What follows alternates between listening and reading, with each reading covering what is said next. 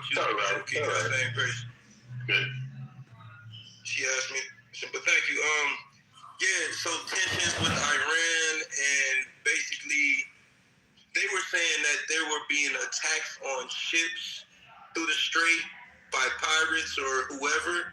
And you know the other thing about Israel. So basically, any conflict, they're going to close that Strait of Hormuz because basically everybody in the East does oil business through the strait. So Has they ever closed it before?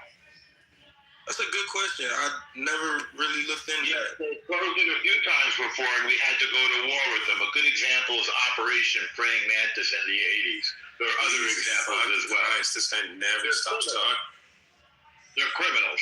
Yeah, so because you interrupt people, I'm going to interrupt you. Okay, that's fine. Guys, please let's not. If we can not interrupt each other and just have some decorum and let the mods mod, that would be great. Let's go to Romero. I haven't seen. It's good to see you on the stage, my friend. Would you like a fresh enemy attack?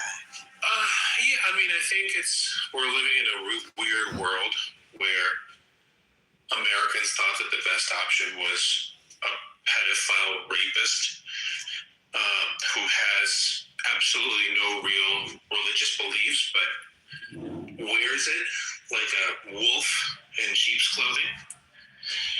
I think that we're talking about, how good it is this war in Iran is happening. The Strait of Hormuz was open before this war. Now it's going to be perpetually open and closed, open and closed, open and closed. Our energy prices are going to go up. The fertilizer, right? We get a lot of fertilizer from that part of the world. Like, this is going to have ripple effects. And I think the United States has kind of cooked itself by putting itself in bed with the apartheid state of Israel. So if you want to do good things, if you want to be a good citizen, vote for practicality. Vote for somebody that's not going to get you into a war, that there's a quagmire war, probably the worst since Vietnam. And yeah, I didn't like Joe Biden either, but Joe Biden didn't take me. This is why Trump was elected, because people are idiots and they use slogans instead of thinking. Like El Normo. El Normo thinks that it's okay to vote for pedophile, rapist cannibals. So who's a pedophile? Donald Trump. When was he a pedophile? Most of his life. When did that happen? Have you not read any of the Epstein stuff? No. Who did he get a pedophilia with? Several children through Jeffrey Epstein. Who? What children? I don't know. Look it up, dude. It's not that difficult to look it up. Hey, I don't want to litigate all the Epstein evidence right now. Although I think El Normo does, because he wants to distract from the fact that he's a shitty person. But Romero, Norm, let me talk. Please let me talk. Norm, Romero, you said the quagmire thing with Vietnam. I mean, that would be if we put boots on the ground, right? So I mean, in some level, right, what you're saying is if we really wanted to do regime change or something, that we would get involved in the quagmire, right? I mean, at some level, we could just withdraw right now. We could. Right. We could. Right. And it's already a disaster. We've wasted a lot of money. Those Tomahawk missiles cost a shit ton, right? Those drones that Iran uses cost pennies on the dollar. It's about $50,000 per drone, and it costs about $2 million per Tomahawk to shoot them down. So, I mean, already we've invested a lot of military power that's gone to waste, right? Like most of the bases in the Middle East are kind of wrecked. We had to take one of our defensive missile systems away from South Korea to throw it into the Iran situation after we lost the other one. So, I mean, this to me, like, if you put boots on the ground, it's going to be a bloodbath for America. The terrain in Iran is not favorable to a ground invasion. And clearly, the bombing of all these people, a lot of civilians and a lot of militants, hasn't changed the regime.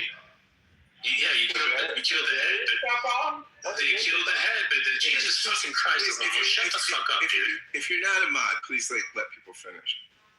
So already, Iran hasn't collapsed. They haven't greeted the Americans in open arms as liberators. Right? So what have you won? What have we won?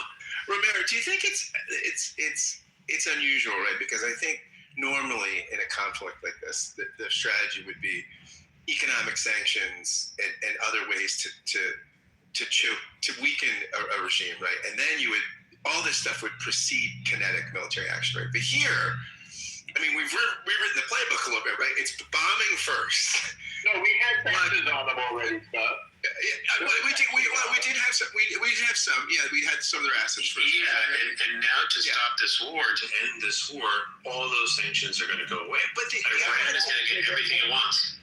Why would we go away? But I just want to say, I just want to know the odd word here. We bomb first, blockade second, ceasefire third. Now there are new economic measures fourth, which that would be the front. And now, so I don't know what the next move is. Right? Is more kinetic military. Well, let me ask you this, Scott. Which is a good idea. Let me ask you this, Scott.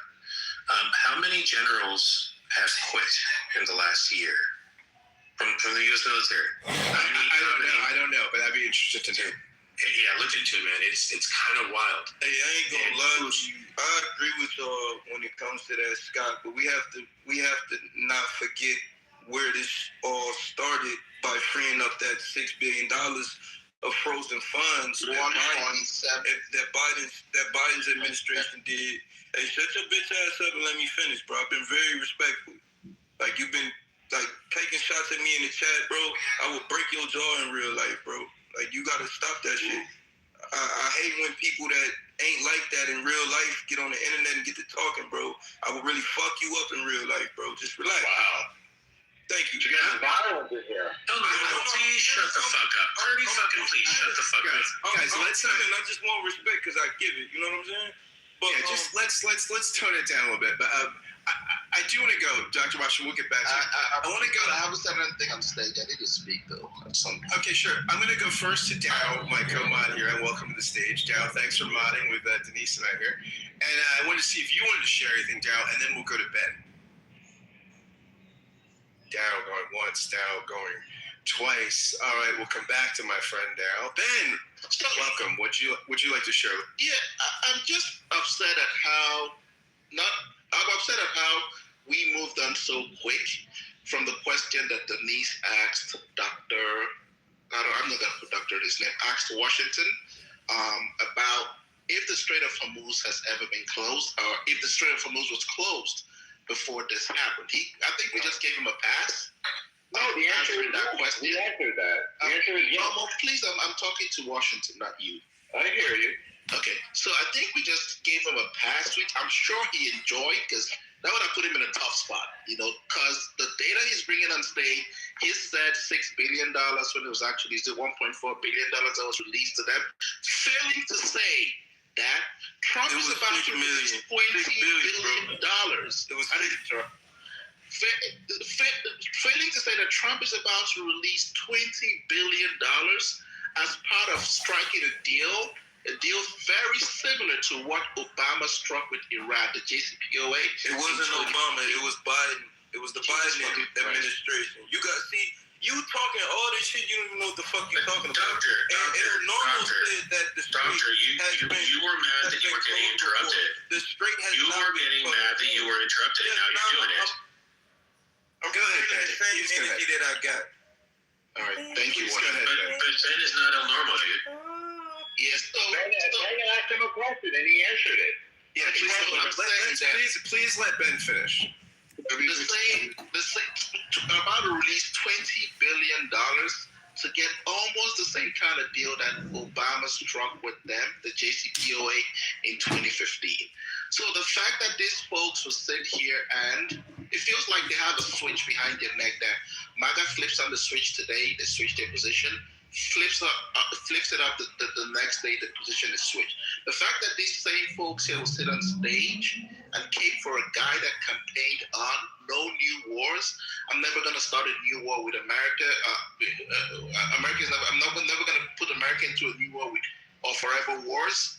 And now he's put America into this stupid war with Iran. Now they are keeping for him and trying to justify it and trying to find reasons. But you're not even from America, bro. Go back to your country, if you bro. go back and check the number of Doctor, why are you about on that? now?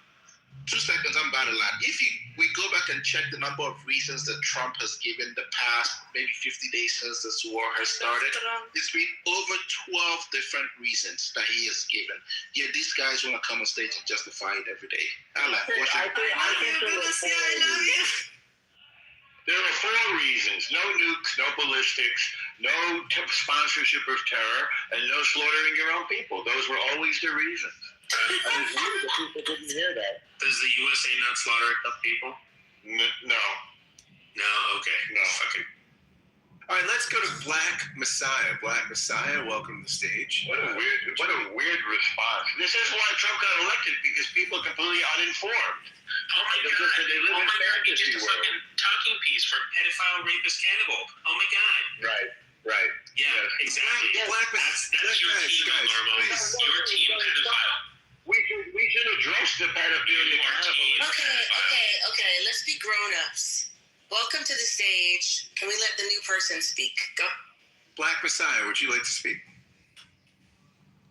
Black Messiah going once. Black Messiah going twice.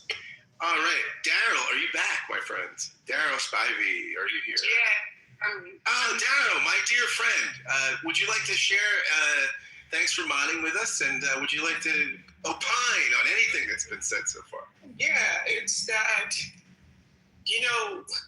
to hear like Norm say that we were always given 4 reasons for Yes. this attack. That's Before we attack, it's hold on. in writing.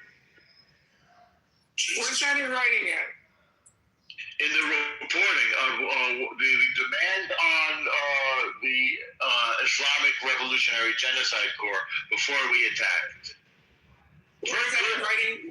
Where's the report? Once again, well, New York Times for one, and every other newspaper for 2, and then every other broadcast outlet. Are you just gonna let him filibuster? No, hold on. So, hold on, because so what, Norm, what you're saying is that we should listen to reporters as opposed to what the actual officials are saying. I'm saying that the president, the secretary of state, and the secretary of war all said these things over and over again. No nukes, no ballistics, no sponsorship. No, that's not. Well, why are you stopping them though? You keep pretending not to know what they are. When we actually launched the attack in conjunction with Israel, our officials did not go out and name 4 reasons. Yeah, they did. They did it before the attack. What did Marco Rubio say? What did Marco Rubio say right afterwards? There were 2 weeks of negotiations. What did Marco Rubio say right after the first strike? Rubio said no nukes, no ballistics. No, Rubio said that we got dragged into this by Israel. No, he did not say that. Yes, he did. There's a fucking video about it, Obama. Are you guys just gonna keep letting him filibuster this room? That is actually. Daryl was talking. Norm, unfortunately, Marco Rubio did say it. He did make a statement that they were told that Israel was going in, and so they had to go. No, that's not what we told Daryl. I'm sorry. The freaking video. Let me find the video.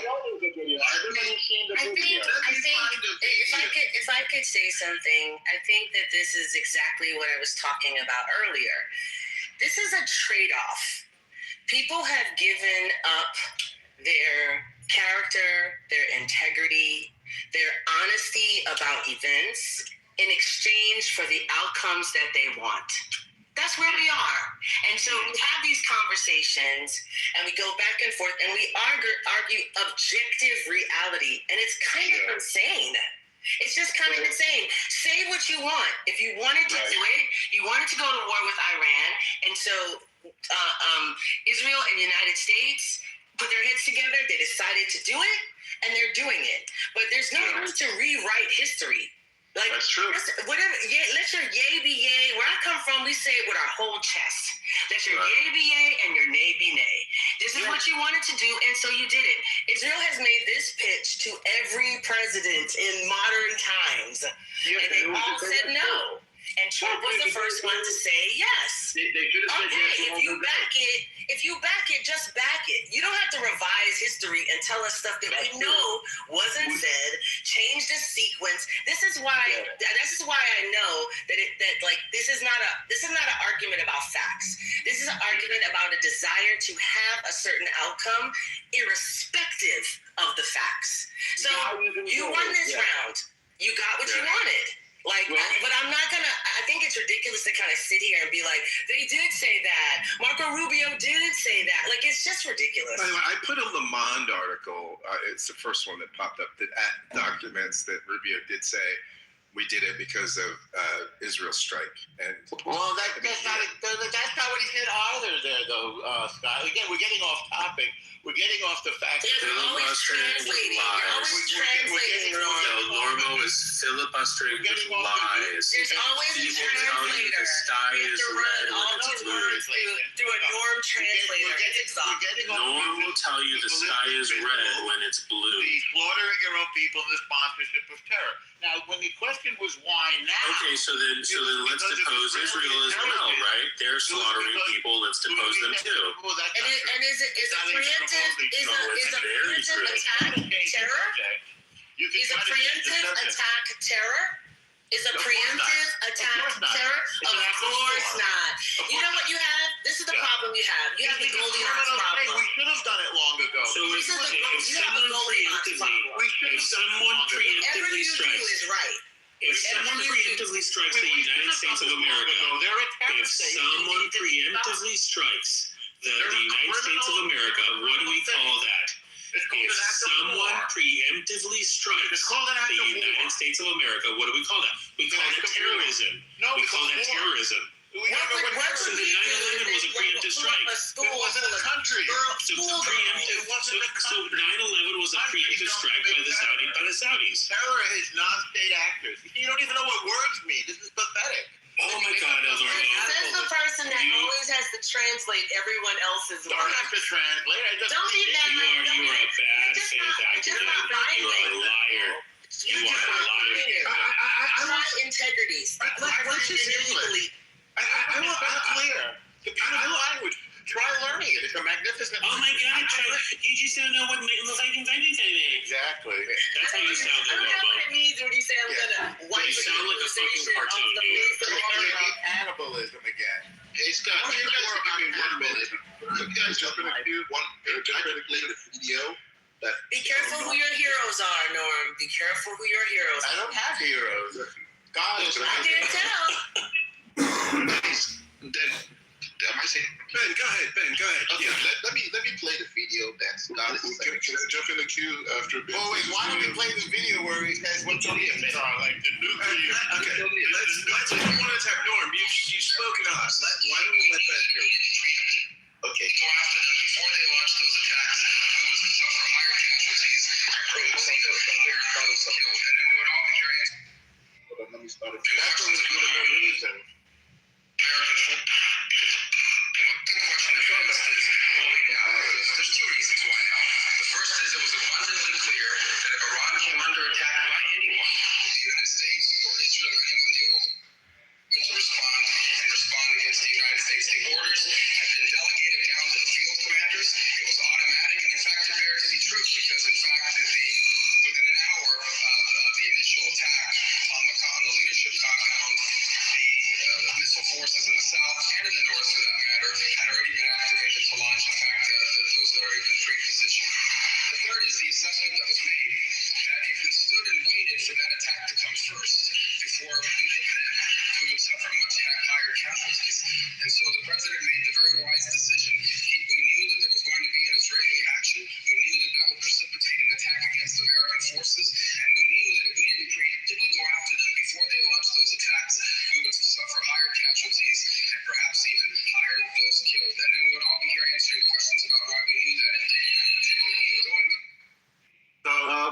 Israel was going to strike, so they had to do it. What? That's not what he said at all. So Israel was going to strike, so they had to do it. We're all idiots that don't understand words. Only you can translate. Yourself about whether you're an idiot. What I heard there. Nobody cares what you heard. You don't get to translate for all of us. We all speak English. Not. Stop it. It's ridiculous. It's embarrassing. Why do you guys let Zion Nazis be on stage? Why? Hey, I don't like the term Zion Nazis. I don't think Zion. I don't fucking care what you like. I gotta go, guys. I have other things to do. Have a great day, Scott. Nice to see you go. Why do you allow filthy anti-Semite Jew hater racists on stage who believe in cannibalism? Right. So people who are against genocide are anti-Semites. You don't know what genocide means. How could you be against it? You anti-Semites have lost its entire meaning. Genocide means. How could you be against it? Okay, if you say.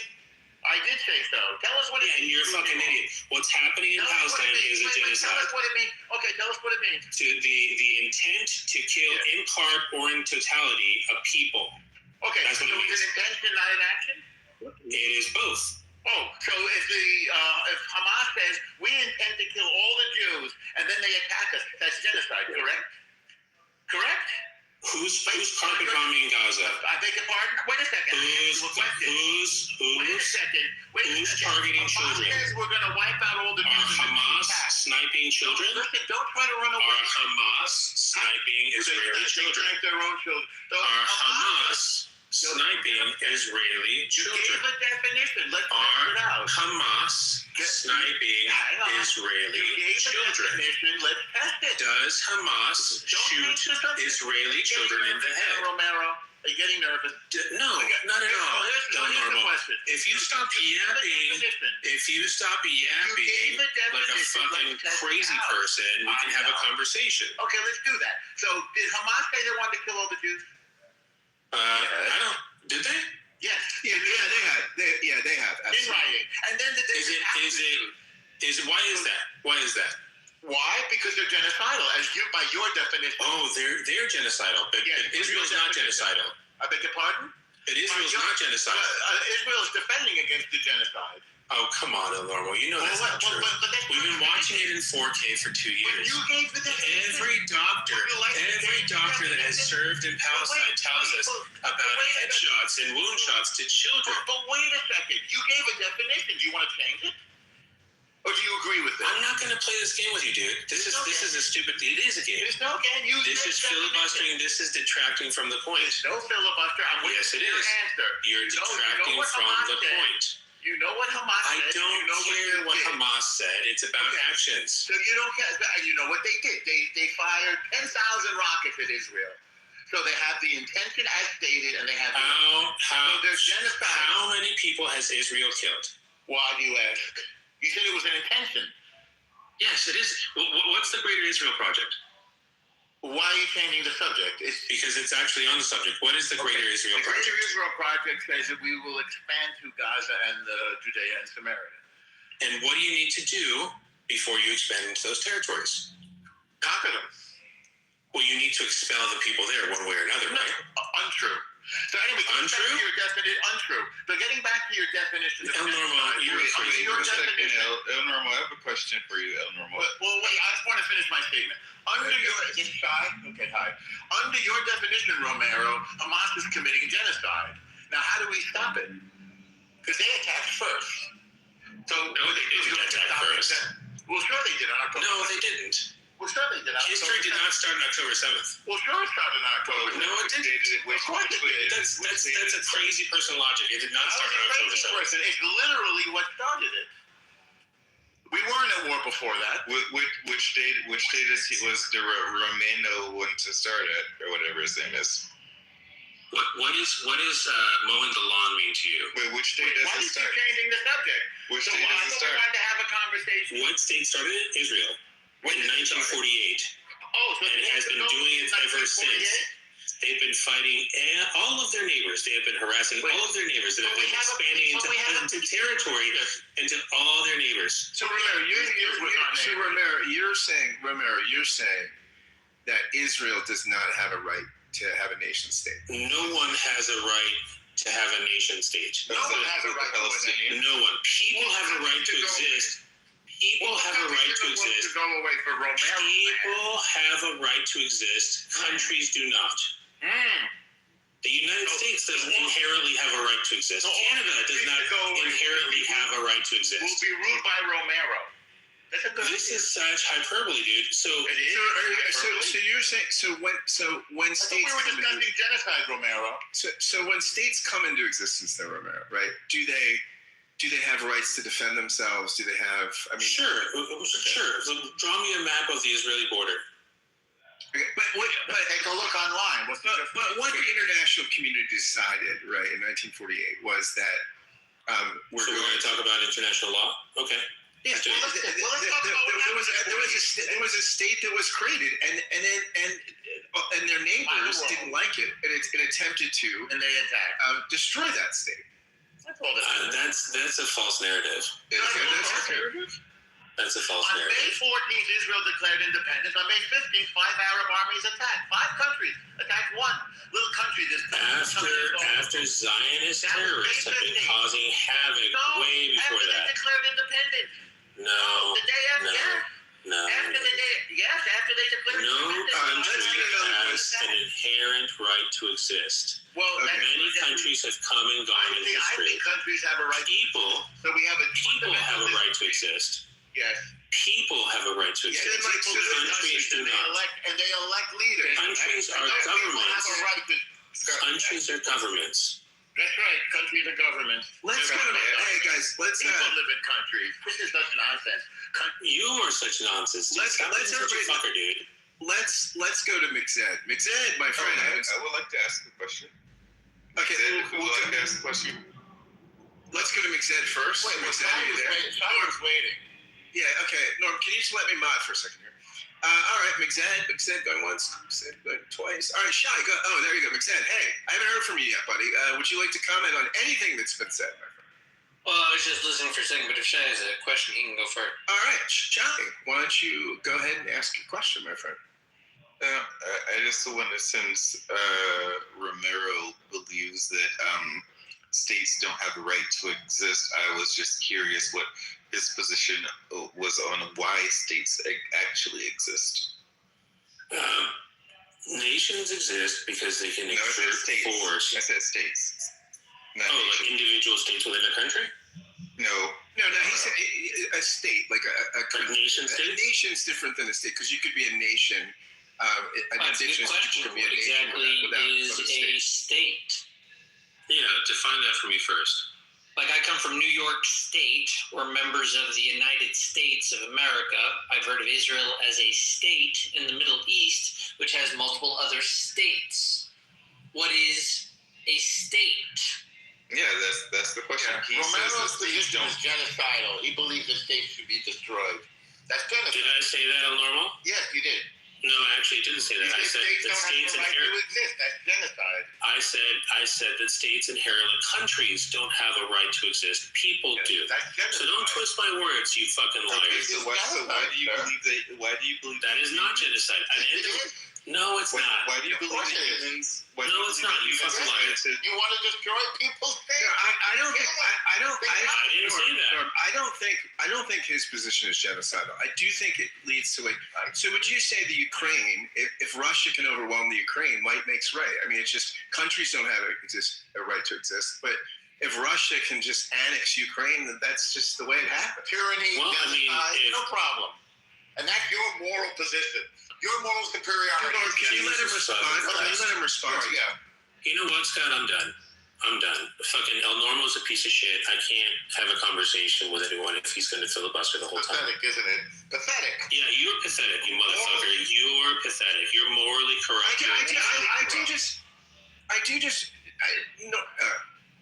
Norm, I mean, you're driving people away, my friend. You know. I know that because I just give them a few facts and they fold like a cheap suit and run away. That happens all the time.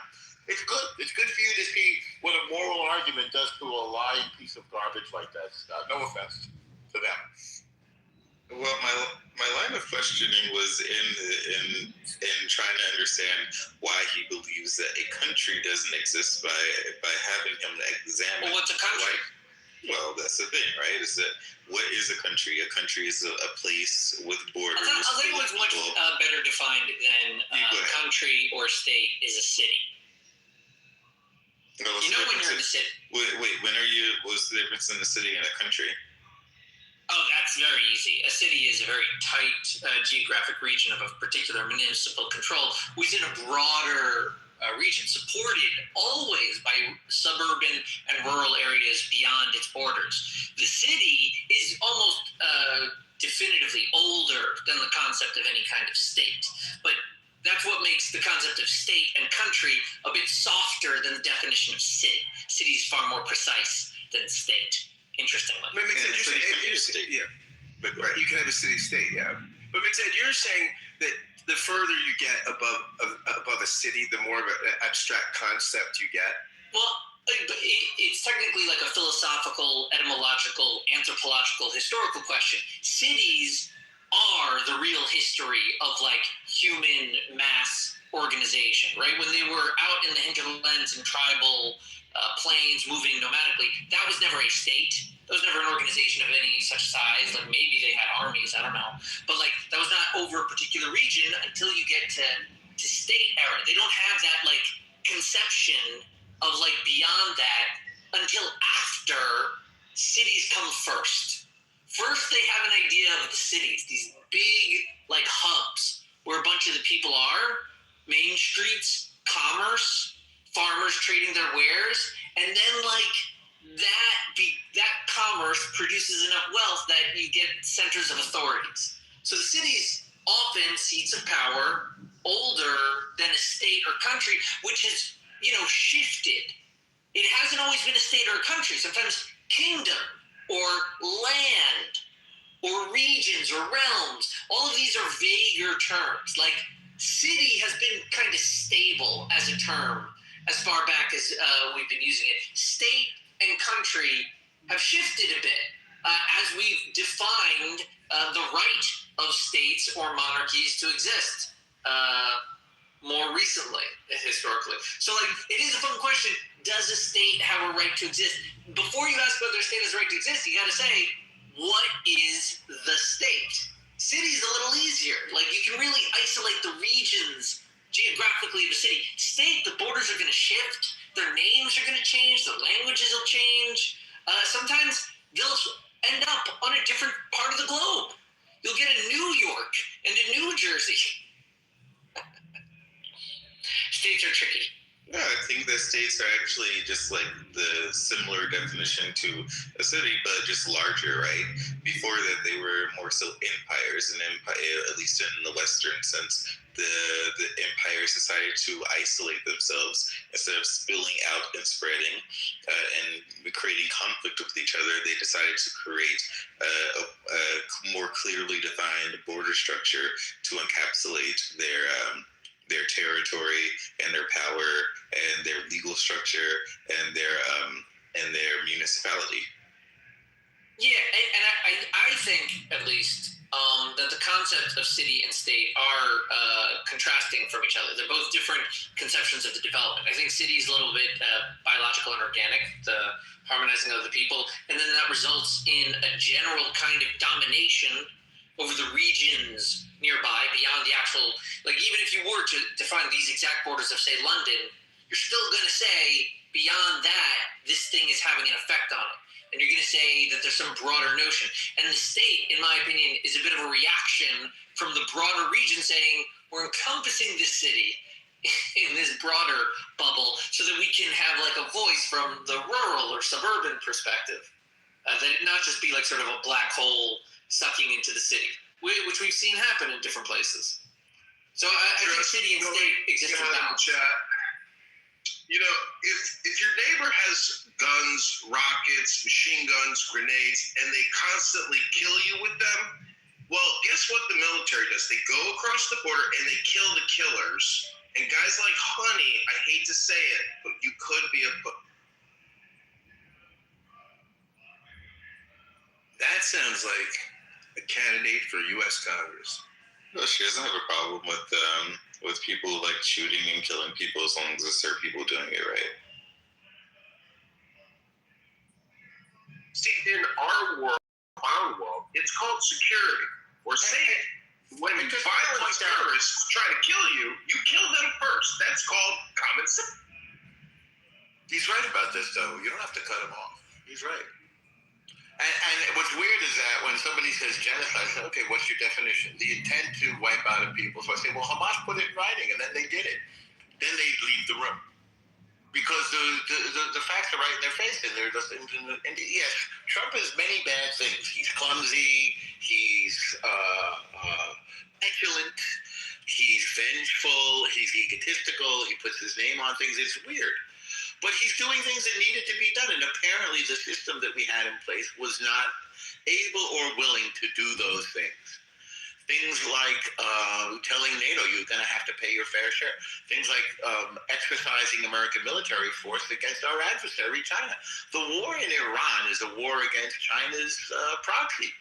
The Islamic Revolutionary Genocide Corps is China's proxy. And we had to give them a big kibosh because China is watching us to see what they're going to do about the Strait of Hormuz, the Strait of Taiwan. That's what this is all about. And it's hard for some people to think, Hormuz. Yes, Iran has tried to close Hormuz before.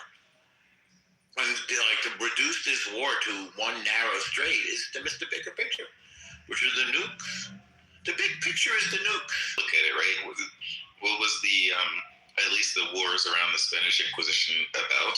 They're about a similar thing, about people in the East, in the middle of the East and the West, cutting people off from making those trades. It's about power and control of the current world situation. I think the nukes are sort of a side project or issue. Israel is definitely about the nukes because they don't want to be possibly going to destroy some collection of people, especially the more powerful people's economy, which I think is what China is planning on doing, at least in the long run, to destroy that of the West or America's economy and the petrodollar. Then the consequences are going to be a retaliation.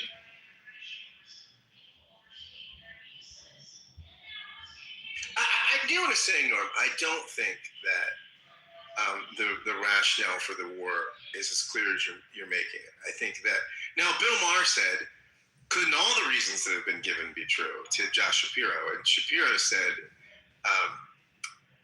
what he would have done differently is come on the front end and be really clear. And I think the administration has not done that. Now, you could say that's just Trump, right? I mean, he sort of acts first. And I mean, I remember that in the 2016 debates when they were asking Trump about gun rights, and they said, that you have to give people due process, with gun rights. And Trump goes, I think you get the guns and give them their due process later. And that's how he thinks, right? I mean, I don't think he has a conception of what constitutional norms or rights are, or what the liberal tradition is. I mean, he's just, you could say, as you said, he's a man of action, man of death. I mean, if I remember correctly, at one point he said that he's the president, he is the Constitution. He says crazy stuff. There's no question about it. But the point is that he's doing things that have needed to be done for a long time. We should have done this to Iran a long time ago. We tried to, what's the word I want? I want to make a verb out of diplomat. We tried to diplomatize them out of it. Negotiate. We tried to negotiate them out of it for decades. We did the same thing with North Korea. Jason, I'm glad you're here. We tried to talk North Korea out of having a supreme leader. That was a big blow. That was, in a sense, a regime change. Because it's not the same, by the way, it's no longer, run by a religious leader. Now it's being run by, the Speaker of the Majlis, which is their parliament. So yes, the regime has changed. They're in disarray. They're running around like that. It's just weird that the reasons are so clear. The reasons have always been no nukes. And the fact that people won't accept that is puzzling to me. Like, why can't people say that the reason is no nukes? Everybody knows that that's the case. The negative linguistics, but they fail to understand that if Iran got a bomb and they wiped Israel off the face of the earth, the truth is these people who are obnoxious, terrible people. That's the truth. Well, it weakens your argument when you throw in obnoxious, terrible, but what you say is true. Yes, they Honestly, want Israel that- to be attacked. That strikes me as a really kind of fun movie. I'd like to do a sort of found footage video within like a pro-Palestinian college campus encampment, responding to and witnessing the nuclear detonation of a bomb in Jerusalem by Iran, and then I just want to see the conversation that That's a good unfolds. psychological experiment. Wouldn't that be a great, found footage from a bunch of camera phones that are at the event? Wouldn't that be fun, Norm? Dinner with Andre was all about. Come on, I'd watch that. So this is how you set it up, Mick said. So you call them in to do an experiment, right? You say, oh, we're going to test it. And then they say, hang on, breaking news. We have to stop the experiment. You think I do it like a prank on groups of people and I film the results every time? That's pretty smart. I agree with you. That could be done. It could be done. You're right. It could straight up be done 100 times. Okay, I would do this with you. That would make money, dude. I would do this with you. We can sell this. This idea should sell. This is a great But this would not really matter to anyone who wasn't people that people on the pro-Israel side come up with and say that is not persuasive to anyone. Okay, and you guys put a huge amount of effort into stuff that just accomplishes nothing. It just accomplishes nothing. This would accomplish absolutely nothing. It's just a prank, bro. But it would accomplish nothing. It's the same thing with Charlie Kirk's assassination. It would be damn good television, and I would pay to see it. Well, politically correct in other rooms on this app after Kirk's assassination, they were gleeful, joyful, dancing, celebrating. Film. Half an hour, 90 minutes? What? Well, I mean, I was thinking it through as a story. Since it would be found footage, it would be roughly 2 hours, roughly. Wow. So, meaning you get something 30 minutes before, and then within that, just the conversations that develop organically amongst the group. But you're saying let's do it like a prank. We'll leave them locked in a room, thinking this is true for 3 hours, 5 hours, sending other ideas. You can poke them. If you're producing it, you can really just play with that. What you do is you have a group of panelists that hate Israel, and you get them to talk about the conflict for 2 hours, and then say breaking news: Iran has detonated. Right, that's the fun of it. And then you might take cameras. So they might expect it, though. If we're only talking about Israel, then they're going to know this is a bit of a trick. Yeah, But if you're talking about something else entirely, then it would come as a shock, so they wouldn't be able. Oh yeah, we could Come up with a reason for that. There's a test. Take your phones away. There's a test or something. Yeah. Then you have to think through the But it's how do you get the right people? And that's where I think you got to come up with. I think a taste test is the right way. We're gonna do. That's funny. Turkish coffee. It's a Turkish coffee taste test. That's wonderful. And so you'll get all these people in there. And Forum with Amir is actually already the movie that you're looking for, and I film it every single evening on YouTube. You film that room every evening, Alistair? Not every, but for a while I was, but it's just, it's so boring, sexual, but he holds it. He's on, what is it, day 59 or something? He holds the show. And what did they say about the war? They're against it? They're for it? Don't listen to it anymore. I've out-processed. I'm simply in the recording industry. I don't listen to anything. I just simply record. And You're just a technician. You're an engineer. I'm a producer, engineer.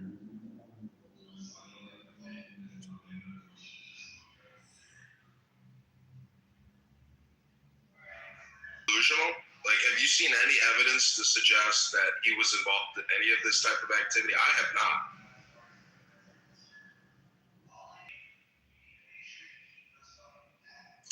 And Norma, are you familiar with the prophecy that the current Pope is the last Pope? The 112th Pope. Are you familiar with this? I feel like I've heard it. Yeah. So the whole idea is Israel got independent in 1948, but it's only until 1993 there is official recognition of Israel by the Vatican Pope. Are you familiar with this? I mean, there are certain swing states in US, they are full of Catholic, right? They don't recognize Israel. And it is this is a blind spot for Jewish, because you're not supposed to understand anything of the New Testament and what's going on there. So you all have no idea why this hostility toward you, right? So the question now is, according to the prophecy, which is around 1,000 years ago, there's this Irish bishop. He has the gift, and he basically, many believe they are quite accurate. And usually for the first 111, it's just a couple of words, but the last one is a paragraph, and that describes the current Pope Francis. And so the problem with Pope Francis right now is whether he accepts that prophecy. That means he's the last Pope. That means that is the end of Vatican once he is gone. So that is one way of thinking of it. And because he's the last Pope, the paragraph say correctly, he's the end time Pope. That means he has to accept the fact that during this time there is a lot of tribulation. Because there's a lot of tribulation means there's a lot of earthquake. That means today we just saw Japan get another 7.5 earthquake with a potential tsunami. And there are war, right? And we already seen the war, Ukraine war, Middle East war, and so on. So all these are signs of tribulation. Not the time to preach about peace. You should only preach about peace after the end time, right? And therefore, we have a contradiction here, right? He's going around talking about peace in denial that he's the last Pope and it is tribulation. His job is to help people to prepare the believer to prepare you, and everything is written in the New Testament. Obviously, if you are Jews, you reject all this stuff, and therefore it's a blind spot for the Jews not to have a better preparation for the current end time. And therefore you don't understand why they are, Tucker Carlson and all this Israel is not a physical Israel, and therefore they reject the physical Israel. So it's only 1993 officially they recognize physical Israel, but only until the German Pope Benedict in 2003 he started the whole process of talking about fulfillment framework. That means Israel is fulfillment, and is a direct challenge to many people. I think it could be Scott as well. They are practicing replacement theology, and that has been going on for 1,900 plus years. Hang on 1 second, Dave. I find your theories fascinating, but I'm worried that other people may struggle with them because it's a lot to take in. So I can go slowly. Yeah, ask question then. Yeah, let me put a pause in it for a second. I'm just going to mute you up. I just want to say, does anybody else want to come up to the stage and share their reactions? Number one, do you think that Trump should resign? Number two, do you think that resigning would redeem him? Number three, if you think Trump should resign, why do you think he should resign? Again, you have to look at it from his point of view, because it would have to be obviously his decision. All right. Meanwhile, Norma, I'd like to predict that Trump will not resign. You're really sticking your neck out there. Could you want to give us a little more? It's a gut. It's just my gut, and And B, I think that resignation, one thing we know about Trump is that he's not a quitter. He's just not a quitter. And I think he's kind of, there's a lot of different views out there about this war. But I don't believe that, I think this war, the current war, and I've had people say, hey, it's not a war, it's just something, it's something else, because only Congress can declare war. Yeah. But no, I'm going to call it a war.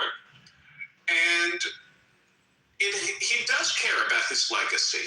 He does. To the point where I think that, we hear rumors of one of the Trump children even getting into politics, or one or more of them getting into politics. So I think he does care about his legacy. I do think that he would love to tidy up this conflict. He'd love to tie it up with a bow, and his idea of a successful war is what happened in Venezuela. They got somebody out, no soldiers died, or no Americans died, and regime change. Or he'll call it regime change. That's his idea of a good war. Iran has turned into Iran has turned into a much bigger mess than he imagined. But I don't think he wants his legacy to be a failed war, because Iran, they're not the kind of people where you can have a ceasefire with them and then they'll go quietly away. They'll be crowing like, yay, we defeated the USA. We won. So I don't think he wants that. I think he's looking for ways to get out of this with as little mess as possible, but I don't believe that resignation is on the list of options for him. I mean, what if he bombs the hell out of the Islamic Revolutionary Genocide Corps and gets out of there? I mean, we certainly have the mother of all bombs. There's more that could be done. Mm-hmm. But he wants to win the minds and hearts of the people, of the American people and the Iranian people. He wants to be the hero, and I think he's carefully calibrating. Sure, listen, look over in Russia, Ukraine. Do I believe that Russia is holding back firepower? They have. Have they really delivered everything they possibly could in Ukraine? No. I'd say no. I think they've held back because they still want to win the minds and hearts of the people. Maybe I'm mixing metaphors, but I think he's carefully calibrating it. That has always been an option. Look, the U.S. has nuclear weapons. No one here sees a nuclear weapon, but he doesn't want to lose. But I don't believe that of all the things that are on his list, like all of the outcomes that are being presented to him, I don't believe anyone is presenting him resignation. That he is not a quitter. Okay. So that was a sort of a spiritual redemption thing. I just want to move it around and make sure, there's a lot of people in the room. Does anybody else want to come up and talk about whether Trump should resign? Why should they resign? What's that, Johnny? Johnny boy? Allahu Akbar? What he should do is... Randy. fucking guys. He should resign. Sir. Okay, let's not. I don't want to scrape the bottom here. Okay, listen. Here's the thing. I think what Trump should do. Randy means in Hindi prostitute. Randy. You seem to like saying my name. Thank you, sir. Can I jump in here? Yeah, I love that. Please do. We'd love that. Okay. It would be great if he would resign, but he doesn't have it in him to resign. He will go down screaming the same way that the Islamic Republic will go down screaming. Neither of the two are willing to give an inch. Neither of the two will resign. But I don't think it'd be better. I think all three who are in line to become presidents wouldn't be better. Maybe the only person this morning, one of the few people, period, who understand that previously it was the theocracy, the theocratic layer, that's hard to say. The theocratic layer has sort of been eliminated, right? That was the supreme leader in the mullahs. So now we're in a slightly different position. Could you help us to understand who this Islamic Revolutionary, I call them the Genocide Corps rather than the Guard Corps, the IRGC, but could you help us to understand what is this IRGC and why is it even worse than where we were before? Well, I mean, I don't know for a fact because I don't know exactly. I think Arash would know more, but I think a lot of people in the IRGC are not actually Iranians. Neither were the supreme leaders, but they don't give a shit. None of them give a shit about Iran. They could care less if Iran was bombed to smithereens because they don't care. They don't care. But I don't know how they're going to feel if a nuclear bomb is used. I mean, how would we feel, right? What? Let's back away from the nuclear bomb because nobody. Hi, brother. Nobody wants to use a nuclear bomb because that's going to start a nuclear war in the end of the world. So let's say we stop short of that.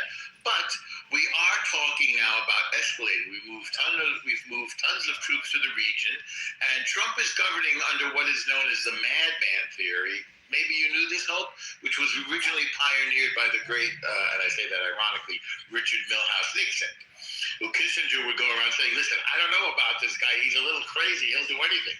Which is why we've moved all those troops to the region, even though the country America really doesn't want to see troops on the ground. But, the idea is, well, Trump will do it anyway. It's his last term. And Trump is capable of escalating the devastation. One second, brother. Trump is capable of escalating the devastation. I'll just move it around because you seem to have something. I put you on the spot too, which I apologize for. Kaz, what do you have to contribute? Should Trump resign? Why would the greatest president in America history resign? That's one. What's the reason to even do it? The 2020 election was rigged, and they about to do something about that. So, Kaz, you love Trump, in short. Yeah, I fuck with Trump. And now, is it fair to say, may I be so presumptuous to say you might be an American black man? Yeah. Because I'm not just like most dumbass, stupid ass black people that don't know shit, that just want to be a victim all day. And I was born in Haiti, so I don't think all these vaccines, they ain't shoot my mother up with all these vaccines clogging my brain, judgment and shit. But yeah, I fuck with Trump because I see the good shit he's doing.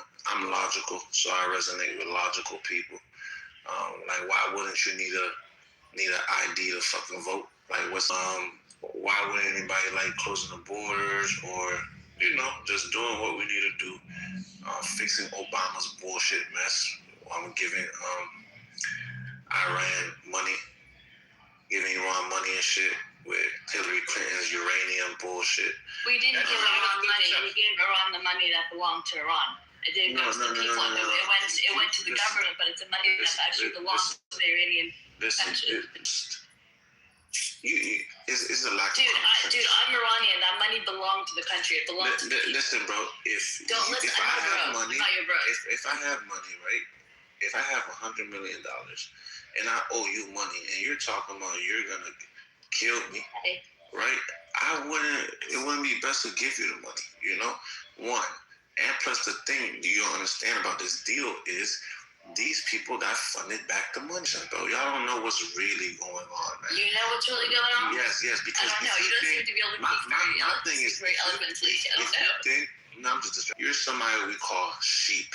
You guys believe in surface level. You guys always believe in the story you're being told, but have no discernment to understand what's actually. So you people, do you mean white people? No, just any. It doesn't matter the race, bro. I'm not talking about race, bro. It don't matter the race. It's anybody that, for example, we owed Iran that money. You have to be a dumb. We didn't owe them the money. Oh my God! Oh my God! That means we owed them the money. That means we owed them the money. No, what are you correct? No, it's money that belonged to them. So that means we owe you the money. That means we owe you the money. If you want to play semantics, we can stick on this point. That means I owe it to you. If it belongs to you, I owe you that money. That's what that means. We speak English, don't we? I speak English much better than you do. See, you're in competition with me. I'm not in competition with you. All right, let's keep it really friendly and courteous. Right, like she's like I hate. No, I hate it to everybody. I hate women on Clubhouse, bro. I hate women on Clubhouse because Hope needs some more fucking hope. Because I hate women on Clubhouse because they're always feminists and they always think that I'm not a feminist. they always think that we always have to be in competition. Like Let's talk about Iran. She's talking about we're talking about Iran, but your friend Hope keeps talking about the way I speak and how she's better at speaking. All right, nobody gives a fuck. Please don't do that. Let's be honest. Be mature. But these people always think the surface level shit is what's actually going on because they have no discernment and judgment to actually figure out why these things are happening, why Trump says the thing he says, why does Trump joke around about Obama and Hillary Clinton being arrested, why does Trump always criticize the deal Obama made with Iran, why, and they think that they think they're told everything. You guys are not told everything because you guys are idiots. So you guys have to believe the surface level shit. Kaz, have you been told something that we don't know? I've done my research on things that I know are facts. Yeah, I know a lot of things that people, I wouldn't say you don't know, you just don't want to believe because the government didn't tell you themselves, right? Or there's not a .org link behind it, So there's a different type of people out here. Some people just need that .org or they need to hear from CNN and they don't understand when they're being lied to. I can't argue with people that don't understand they're being lied right next to you. They're not telling you what's going on. They look at you like sheep. But they tell you. They tell you. No, the information is out there for anybody that wants it. Okay. He has an opinion, you know that, right? Like, it's his opinion, Hope. I mean, you don't have to actually attack a person. What the fuck I didn't attack it. You Move the mic around a little bit. NPC, non-playable. Kaz, thank you for your contribution. Hope, thank you as well. But let's have no infighting, you children, or I'm going to have to stop the car. Don't make me stop this car. All right. Non-playable character. We're all on the same team here. That's what I'm trying to say. I wasn't attacking her first. Kaz, I know that. All right, NPC, non-playable character. Would you like to weigh in, sir? Jumo, I am so surprised. Jumo. Yeah, I was called that. I don't get that though. Why didn't you call me by my name? Why you call me out my name? You stupid. Why you call me out my name? Your black accent is so. It's actually offensive how. It's offensive. Because you don't even sound black. But I'm not black. Why would I sound black? Anyway. Just give me money, Trump. You already have $1 billion. Hallelujah. Okay, I want another. So tell me why you have an issue with him, because if the Jews have an issue with him. My theory? Yes. My theory is that Trump probably listens to people who he's close to, and the Zionist lobby is closer to him than shit is to stick. Like, it's just. How did they get so close? Well, they married his daughter. That's number one. They married his daughter. Wait, and then they also gave him money. And they also tried to assassinate him a few times. But everybody. Whoa. So he likes to do what people who assassinate him tell him to do? He's afraid of. Donald Trump understands that he's not the most powerful person in the world. I have a question for you, bro. If the Jews are so powerful, how come 6 million of them were killed? I mean, 6 million. How do you reconcile that? That didn't happen, bro. I don't think the number was that high. It was not that high. What do you say, 5 million? But what, couple hundred thousand maybe. Yeah. But that was one point in time in a certain country, in a certain society. It was in about 10 countries. For what you were, and it happened in about 10 countries, just so you know. The Holocaust all over the place. It wasn't just one country. You come here, you got to know your history if you want to fuck with us. All right. If you drop out of school, then you're going to be at a disadvantage in this conversation. Let's move it around. Jason, did you want to raise? It reminds me of Kanye said slavery was a choice. I disagree. I don't think it was a choice. I think it's. You see how it's easy? It's worth pointing out that the Jews bounced back after that happened. And That's true. Their population is less today. But at the time, Palestinians went from 500,000 to 5 million. They bounced back to controlling the world again, right? Did they? Yeah. Really? The world? Not even the U.S. You're going to say the whole world now. We use a Ouija board, Randy. Yeah.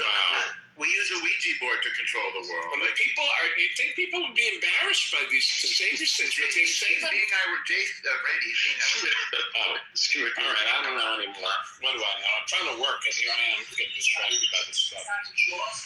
Bro, normal. Kaz, if you don't think the Holocaust happened, I really encourage you to go to a library. Paying reparations, or did pay reparations. Oh my God! Speaking of reparations, where's you guys my don't money? understand nothing, bro. You guys don't even know how World War II started, right?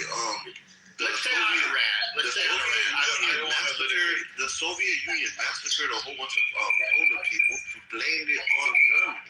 Germany was the one that reported that shit. Then the U.S. just didn't believe Germany, and then they made propaganda. The United States blamed it on Germany. That's why years later, the Soviet Union they admitted to doing that massacre. Let's get back to Iran. Let's get back to it. But basically, bro. All right. Trump knows what he's doing. These people don't know what the fuck they're talking about, and you can't say because he's helping all Jewish people are bad, but the bad people are Jewish, but not all of them are bad. Yes, the cause of all the world's problems are the Jews, essentially. What about New York Times? Every Jew is responsible. So, in fact, I stubbed my toe yesterday, and I'm pretty sure it was the fault of a Jew. And it still hurts, by the way, and I want reparations for that. All right, Al, what do you have to do? How would you like to weigh in now? Al, you just skipped over me. Oh, I didn't see you. You can go next.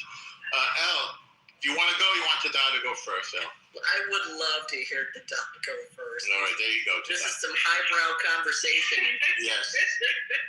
Okay, so to answer the question, should Trump resign to be redeemed? Yes, thank you for getting us back to the topic. You're welcome. I don't think there's any redemption from Trump. I think that Trump has great ideas, but does not have imports. Prior to doing that, you should probably build up the infrastructure so that the American consumer doesn't feel the wrath. Great analyses I've heard on Clubhouse, period. Keep going, please. You're welcome. As far as the war in Iran, I just think, again, it's just an uncompleted plan. I think what needs to happen is it should have been like years. People knew that if you were to attack Iran, you would have to deal with the Strait of Hormuz. That was just part of it. So, I don't know what could have been done, but I just know that there needed to be a better strategy. And the only thing that I would have to say is that if Israel and America are allies, they both have to be on the same page. And from what Marco Rubio said, that's the only reason why they attacked is because Israel was going to attack. So before they got attacked back, they attacked Iran. You lose those who are going to put the people in power to move forward with your agenda. So I just think that the Minister of War, Pete Hegseth, said during the negotiations before the war that there were 4 demands that the U.S. was making, and that in transit getting off a plane. Why now? He said, Israel and the U.S. were sharing intelligence, and Israel felt this was an opportune time. So the idea that Israel dragged us, and I think is sort of a misunderstanding of what Rubio said, but the reasons for the war start with no nukes, clear all along. We've been working on no nukes in Iran for decades, really, and proven themselves to be unreliable in diplomatic solution to this problem.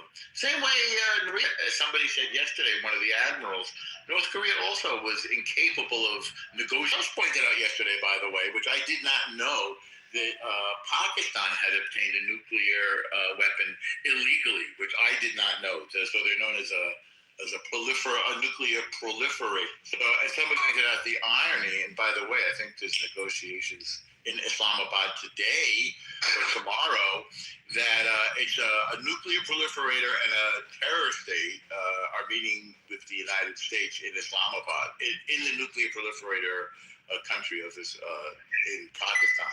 So, very interesting. Yeah. My only pushback is, again, because the PR has been all over the place, the messaging, just the American government, when it comes to to saying one thing and meaning something else, they're good for that. So you've lost the trust of the American people. When we were back in June and Trump said we obliterated the whole system, and you put us under the impression that they don't have the ability to build nuclear weapons because you took everything out, and that's what was told. But now we're a year later and you're doing the exact same thing. So again, you can't really be trusted. Isn't it fair to say that they're rebuilding, or that we didn't get all of them? I mean, do we have to be so literal? Because there's some reports that say that they do have the capability. It's just been all over the place when it comes to who to listen to. Tada, what's their goal? Their goal is to get a nuclear bomb and deliver it with a ballistic missile. That's their goal. That's their security package. Tada. You're looking at it from an American perspective. Look at it from their strategy perspective, and you'll understand why America's doing what it's doing. Alistair, when North Korea, they didn't do anything with North Korea. They didn't do anything with Pakistan. They haven't done anything with all of these countries that have been going for the same goal. Even if it's considered, but now we don't have beef with North Korea. Everybody is playing nicely. So it seems like it's doing North Korea. Well, not to the extent. No, we don't, bro. What are y'all doing about information? Not to the extent. I can read you what the facts are. North Korea is like exporting revolution to across the world. Nuclear Iran is a much different. That's what they told us about. They told us the same thing about Korea. This is absolutely a different whole ball of wax. No, they told us the same. I don't know what y'all been listening to, but they told us the exact same thing about North Korea. They said North Korea have a nuclear weapon. We haven't heard from Elliot. Can I just comment one thing, Norm? Comparing North Korea with nuclear weapons in Iran, are the difference? Like, we're talking about religious fanatic. They will murder 40,000 of their own people in weeks to this end. It is not the same. They don't get left alone. Al, I don't disagree with you on this, on some of the urgency. I think, which is all the more reason the messaging is important, because I think in an America that is war weary from Afghanistan and Iraq and is much more skeptical, I think had something like this happened after Iraq won, you wouldn't see nearly the pushback, right? Because after Iraq won, I think America felt really capable in its ability to exert its military dominance in a way that didn't require massive boots on the ground, that wasn't quagmirish. I think after the debacles in Afghanistan and Iraq, the second Iraq, I think to get the American people behind stuff like this, and when you look at the polling, this is not popular, you've just got to be that much better at messaging. And maybe you shouldn't have to be, right? Maybe people should be less emotional. Maybe they should have, when you message poorly, when the reason constantly changes, it doesn't seem urgent. It seems chaotic. And I think that the administration of intervention, and part of the reason Trump was elected was because he ran as a guy that was not an interventionist, right? Twice. And so and he can change it. Iran has always been on his radar in particular, and every administration before him. I'm not denying it. I'm not denying any of that. But I'm saying that if this is something urgent, and you're committing possibly on something in a context, and not rely on people coming to their own fucking senses. Honestly, persuasion. There's no words of persuasion that can bring up people to go to another city to go kill large groups of other people. There's no way to persuade people to do that, but that's what leaders do. That's what presidents do. That's why he was elected. He is the solution to a lot of problems. He is strength embodied in his philosophy. And the truth is, that's the way the cookie crumbles. And a lot of people just don't like reality. Hate to tell you the facts of life. Wait, can we put away the things? Like what in the Sam L is going on here? First of all, there isn't any way. Americans are dumb, but they're not like. They can still breathe and they still go outside and they still. Oh, beautiful. Okay, that's all I wanted to know. Yeah, you guys know media. Those I'm the only one who got that, but go on, and I take credit for that. Busters, you guys would be happy, but no. After we used the bunker busters, I went into y'all's rooms and y'all were talking about regime change. I was like, what the fuck? Because so now so I'm listening to y'all, and you're talking about messaging. What I've understood messaging to actually mean in this climate is, what lie do I need to tell to convince people to do the thing that's not in their best? What lie? How do we lie to make people? There's no lie that you can tell the American people to justify a war that fucks up. There's no lie that you can tell the American people that there isn't any type of messaging that you can use that's going to, because Iran isn't close to a nuclear weapon. According to who? Americans are not going to believe lies so that we can justify fucking up the economy because Israel. In the position of So I think Elf and Headset and Michael Rubio, they all say the same end time. Crazy, religious, but nobody here understands what they mean. Right? This is the like missing Americans, not like crazy. This is the missing messages. Why? Because to understand that, it requires a lot of understanding, which the here fail to deliver. Both sides, Fox News and the Democratic side. Nobody talk about this. This crazy religious ideology that distinguish North Korea and Pakistan Murad regime. Point. Period. So whenever you talk about nuclear weapon, and you start dragging in Pakistan, start dragging in North Korea, you fail because Murad regime is not Pakistan, not what they have been doing. And Fox News fails to deliver that, and Democratic media refuse to talk about that. That would mean their entire political correctness will crumble, right? So this is where we have to address. Interesting. Does anybody want to respond to Dave? Dave is saying that the Islamic Revolutionary Genocide Corps, who declared war on us in 1979, took over our embassy, has been trying to drag us into war from the very beginning in order to, and I will add to this, Dave, in order to bring about the 12th Mahdi, which is like a messiah, who is the hidden imam. Does anybody want to respond to that? No, they don't even know what you're talking about, but they want to respond. They don't. That's the problem. And maybe that's the messaging problem we're having, is that we think like having an ideology that will literally destroy the world, because that's what you believe will bring about this religious. Americans are trying to be rationalized. They don't want nuclear weapons. They're not 2% enriched uranium. Outside reporting agencies say they have 60% enriched uranium. Now we want to get on as Americans and be like, no, they don't. According to what? Your own fantasy? No, but we got, okay, so I am an imperialist as well. I agree with what you're saying, but the issue is that you're so biased you don't even realize that you're lying. That's how. What the fuck are you even talking about? Let me tell you the manipulation that you're undergoing. But you think you're. So do you think their own words are lying? No, you're not. No, the thing is that you're actually. You literally don't know what you're talking about. I do argument, okay? I think that I'm speaking towards the argument. I don't know this lady. Do you understand their theology? What she's saying. Why I disagree with what you said, and why I feel like what you said is manipulation, and it's not even coherent based on it. I think that they're enriching uranium. There was other evidence that they're enriching uranium. It don't make sense if you're using it for civilian cases. Like if you're enriching up to 60%, the only reason why you would enrich up to 60% is to get to patent it.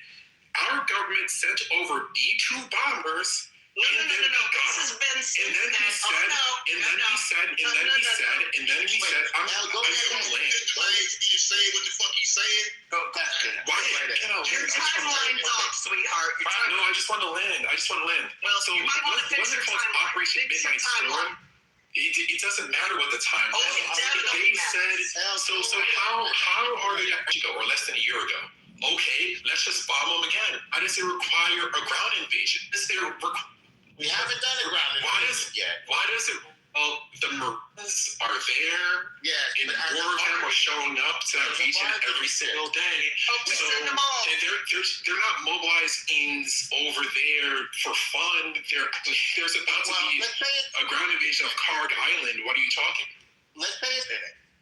You brought up new facts. She's right about their uranium enrichment, but what happened? We already did it. We did it already.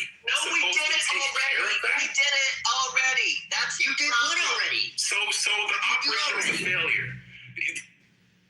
Failed as in a made themselves a failure. It didn't work. Is what you're saying? Go again. We need to. So why don't we just go again? Why do we have to actually put boots on the ground? Why can't we just come again? All right, that's my question. Like, why do we have to have boots on the ground? How do you deal with this, Norm?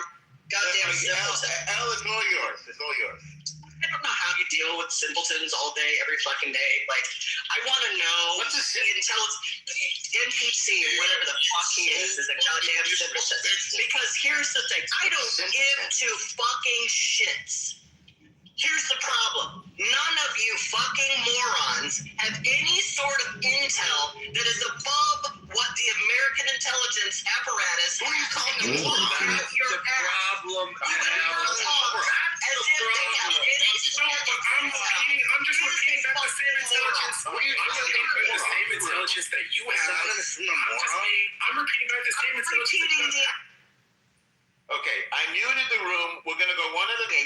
Which is amazing. Do me a favor. Don't make any points. Just never mind that. Yeah, who's the moron? Anyone who claims to know more, anyone who cannot realize that sitting here on Clubhouse, you personally do not know more than the intelligence are talking about. And one at a time. Put them down and one at a time. Thank you. Right. So, Al, did you finish? You want to keep going? No, what I was saying was before people got all in their feelings, which is amazing. It wasn't nice. Oh my God. What nice? Are you nice? Is this nice? Should we talk nice? Franklin, go after her, okay? You know what they do or don't have from a Clubhouse perspective, sitting us or going to work or you know shit. None of us. But I'm going to rely on that our intelligence agencies They do don't know. care about the truth. Why do you rely on the intelligence agencies? They are lying to us also. Based on what? Based on I mean, the intelligence agencies did tell us that there were WMDs in Iraq, and they were the source. You know, there are also people who actually claim that there were at some point that they were moved, but let's not talk about. I mean, maybe, but I mean, there's broad consensus that the intelligence there was wrong. Is there broad consensus? No, it wasn't wrong. It was lies. But by the way, this is the intelligence agencies telling. By the way, I'm not saying the intelligence agencies are wrong. Let me just go as a marker. I'm not saying that there's not a great case to be made for Iran. I think, again, what I'm saying is Trump, we're in a democracy, right? I think there's a danger in comparing past conflicts to this in particular, because this has been a problem for decades. No, I agree, but if you're the president of the United States, right, and you lead a liberal democratic republic, and part of it, public opinion matters, right? You have representatives and things like this. Congress can unfund conflicts and things like that. The significant conflicts in the Middle East that were broadly perceived as failures. And so you have to take that into context when you try to bring the people along and tell them why this is urgent. And I think the communication on this has been really poor. And I think, I'm not saying I'm saying its significance merits Trump doing a better job on the messaging, and I think that's been in somewhat of a The messaging, Scott, it suggests how to improve the messaging, Scott. It is a very complex how to improve the messaging for both Republican side and the Democrat side, Scott. There's so many. John, let me shut up. Well, easy answer. I think Franklin wanted to go after you. Go ahead. Okay, now I've been practicing Islam since 1991. Assalamu alaikum, brother. Wa alaikum salam to Allah. So what now from my perspective, my personal perspective of what it looks like, it looks attacking the Muslims. That's what it's attacking the Muslims. That's what it first looks like. The so-called Muslims. The so-called Muslims, you mean? Well, that's the on war. Okay, cool. All right. Now let him go, please, David. Franklin's mic. I'll ride with that. But we have to realize that even back in the 70s, it's always been something with the Middle East and the U.S. It's always been something. They have always been something. They have always labeled the folks in the Middle East a surprise attack. How come the day surprise attack? How come the day the planes went into the towers that all the Jews had called in sick from both buildings? Well, they didn't actually. They did.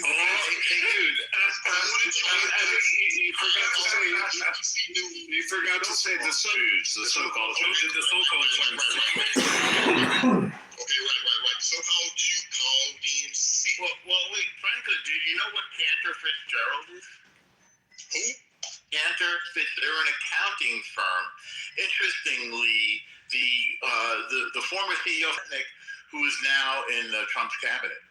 So it isn't true that all the Jews called in sick. In fact, Jews were one of the main victims of this terror attack by Al-Qaeda and Osama bin Laden. So-called, Norm. I really. I'm sorry. Basically, he's a denier. What's the point of repeating facts to a person who doesn't operate on facts? Let's just not Okay. Now check this out, man. Dateline 2020, and I feel the amount of footage that they had. If it's supposed to be a surprise, why did they have all this footage? They showed Muhammad Atta all this footage the day the plane flew into the building. What position did he have intercourse with her? Can we not entertain this anymore? But we have other people who have like Dave was asking amazing questions. Like, can we be in reality? Yeah, can you be in reality? Right. If you NBC, we want to get back to it. Should Trump resign? Should Trump resign? I would happen to say yes. I feel he should resign because he's a loose cannon. I agree with certain things that he's doing, but not all of them. I know that nobody's perfect, but as far as dealing with foreign relations, I feel that he should resign because his view on getting the illegal immigrants out, illegally, because I don't believe in the method that he's doing it, but I believe in the policy that he needs folks out that are not supposed to be here because they're taking benefits from people that been here their whole life. Yeah. So I agree with that. Anything else you like that he's doing? Not in particular. All right. Well, thank you so much for your information. I'm glad you got to weigh in there and contribute. I appreciate it. Now, somebody wanted to go next. Who was it? You all. Thank you as well. Is it Beloved? Did you want to weigh in? We haven't heard from you yet. Beloved? Going once or twice? We've had 1,200 people come to the room and 69 people now, all wanting to weigh in on such a provocative article. What an interesting turn of events, my friend. Great title, Scott. Appreciate your messaging which Scott talked about. about how to improve the messaging, right? So, as I say, the root of the problem is majority of American has no clue. There are two fractions of Islam called Sunni and Shia, okay? And Shia is 15% and Sunni is 85%. And since 1,400 years, Sunni, the 85%, has been systematically trying to eliminate the future prospect of Shia. And for the minority Shia, 15%, to survive, they have to do all sort of unimaginable survival skill. One of it includes taqiyya, that means to lie, and to tell everybody, I'm not Shia, I'm Sunni. That is point number one. Point number two is they have to prepare for the time when they can totally overcome the 85% Sunni by having this end-time ideology. So this end-time ideology is 1,400 years, and it has been their primary objective to overcome the 85% majority. If you are American, you don't understand this, you will never understand what is hell going on in Middle East, period.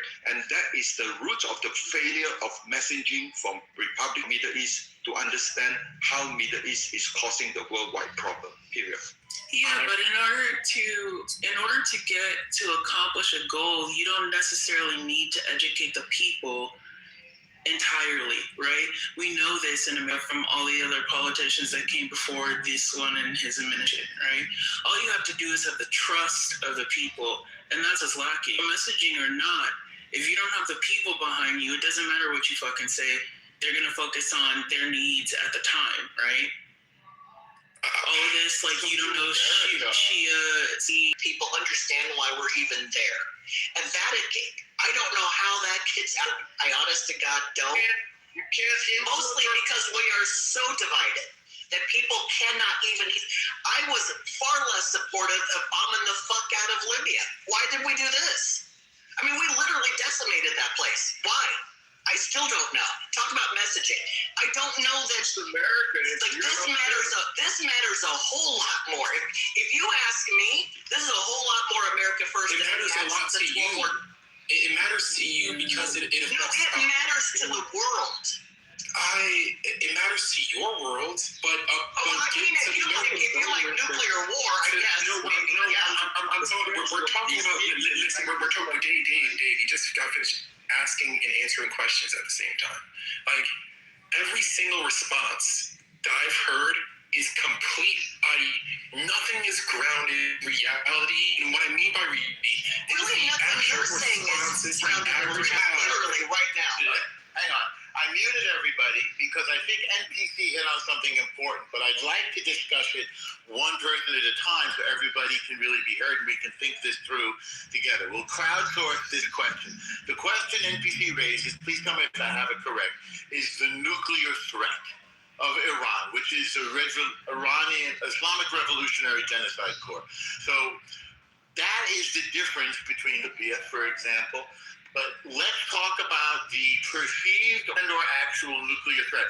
Let's go NPC first, and then Alan and anybody else will. The so-called Jews, he's never interrupted. But when I'm trying to say something that's actually grounded, I'm always interrupted because you guys aren't going to interrupt the fighters. You're going to interrupt me. Ideology. It's messaging. Oh, people, they just don't know the information. If the average American understood the beef between Sunnis versus war, no, they would not. Actually, I would go as far to say the more that Americans find out, the less that they're going to support it. That's what we've seen. Do you understand what Americans voted in Donald Trump? Americans voted in a person. Americans voted in. I just want to hear what you said. The more we find out, the fewer would support it. Is that what you said? Okay. Yes. All right. Keep going. Yes. I just want to hear that. So the more Americans learn, the less they support it. And the reason why is because you have to have an event that immediately affects Americans for Americans to sacrifice their dollar. Eventually going up times two. They're not willing to sacrifice it because Israel wants Iran to have a different regime. But They're that's just not not what going to do our it. administration said, though. They said it was because of the nuclear threat. Yeah, but yeah, okay. So it's a question. They don't believe it because we just got rid of the nuclear threat. So how can they believe? So maybe it's come better almost because didn't we just stall the nuclear program by a few years last year? So we can't say it's nukes now because we already got rid of the nukes last year. Okay, but I think we've addressed that. It was found for the nuclear. And Al, go ahead. And Dave, go after. Listen, I'm going into a meeting right now, and if he can't be convinced by outside reporting agencies, I'm sorry, I can't help. Like the Atomic Energy Agency, for example? Yes. Yeah, they said that Iran has 60% enriched, and that's obviously weapons grade. There isn't any dispute about that. So the reason for this war is the nuclear threat of the Islamic Revolutionary Guard Corps. So who wants to go next? I go quick one. So, all right, when you talk about nuclear threat to the American, you have to talk about two things. The systematic evidence that in order to deliver nuclear weapon to U.S., right, not just to Israel, you need two things. You need to have nuclear weapon and you need to have a means to deliver. And Israel is very near to Iran. But Iran, Murad regime, ambitious is to go beyond Israel. And he tells the world, we only have up to 2,000 kilometers. That's it. But what they've done is when they try to send two nuclear missiles to Diego Garcia, that is 4,000 kilometers. So that is a total lie, right? So you're dealing with a Murad regime.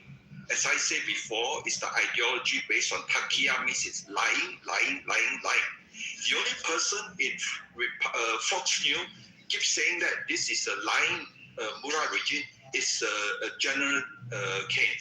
He always says these people lie, period, right?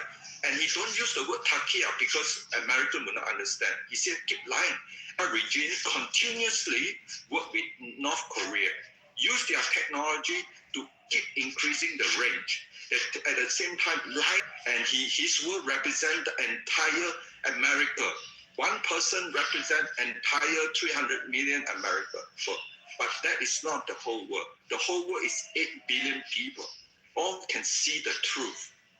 The day when Murad regime delivers 1,000 kilometers, the world wake up because 4,000 kilometers means it will reach the entire Europe. And then, if you look deeper, how long does it take for Murad regime to increase the range to reach New York, to reach a range total line? Okay, that's the problem. I live in Texas.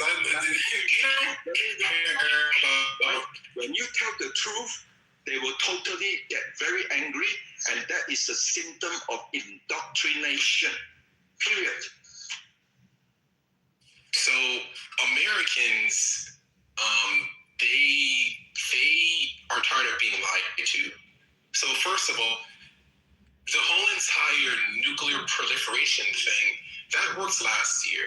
And it might be able to work again. We haven't seen evidence that we won't win the midterms, and the Republicans probably won't win re-election. Because of this please, Alistair. Americans do not like this on both sides. Okay, so Alistair, answer me this. Americans on both sides. Wait, my bad. Alistair, you went back and forth with NPC? All right, you want to go after NPC? All right, after you, NPC. Oh, all right. So I'll be very quick. Everyone I'm projecting. Everyone says and by everyone, a few people. See how that works. It turns out when you look at the polling, the one single thing that Donald Trump did to fuck up his base, it isn't lying to them about the Epstein files. It isn't a bunch of other shit. It isn't like deporting a few U.S. citizens mistakenly. I'll give him that. It's this war. This war is the single worst thing that he's ever done to his own base. in terms of his approval rating with them. NPC apparently The majority of the American people do not like this war. It's not my opinion. Hang on a second. According to the polling, this was done by CNN, only 6% of his base are against the war. That's what they found. That's not true. And by the way, I voted for Trump in 2016, so I voted for Trump in 2016. I don't even look at CNN as a reputable source. Well, it's not so. Yeah, but that is that 6%. Yeah. Norm. Yes. You were you born in America? Yes. You understand America, like the average American, if they're going to choose between gas price, oil being $200 a barrel versus like we got it, we changed the regime, and then we're dealing with the consequences. We got in there, we tried to change the regime, we failed, and we're still dealing with the consequences. It's not like we won. Well, my answer to you is, by the way, I'm from New York. I don't know if you consider that part of the United States, because sometimes we feel different.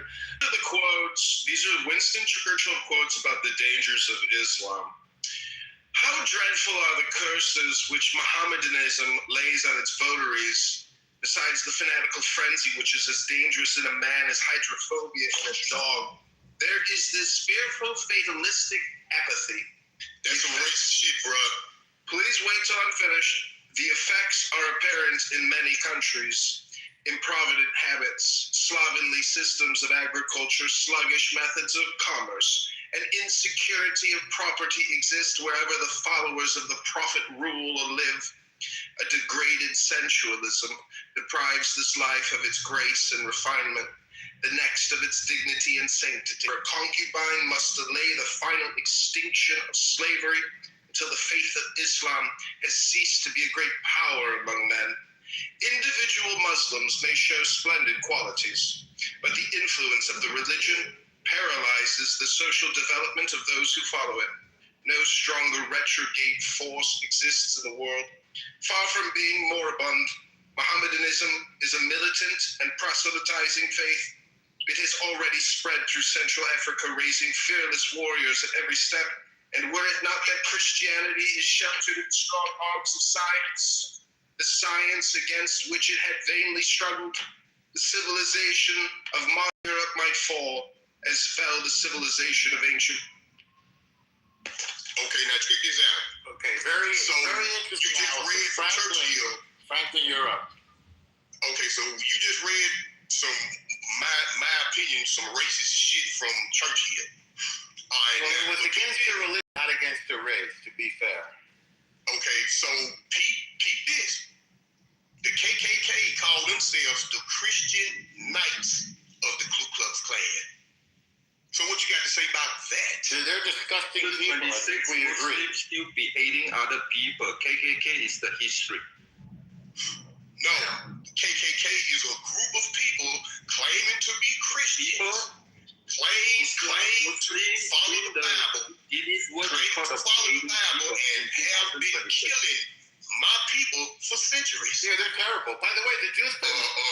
Franklin, to answer you, we're Americans, Franklin. We're not British. We declared independence eternal and forever. And as Americans, we are all brothers. And I'm not reading that to try to spread hate. I'm trying to actually frame Islam in the way that there are Mohammedan laws, there are Thomas Jefferson laws, and I'm just saying that law is the joy of the law is strength, and that's why we voted for Donald Trump, because I think we have been lied to for 25 years personally, but I think Donald Trump as an executive and as a manager was the best option to hit the ballot box. Kamala Harris, Tim Walz would have been epic failures for global security, American security, and for our well-being economically. They are incompetent fools, and Donald Trump is a superior intelligence to those incompetent fools. Alistair, can I ask a question? Okay, do we want to lose one? Alistair, can I ask a question? I hear Xerxes. Go ahead, Xerxes. Hi. A female voice. Yeah. I just wanted to ask a question about the quote that you read, Alistair. Go ahead, ask your question. You said this was after Mr. Churchill's contact with what and when? Because I'm pretty sure this quote is from a book that was written like 20 years before it. Use your little fingers to type in Winston Churchill. No, Alistair, don't be nasty. All right, bro. Alistair, No problem. It's a fair question. No, that's cool. No, That's not fine. Alistair, when and where did he say this? It's a fair question. If you know. In the chat where I just read, please hold. All right. You're gonna check. Thank you. Okay, you'll put a link in the chat. Okay, sir. Okay, thanks. No, it's just. I mean, it's just interesting to listen. I try not to give my opinion so concretely on these kinds of things because I like to remark my privilege. Right? Like I am comfortable in my $3,000 townhouse in a great city where I rarely have troubles that I have to think about, like especially bombs. Right? So I think it can be. We're coming for dinner, by the way, so please put your. Come on over. Big about things that they have like very little control over. I know it's like an exercise of ideas, and I understand. Wait for Alistair before I make any determinations on what I think that is. But like, you know, statements from like people like Dave who, you know, don't live where I live and maybe are under a different amount of pressure to think about these things versus I can't remember what the woman's name was who went to a meeting, James, and you know, I'm a pretty like well-studied like media analyst.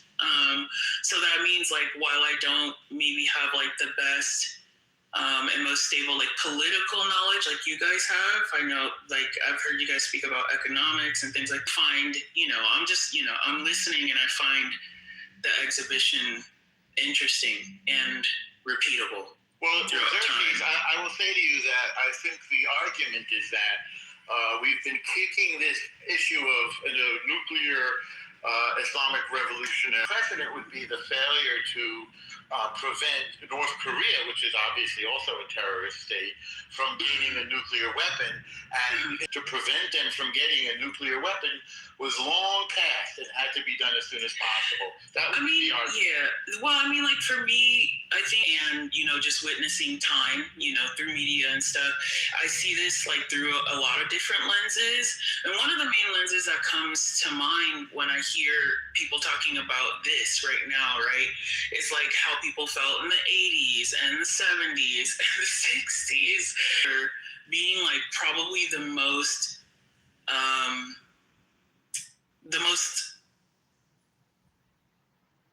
you know, times like these, or they'll just tell me in, you know, loads of different countries. And it's crazy how they all remember what these things look and sound and feel like, and decisions that their parents made, and, you know, intentions that their schools did, and it all just, you know, cooler heads prevailed or whatever.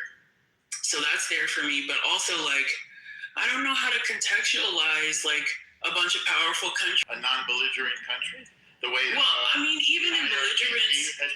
What? Well, so even in belligerence, if it's used, I think historically when weapons like these have been used, there's like a pull, like it's like pulling your hand back from fire almost, right? Yeah. Where you're like, we could do the thing, and we're like, you know, our minds are on winning and supplanting what we think power should be in these places and blah, and then you do it, whether it's nuclear or any kind of other large-scale mass-killing weapon, right?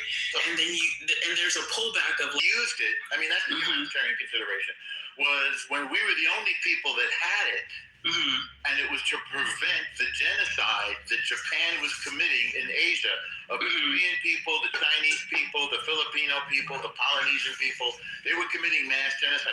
In fact, horribly, which was the other plan, we decided to use these weapons. And I think it was probably a good decision. That's right. The other. So this is the thing now. This is why the United States is the good guys, because we use them to prevent the genocide. Yeah, so I understand that, but then, like, you know, as like a creative, right, like Kazakhstan, anybody on that side is the more powerful nation. These nations have existed longer than our country. You mean, right? Well, that's not exactly true. An alternative universe, you mean? in a different timeline, if they are, just put them in the place of America, Germany, France, Italy, and the UK, right? All those guys, they have the money, they have the power, they have the markets, all of that, they have the nukes, right? And then they see, new burgeoning America killing off tons of like indigenous people and doing like the whole slave trade thing so that they can get like the East. They did those crimes too, killing indigenous. How would it be different? I think this scale of tragedy might engage future generations in thinking clearer about the scale of what is possible, right? And I don't think that the United States doesn't do that. Which is the tragedy in that sentence? A normal human, like Nagasaki, or you know what I mean? Like, so like if that happened on our land and we knew it as our American selves, it was taught to every generation after. I mean, as much as I am misanthropic and absolutely hate the flesh bags that are called humans, I am anti-genocide, yeah. I hate people. I do hate people, I really do. I think her primary argument is this, right? If America, Russia, France, UK have nuclear weapons, this is totally unfair based on political correctness, human equal right. Every nation should deserve the right to have nuclear weapons. Yeah, I will say this. I will say this on this argument, right? I think that our commitment to protect them from Russian aggression, which Trump is trying to waffle on, right? And so, with the example of the Ukraine, and that the Ukraine can't count on the United States to honor its commitments. If I were any country in the world right now, I'd want nukes, because Ukraine would have been in a better position if they had nukes. And so I think, this is, if we want to proliferate, if nuclear weapons are really a problem, and proliferation is really a problem, then we've made a huge strategic mistake in Ukraine, because we've said basically the best thing for your security is not to trust the United States, but to get it. Well, you're right, Scott. We're like, what, 30 plus years too late, right? It's been a while since Ukraine has given up the nukes, and that was a strategic flop on their part. And other countries aren't going to make that same flop. Every single country is fully aware that if you're not too big to fail, the only way to protect you from the United States is nukes. In terms of America's ability to bully you, I'm a child of the empire, so when America bullies and it benefits the people, I don't mind. But I'm just saying, in terms of like the geopolitical conversation, having nukes is really the only way that if Iran gets nukes, which they won't, but if they did, I won't be afraid for my life. The entire point of nukes is that you don't have to use them.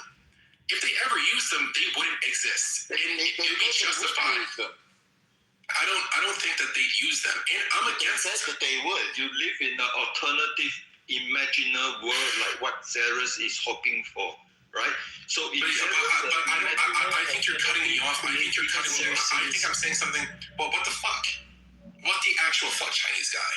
I'm not even saying anything that bad. Like I'm literally. What I'm saying is a little bit nuanced. People racist. No, but why when I speak left? I'm not used to being cut off in this room. Like, this isn't like a troll space, so why can't I just finish an idea? Information that is totally. To be fair, he has been cut off every single time he has spoken. I'm saying isn't even that bad. I mean, it's not a complaint room. People don't want to hear you complaining nonstop. I'm not really complaining. Just saying. Dave goes after. Okay, Dave? I support the United States. If I had to choose between Palestine and Israel, I choose Israel, even though both of y'all are on some bullshit. But I don't know what the fuck y'all idiots want to hear. Like, at the end of the day, the American people, they're not in the position to sacrifice their wallet so that Israel can gain more power in the region. American people aren't with that right now. Maybe if it was 20 years ago, sure. Right. So America doesn't want to do that. America shouldn't do that, and America isn't doing that. Yeah. If you want to protect America, You want to speak a protect little America. loudly and more slowly, and try to be very much like logical If and you want clear. to protect America's citizen, right? You have to first do not go and fantasize alternative world or whatever. This is the world we are living now, right? The argument is, what can we do in this world? And you have a moral regimes when a kid know how to talk, that indoctrinate them. Follow me, kill the America, death to America, death to Israel, right? So they systematically indoctrinate the people. How do you actually realize this, right? So you have to make sure the West do not believe this is happening, so they have to indoctrinate the West. We just talk for fun. You can come up with imagination world. We just singing for fun, right? And now they are making progress, right? Since 47 years. To destroy America, you must have a missile delivery program that can reach America, right? And then you must have enrich uranium. And during the negotiation, they say we have 460 kilograms or 60%. This is all coming from them, but they are, since 47 years, they know in order to achieve the goal of destroying America, they have to indoctrinate the American, right? And the Middle East put a lot of money to the university and all this thing in order to indoctrinate the America, to train the American. The parallel universe that I was describing to Elle, we were having a conversation about how I see things, right? I know the spiel, all of the spiels, bro. I'm just saying facts, not imaginary. I understand that. Yeah. And the immediate thing isn't for old world empires to knee jerk to like blood, right?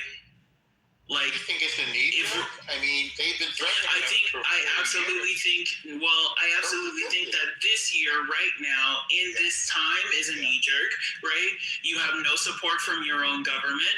You have no support from your former allies. From which government? The American government? Right. Like, did Trump like clear what he wanted to do in Iran with the government? Trump is the government. Well, if no. I mean, like, no. Then it wouldn't be as no. When I say the government, I mean all the branches of power. Like, well, the judiciary isn't a part of this, so he has the support of the Republican majority in Congress. So yes, he does.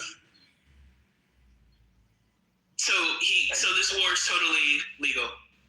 Of course, it's legal. Why would it not be legal? What's illegal? I'm sorry, I can't. They're trying to say that the war never ended. So ever since the hostage, in terms of legality, Trump can finesse the legality. But the legality for me is the least interesting part. The reason why they attacked right now is because they thought that the Iranian regime was the weakest it's ever been, because they felt like their citizens would help them overturn the government as soon as the U.S. went in. That's the reason why they didn't go in. They didn't. But Norm, like the whole entire pretense. My thing is that the pretense that you guys are using is a lie, and you don't need to lie. I didn't invade Iran. No. The pretense that you guys have been pushing in this room is a lie. Material for 11 bombs. So you're saying the regime is lying too? Everybody's lying? No, but they didn't invade. What I'm saying is that the reason why this happened in the way that it happened this year, the reason why we overthrew the regime isn't because of nuclear weapons. Every single one of them. Hello? No, that's not. This is called reality, aka politics, where all communication is either projection or politics or it's spam or it's hypnosis.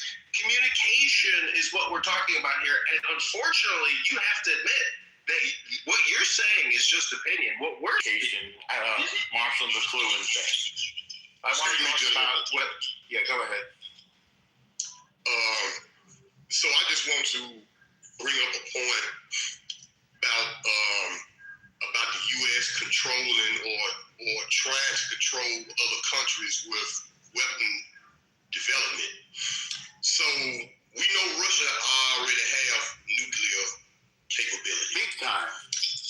And there was no argument when Russia invaded Ukraine for no fucking reason. We did argue with it. They got to shooting up a lot of motherfuckers. And then Trump even went and told the Ukrainian president, sit down, basically sit down, shut the fuck up, and sign this peace treaty and let us come on in and take your resources. But because Iran ain't with that program, now all of a sudden it's a problem.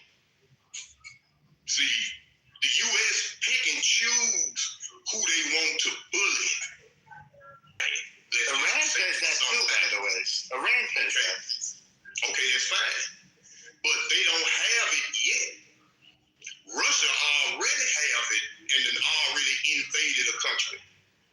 And they ain't saying not one motherfucking word. So Russia and the U.S. ain't always. We told them not to do it. And we couldn't stop them. So now we're supplying weapons. Oh, okay. So slap on the hand, stop it. Well,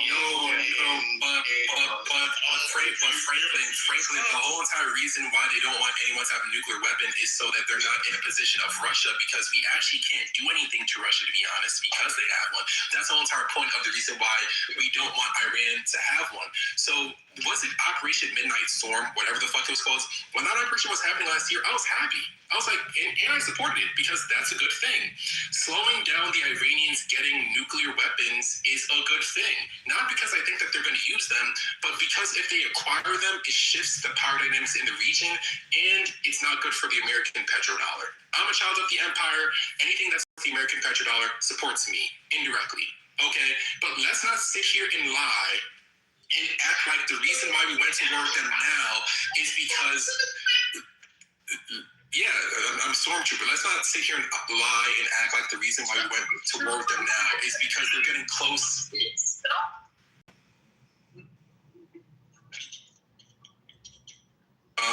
Never mind. John, you could go ahead and say it. It's not only the nuclear abilities that they have. You can just see now their response to this war. They're just shooting missiles at everybody. So they're very much unhinged. And one of the things that we've always worried about, one of the reasons why the world, especially Europe and America to an extent, didn't want to pressure Iran into anything was because we were actually afraid that they would cut off the Strait of Hormuz. And from what I've read and seen online, is that most of the U.S. and Israel were shocked in a way that they did that. So the fact that they did that without even having a nuke as of right now is pretty scary. It sets a possible precedent for the future, right? And the fact that, let's be real, we're in this partly because of October 7th. They are setting up proxy. They are the reason why October 7th happened. The way that they wiped their hands clean is because they didn't know a date. They gave them funding. They gave them knowledge about how to create missiles. They gave them all the spy knowledge that they have. They've been fronting up Hezbollah for 30, 40 years. And all of a sudden, they're like, oh, October 7th? Oh, what a surprise. We didn't know it was going to happen. They knew exactly it was going to happen. They just didn't know a date. So they separated themselves from it. They're bad people. They need to be removed. Have made us think that this is a useless war that has nothing to do with anything. These people need to be removed from the US, and they need it to happen now. And if you just let it happen, it'll happen, and we'll have a little bit of a hurt in our pockets for a while, for a little bit, I think. But these people cannot be in power. And if you could just, are we losing the war? I don't know. Like the Netanyahu pushed Trump into it. It's insane. So that's all I'll say, and I'll give the mic. So Trump Franklin, did you want to interject something? Franklin, I saw you come on board. All right, Dave. Can't hear you, Dave. Much louder. Okay. The topic is Trump must not resign until. Sorry.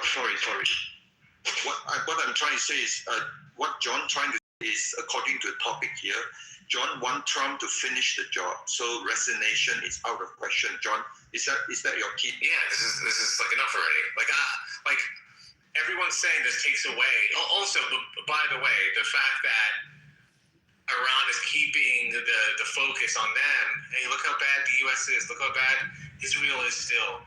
Oh my God! Look how we're the victim. We're the victim. That's what they're saying. We're the victim. Look at all this destruction. They're not even showing the destruction. They're just telling you about it, right?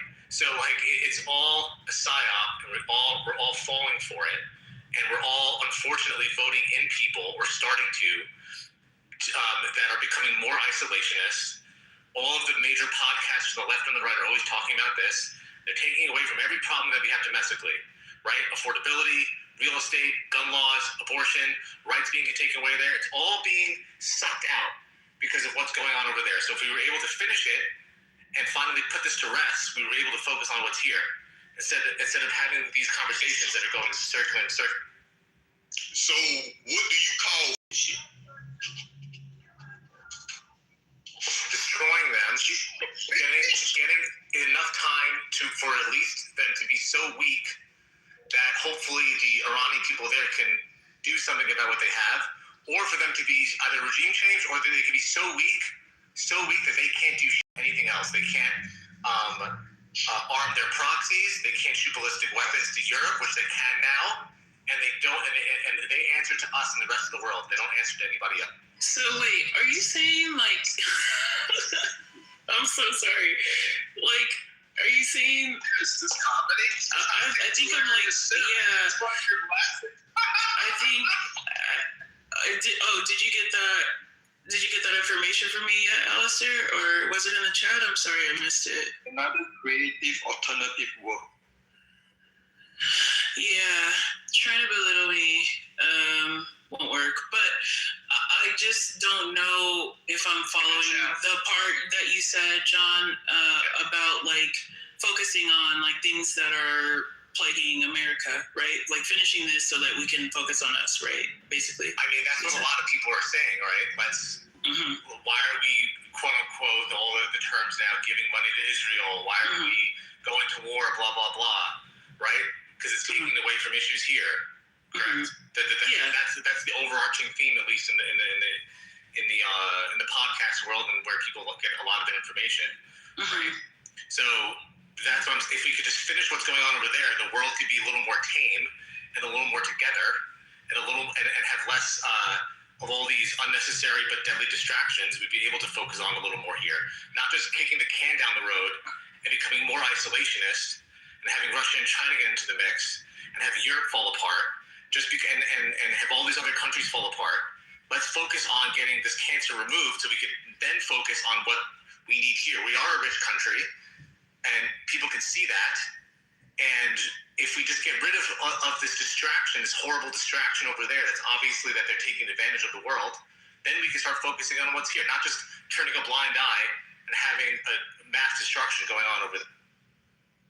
Okay, but isn't the series... I think I hated it back when October 7th happened and Israel responded. People acted like they didn't know why Israel was responding that way. Like there's 2 weeks before Israel responded where everyone was afraid for Israel, oh, you poor Israelis, they just got terrorist attacks. And then as soon as Israel responded, now Israel's the bad guys. Right. But moderators were celebrating October 7th attack at DC. They were celebrating the chaos, the murder, the slaughter, the desecration of humans, the terrorism. They were happy as could be, dancing in the streets on this app. Yeah, let me tell you about Israel. Let me see. Bro, every time let me just finish. No, I wasn't done. Let me just finish. I don't think the room one at a time, NPC, and then Franklin, please.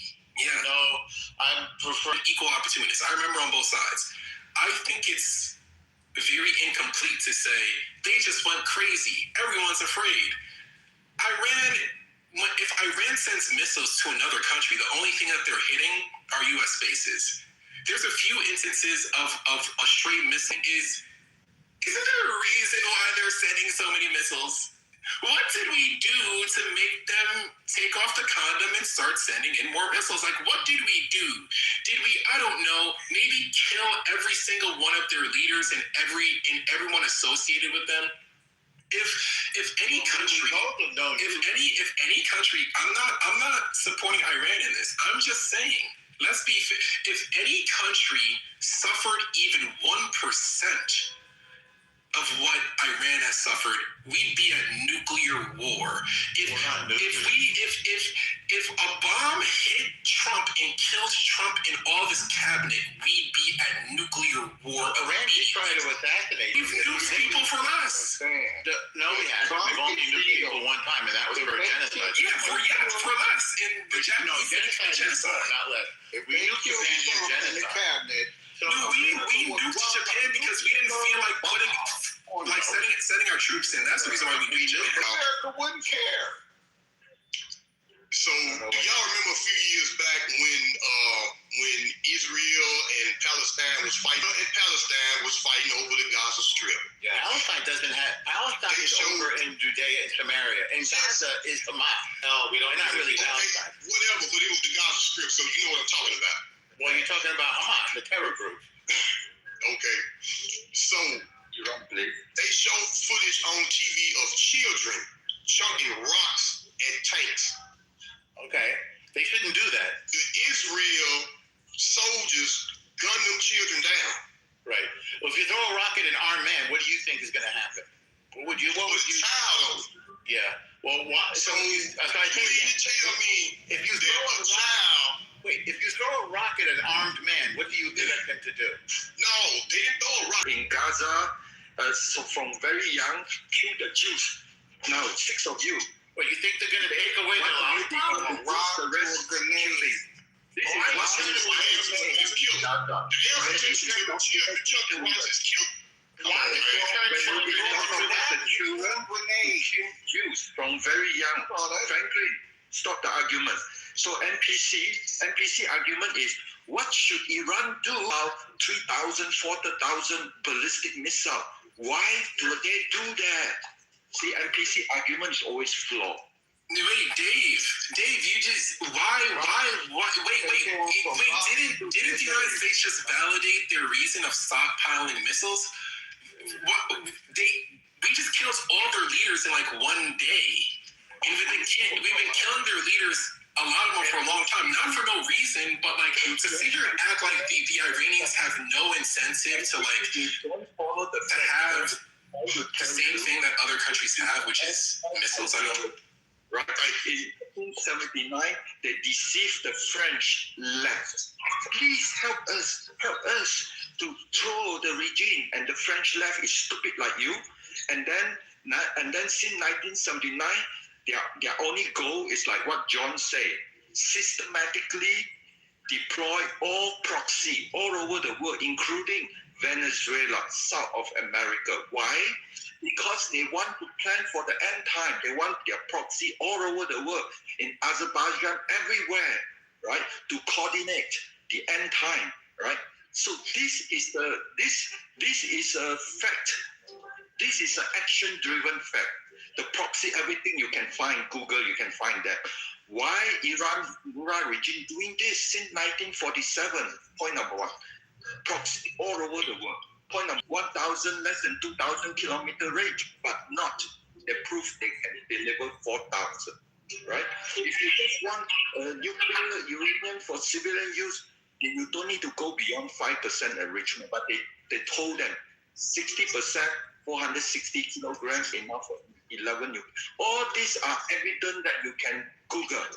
If you live in an alternative world, fantasy world, everything I say is good. Many people like me, thank you so much. Thank you. I love you. Many people in my situation, they may call themselves British Iranian or Iranian British. I don't mind. Okay, I don't mind. I have been, just to be honest with you, I hate Iranian government, the Islamic Republic. What I have suffered from the Islamic regime, Talk about that. Yeah, okay. I hate the Islamic Republic of Iran, but I love Iran. Okay, the government is different from Iranian people. Now, I've heard few things. I just want to be honest with all of you. When we talk about,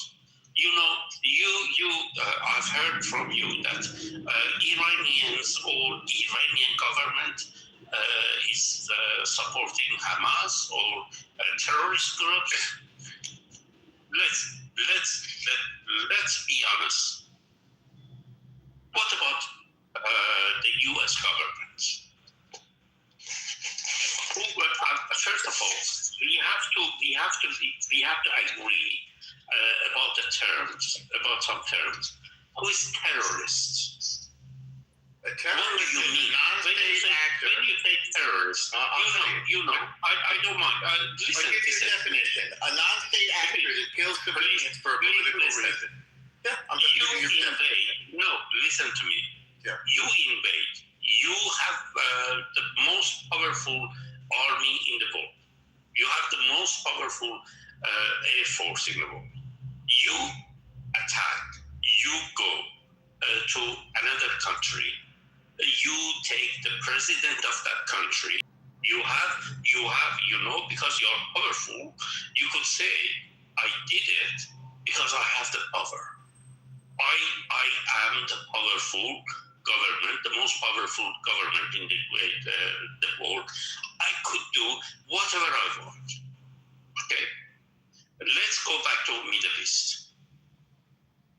I'm Iranian. I have suffered from Iranian government, the Islamic Republic. I can't even say how much. I hate the Islamic Republic of Iran, the government, but I love my country. Okay? And now Trump, this stupid administration, they say I could destroy your civilization. I have the power. I know you have the power. You can. But someone comes and says, Mazia, you are Iranian. I don't care about you. You are against the Iranian government. I don't. Mazia, there are many Iranian freedom-loving Iranian all over the world, all are thanking Trump right now, right?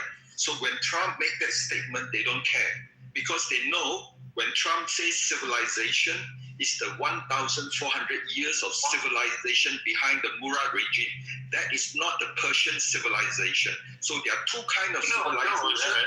The Persian civilization and First of all, who want to support Murad regime. When Trump says civilization, it means the entire 90 million. No. When Trump says civilization, it's a 10 million Iranian who are paid by the Murad regime. So you are a degenerate for Donald Trump. You are trying to fix these stupid things that Donald Trump said. Are you a dictionary? Are you a dictionary of Donald Trump? Let's go one at a time. Dave, wait a second. Shut up. Dave, You cannot. Let's go one at a time. First Mazir, then Dave, okay? Mazir, take as much time as you need, and then Dave can go. Go ahead. I'm sorry. When somebody who's in power says something, makes everything badly wrong, some people come and try to fix the problem. No, Trump said that, but I'm talking to you. When you say something, I know what you mean. Okay, I don't need someone else to come back and say, Mazia, you have been talking to maybe, I don't know, Scott? I don't know. There are 90 million. We're just trying to make the point. Said that, he will bring it back. You have a point to make, sir. You know, when you say something, you are responsible for what you have said. His point is that he doesn't I don't need someone else to come and explain to me. Wait, what was the point of that? So, moderators, if you could please take control of the room and get us back on topic. Should Trump resign will that redeem Trump if he resigns? Or do you think Trump is even concerned about redeeming himself? He said he thinks he might be going to hell, but he said it facetiously. So the problem is, I always think that the solution, or really the conflict, is because of a lack of philosophical understanding. And I'm interested to see, because Xerxes earlier said she hates everybody. She hates people. She hates I know she's being facetious because I understand what she's saying, meaning that there's a lot of conflict and friction, which is uncomfortable. And so I want to avoid it. She wants to live in her little work-from-home bubble and her $3,000 a month townhouse. But the rest of the world does not live like that. If you go to Gaza, if you go to Iran right now, if you go to Lebanon, it's a hellhole, but that's because people choose violence and weapons and terrorism instead of a real economy. And so all I'm trying to say is, all communication is hypnosis, but it's also projection, it's also politics, it's also spam. It's your choice what you want to listen to today right now. Hello? Yeah, but... You ask a person, do you want to suffer? They're going to be like, no. But if you want to, so right now the Iranians, there's a good chunk of them who actually, let me go get this money. Let me shut the fuck. Yeah, I'm just going to answer the topic because that's what Alistair asked for. And I want to aid Al in his efforts to maintain a clean room. I typed this in chat before it came up.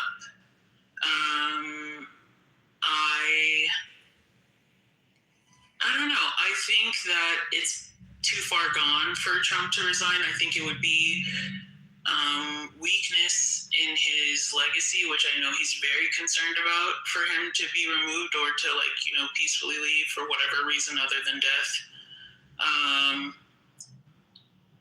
don't know. I don't let other people speak, please. Bro, do you have a problem? Because you live in a fantasy world. Because I've been incredibly receptive to listening to you through your accent. I've been patient enough to listen to what you have to say. So I'm going to continue speaking, and I'm going to finish my point, and you're going to stay on mute. Dave, do me a favor. Just respond when she's done, okay? You can go next, all right? Yeah. So basically, it's a short point anyway. I just don't think that Trump is interested in redemption. I don't think he ever was in his life, to be honest, maybe from his dad, but certainly not from us lay people. And I don't think that it would be lucrative to his legacy or the intentions for, his future generations. I think it would be weak, which he's concerned about looking like in front of anyone.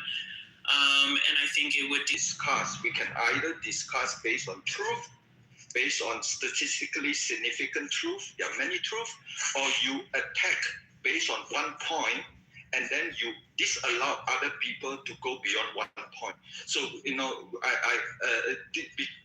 that's your only chance to win the debate. So when you say that I don't care about anything he say except when he says civilization destruction, that is the only point I care. I don't care about other things he do. For my opinion, that is the most important thing.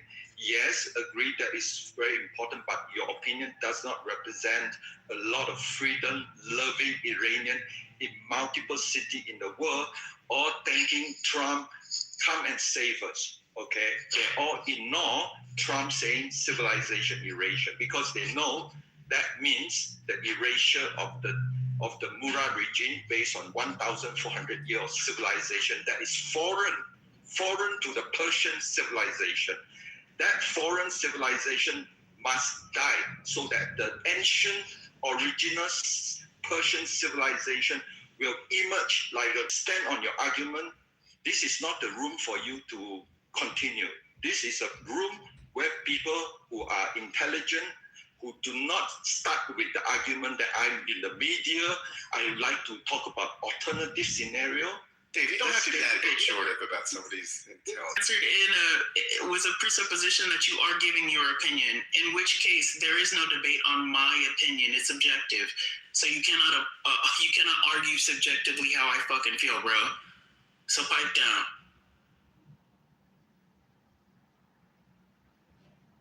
All communication is essentially hypnosis. The more you think, the more you speak, the further from the truth you're going to get. So essentially, it's all political communication all the time. I'm just trying to suggest that if you want true joy, if you want true peace, just become a lawyer or an attorney, because the law is essentially nonviolent. And that's where I think everybody wants to be.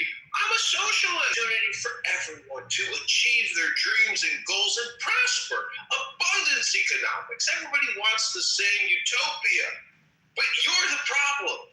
It's people like you who refuse to see philosophy as the solution to all of your own personal dilemmas. Therefore, you're polarized with political propaganda. It's up to you, though, to choose philosophy over your own bullshit. I am complete.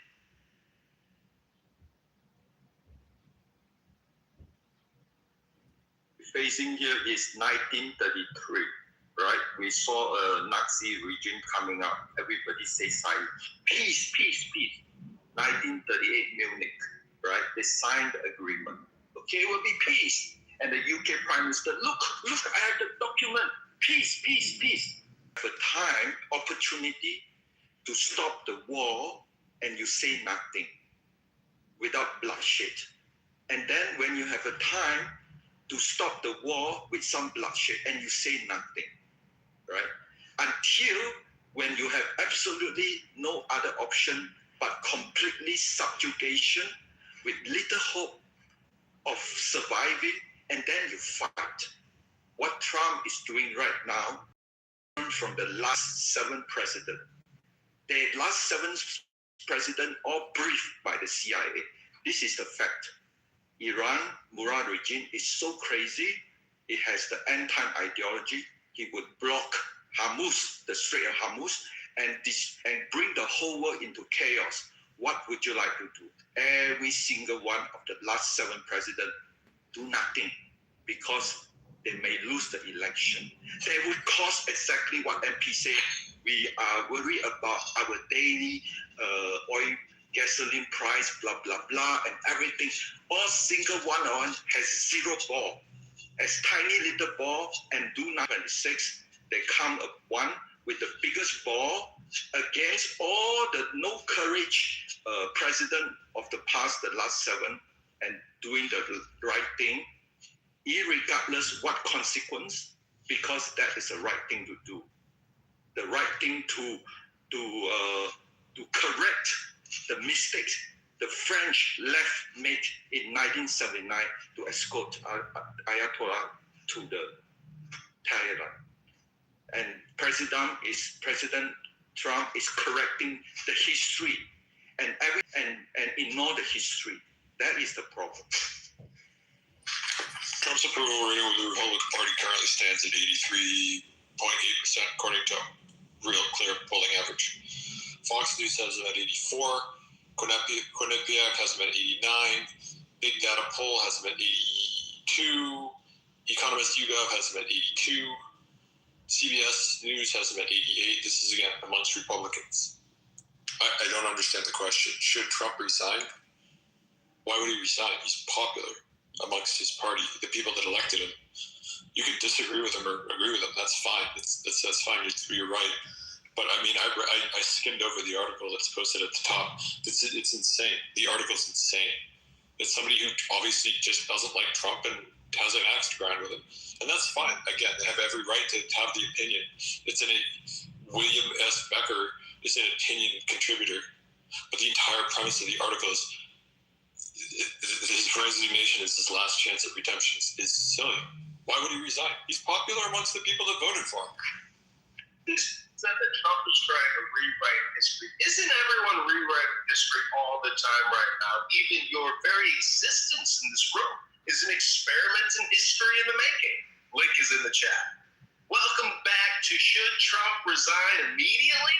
Will he redeem his soul? Will he redeem the soul of the nation? Hello?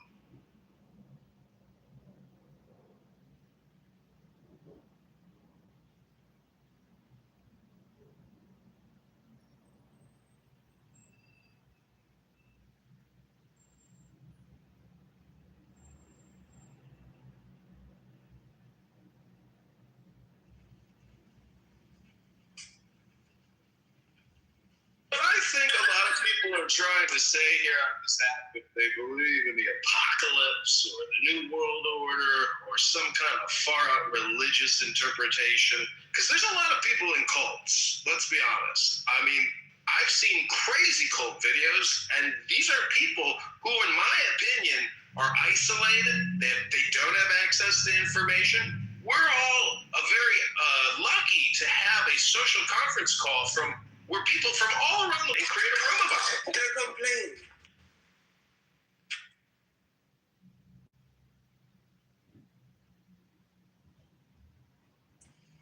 What is redemption anyway? What the fuck are you talking about? He's tweaking.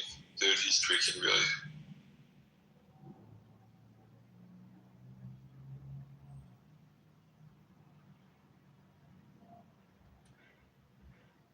Go back what Scott started, how to improve the messaging.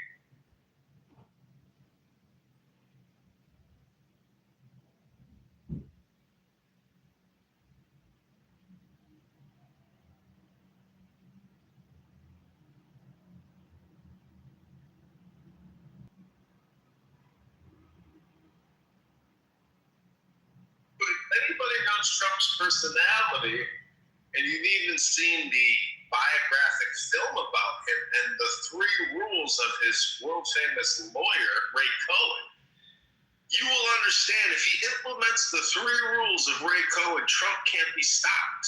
He's a bullseye. Nothing stops a bullseye. And so it could be your moment of enlightenment, of liberation. I know many Trump haters that live with pain in their back. They live with pain in their head. But I be absolutely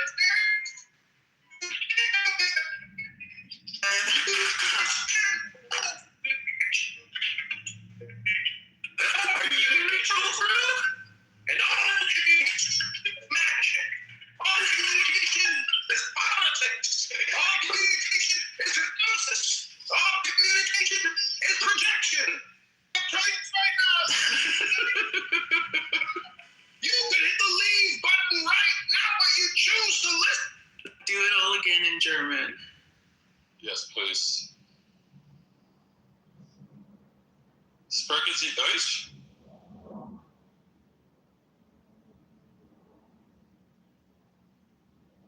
Wow, maybe that's what happens if you spend too much time here. I don't know. It's my first time. Did he leave? Oh, no, there he is. Oh. Kitover, my man. What's going on, buddy? He's...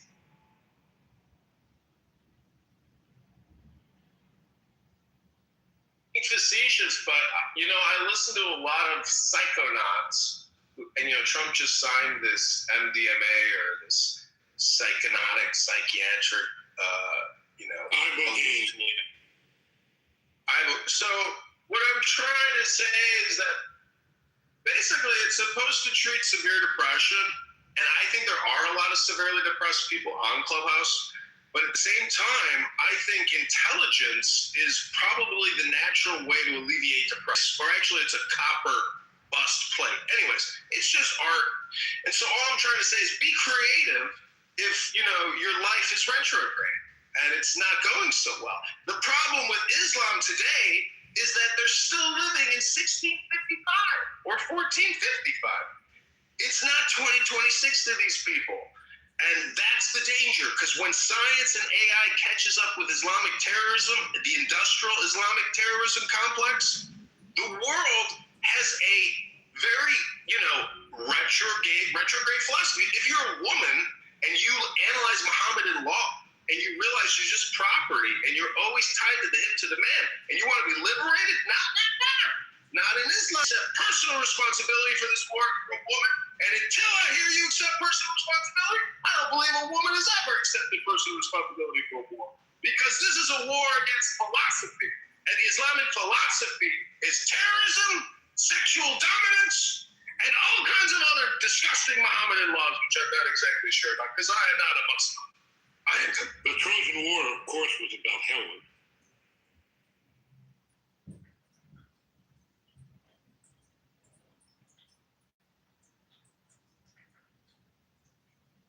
So you just mean the women of the GOP then, right?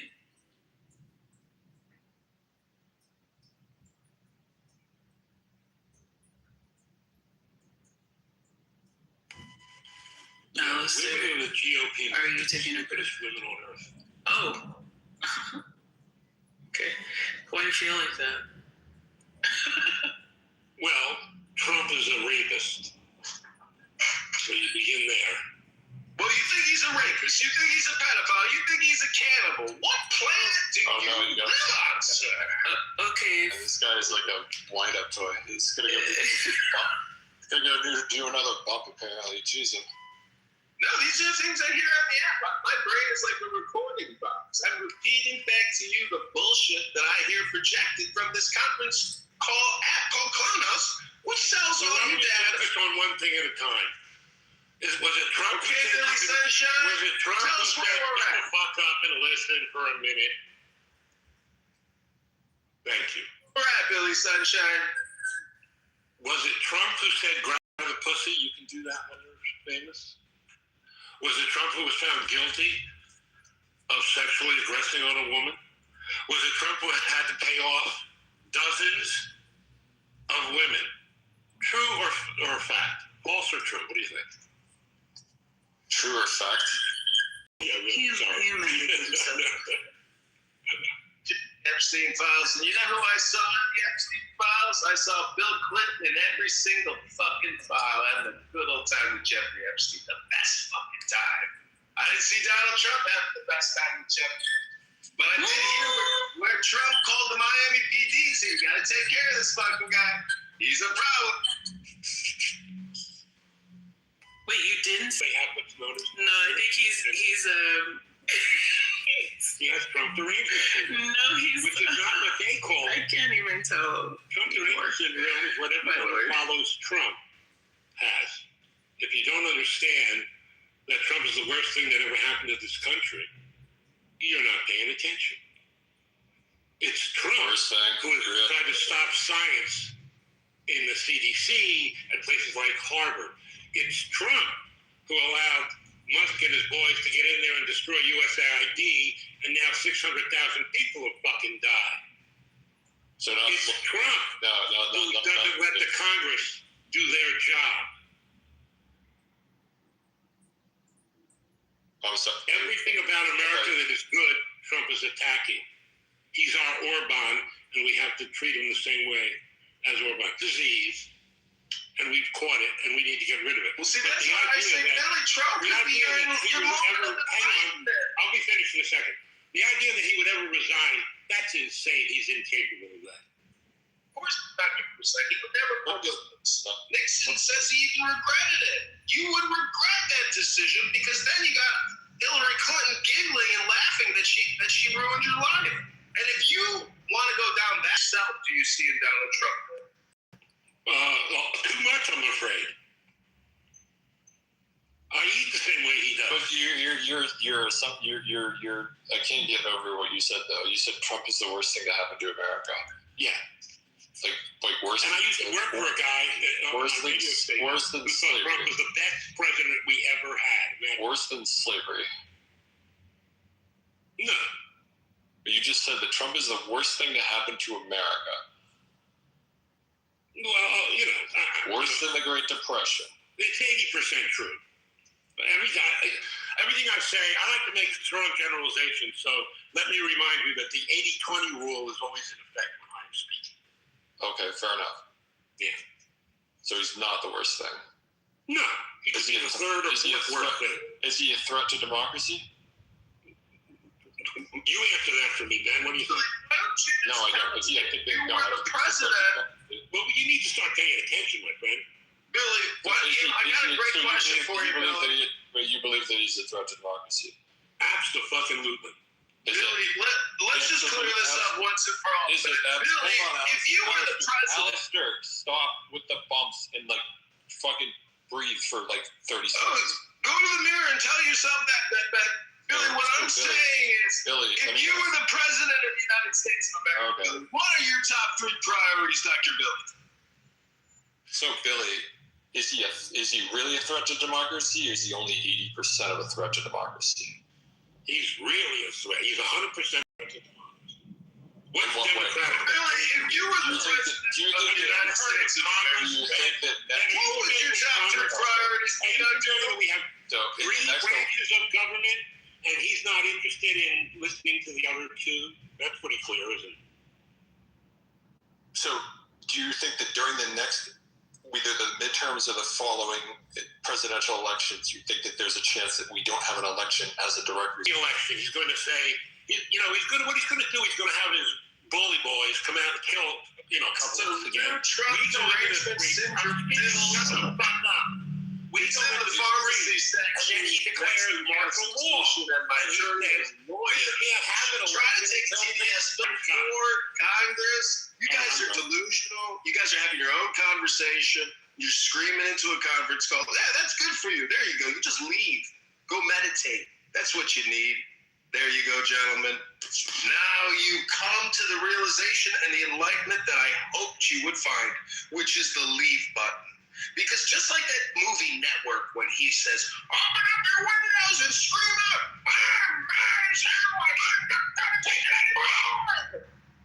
Network.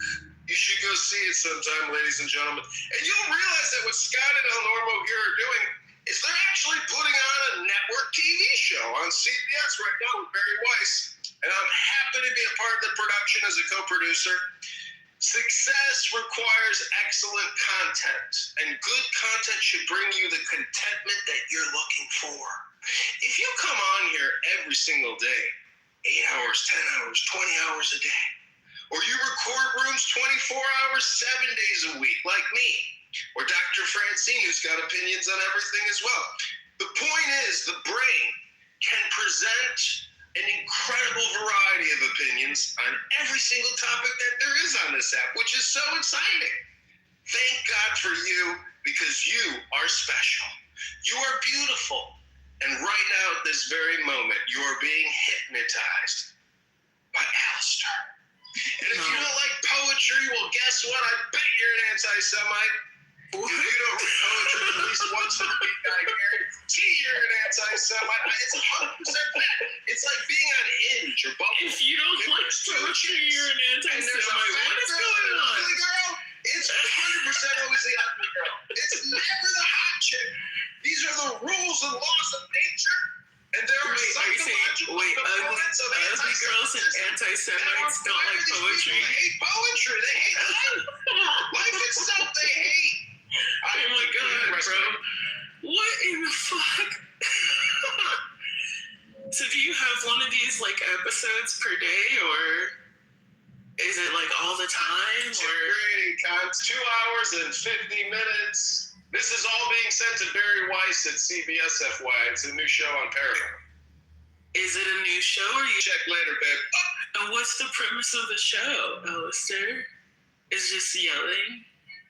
Yeah, it's content. You ever been to a bang room? I don't know what that is. It sounds... Oh, just go in the hallway on Clubhouse, hit the leave button right now, go in the hallway and click on any room and just take a little sample. That's called a bang room. All of the rooms are called bang rooms?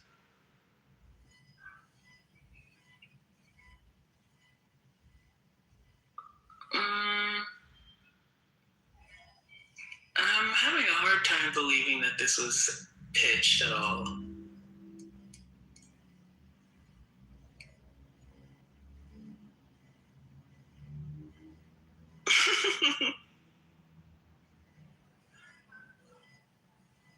I don't know. Like, who would watch it?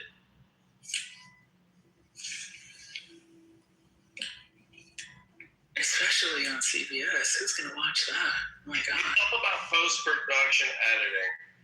And so, if you've ever seen Seinfeld, a lot of people watch that and said, why would anybody want to watch that show? That show sucks. But Seinfeld produced over $10 billion in revenue.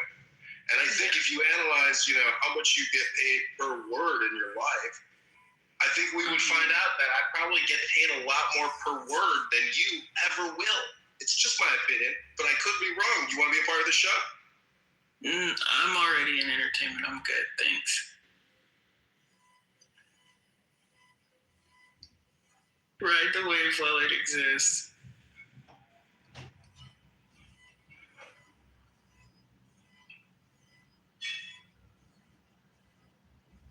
Xerxes, let me ask you a question. What's your worldview? How do you describe economic philosophy? Again, the question is, what's your worldview and how do you describe economic philosophy? What's my worldview?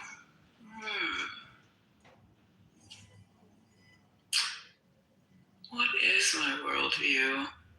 I mean, I don't have too much faith in the generations of the past. That's my worldview. And the generations of the past seem to have like an incredible amount of power right now. And it seems unusually oppressive.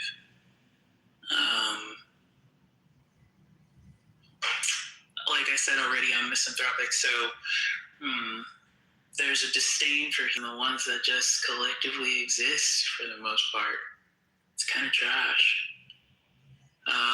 And what was your second question? Economic what?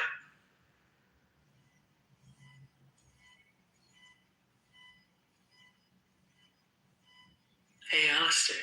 You read. Oh, Frankenstein. Yeah.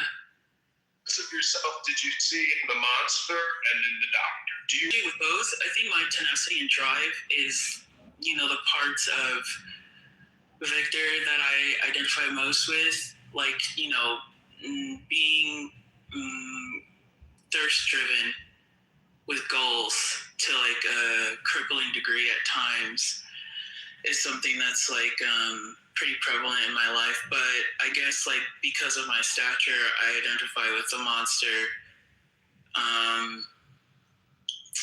At least in my younger years, because there's a lot of othering that happens to people who are like atypical. So like I'm like a giant. I'm like a tall. People treat the monster. The monster. Could you try to be succinct? What? Nobody.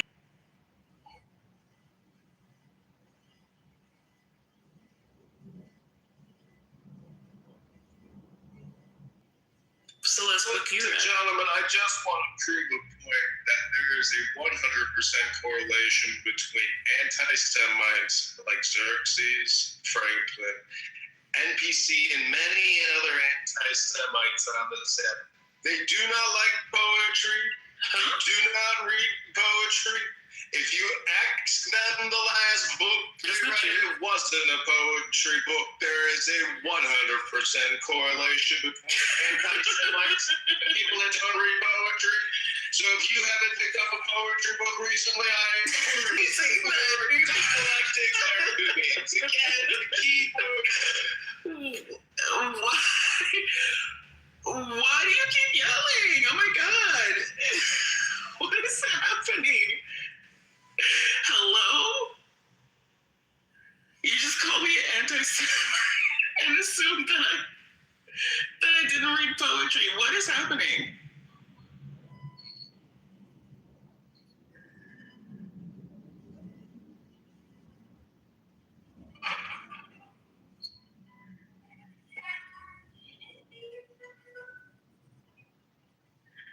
You read poetry?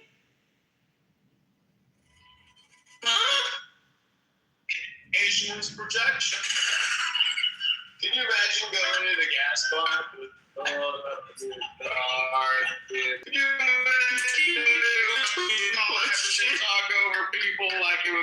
schizophrenic jumble of a bang room.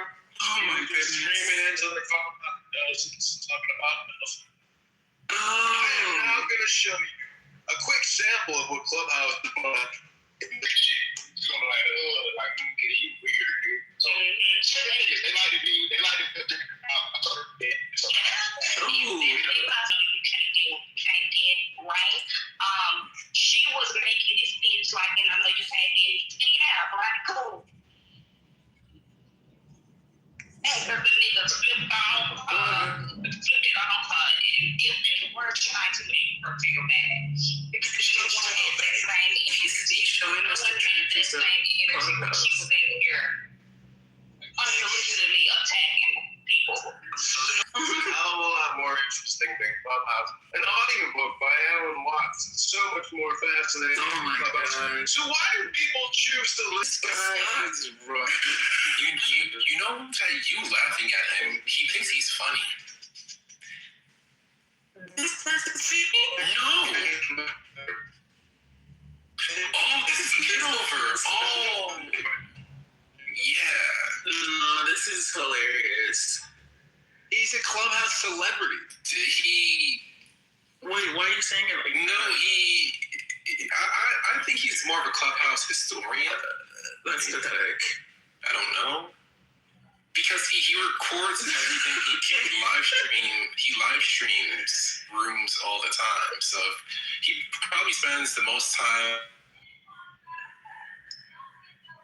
Oh my God, what? Has the time for that, but that's interesting. I guess maybe it'll be fruitful in hindsight for like let's say 10 years from now you stop working from home and you actually decide to be somebody, right? It doesn't matter if you don't. Just be the character. So 15 years from now you're a black woman. I'm assuming you're a black woman. That's the character. You're Kamala. Your hair is Kamala, and you're running for Senate. And John has a recording from you from today being an anti-Semite. So I think that's why, yeah. Okay. So he's the person who's recording you in the room when you think no one's recording you. Yeah. The anonymous feature. I mean, I'm okay with that. I stand on the things that I say, but I think, that might make other people uncomfortable. Right now, you see my gay emoji Anon in the audience. That's in a recording studio in a different section of my house with about 20 phones pointed at it. So this entire 3 hours has been recorded, live streamed, and it's entertainment. And if you take me seriously and you don't think I'm funny, well then you don't know that you're part of a practical joke. This is the Bob Baggett Saget, you're on hidden camera. That's the show I run. I produce it for Barry Weiss here at the CBS facilities in Hollywood. I submit the tapes, they review it, they edit it. If they want to use it, they use it. But I'm just a content creator here working for Barry, and God bless you all. I hope you have a fruitful and productive day. Thanks for being self, not just like a different form of a React video.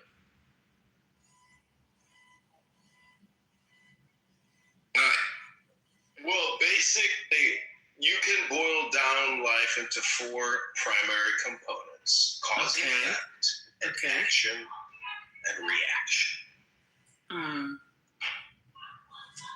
Okay.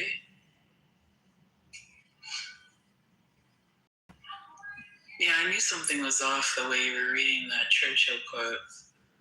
Anyone who reads Churchill verbatim in 2026 has mental health issues. Like no one. Like there's so many.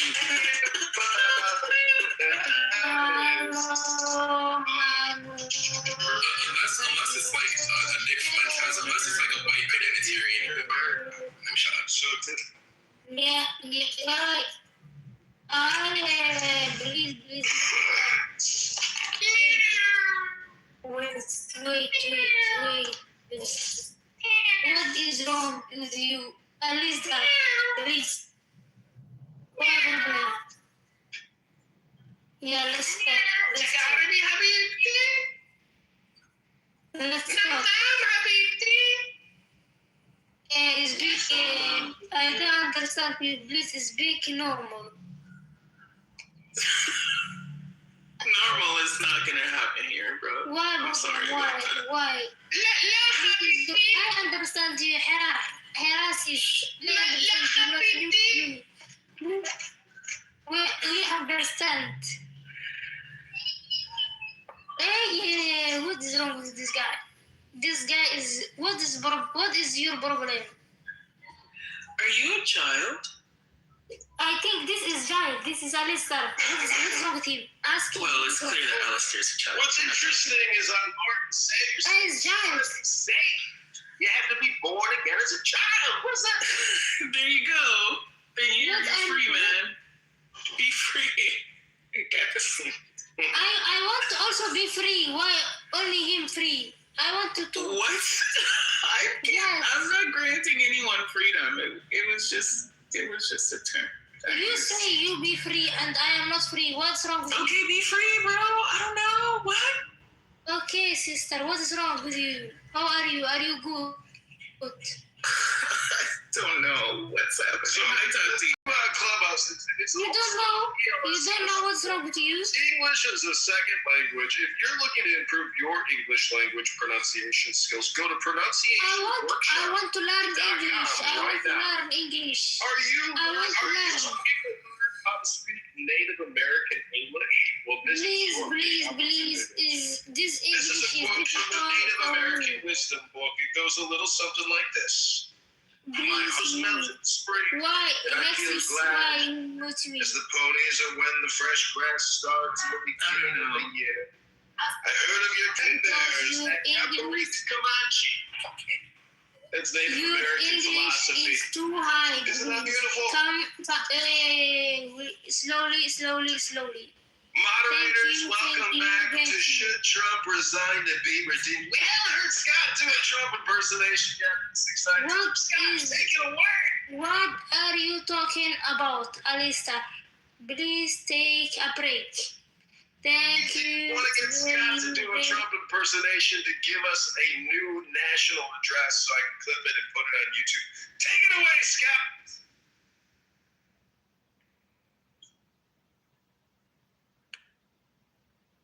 Take it away, Scott. Please take it away, Scott. Hi, Dante.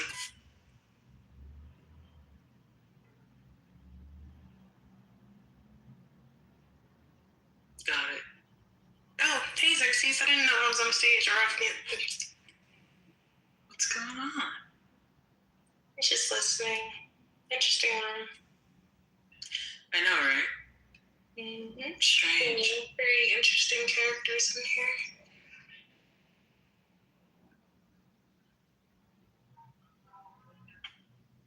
I just describe it as like, you know, like a shaken bottle of soda, just waiting for. And we've gotten as many as like 1,200, 1,300 people in that room, and like, you know, we run it for usually less than 2 hours.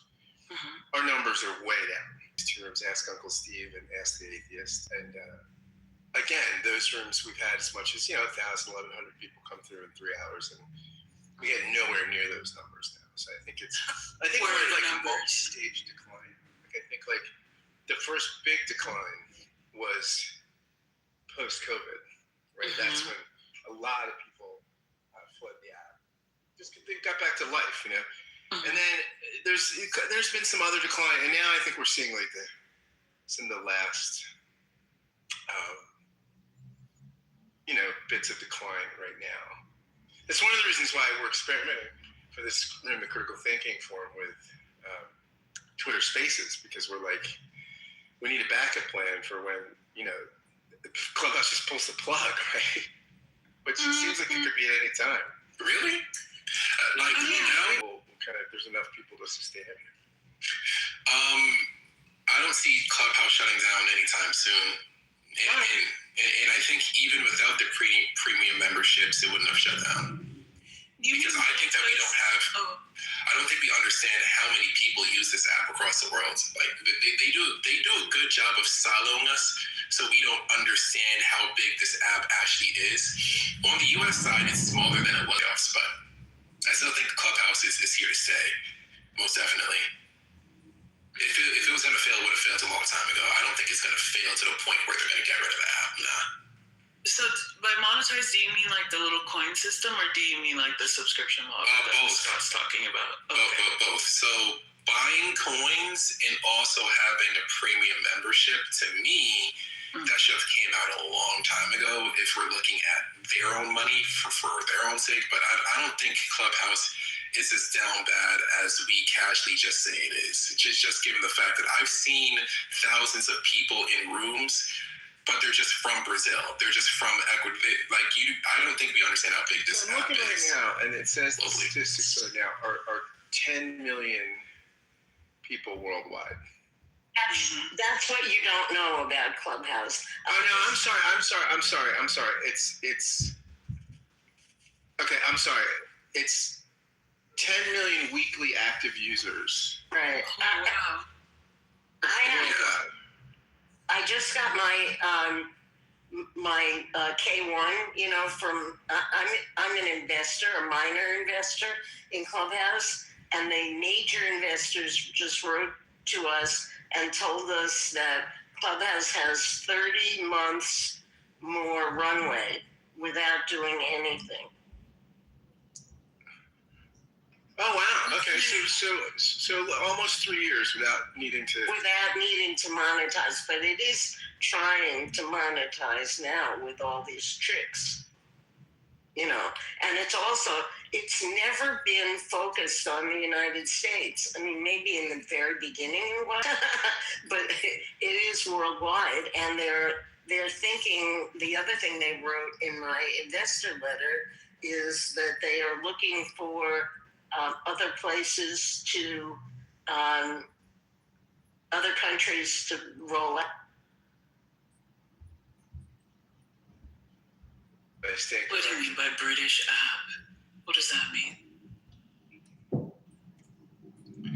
I mean, let's stick to the topic. Dr. Francine. No. Should Donald Trump resign? Please. To be redeemed. Should Trump resign?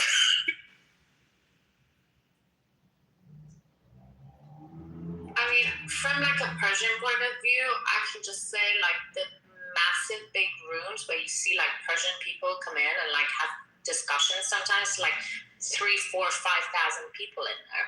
So it's quite a political app.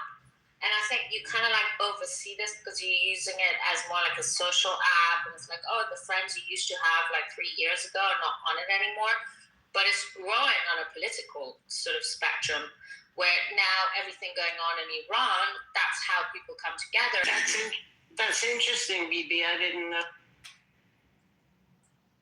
Yeah, I mean, you also have like big Chinese rooms.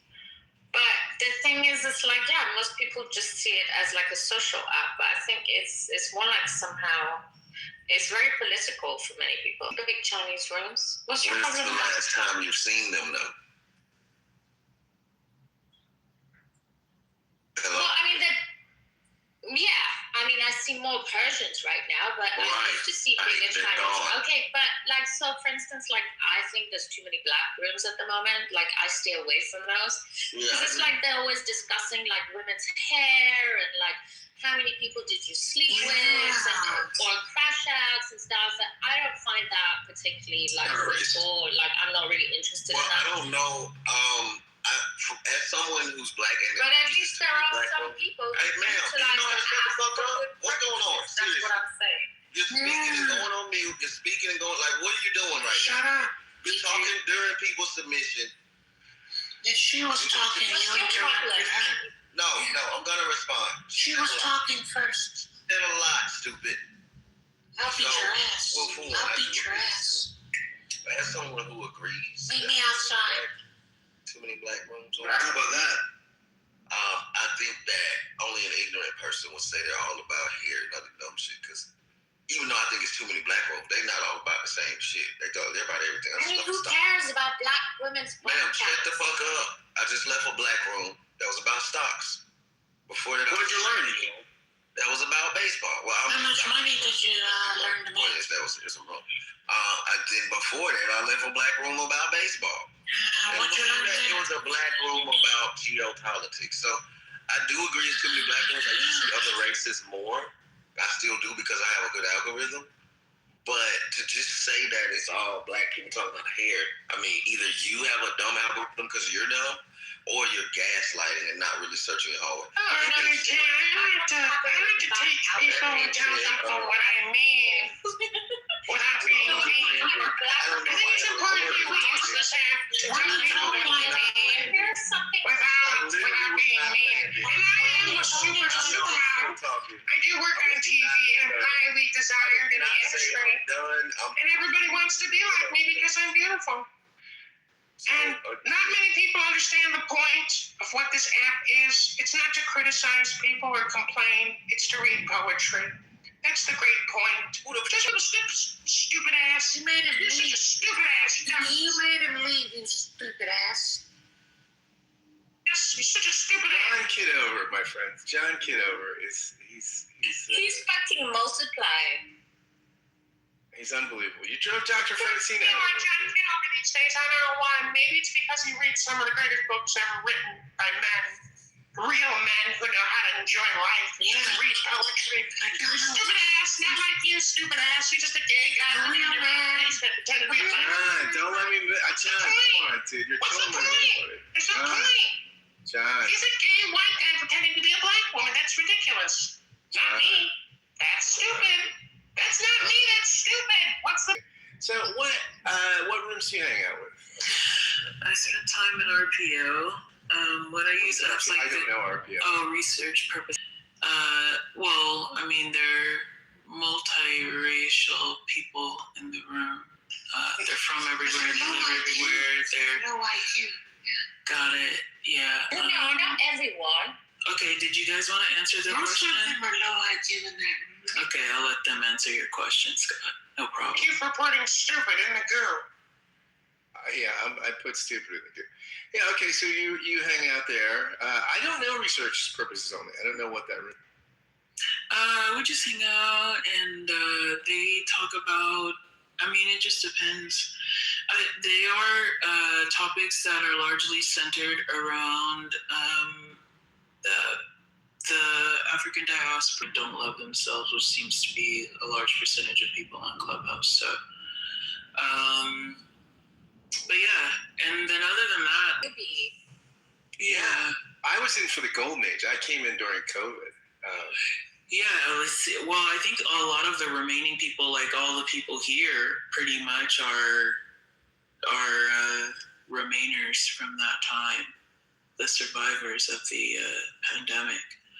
Which is interesting to hear, like all the lore. You know, like we'll talk about things, and then somebody will come in with a lore bomb. And then everybody's like, oh no, because like back in 2022 and blah, I'm like, I don't know what's happening, but I'll just listen, you know? No, like some of my best friends in the world are from Clubhouse. Like I'm That's crazy. Yeah, I'm relocating. I'm kind of moving around right now. I'm a little nomadic. I'm heading back to Philadelphia and I have like all my stuff with me. And a friend of mine from Clubhouse, I've met multiple times in real life, she's picking me up and driving me back to Philadelphia. Oh, that's nice. Yeah, I have a friend from LA who I've stayed at his house. I've met up with. So I mean, there was a camaraderie back then. I think different connections, like, because I've gone to different social audio apps and different social apps, you know, like Discord and a couple of others, and like they all have their own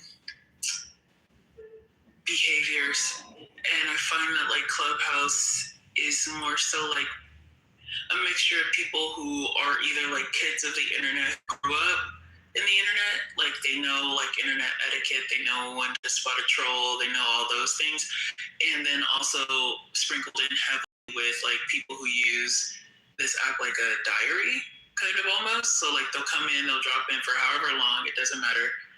But then there's always the knowledge that you just go back to your normal life. You could uninstall this app at any moment. It actually doesn't mean anything. And two confluences are really cool, but then what I've learned in Clubhouse is that because some people are operating inside the internet and some people are operating outside of the internet, tensions arise and, consequences. Yeah.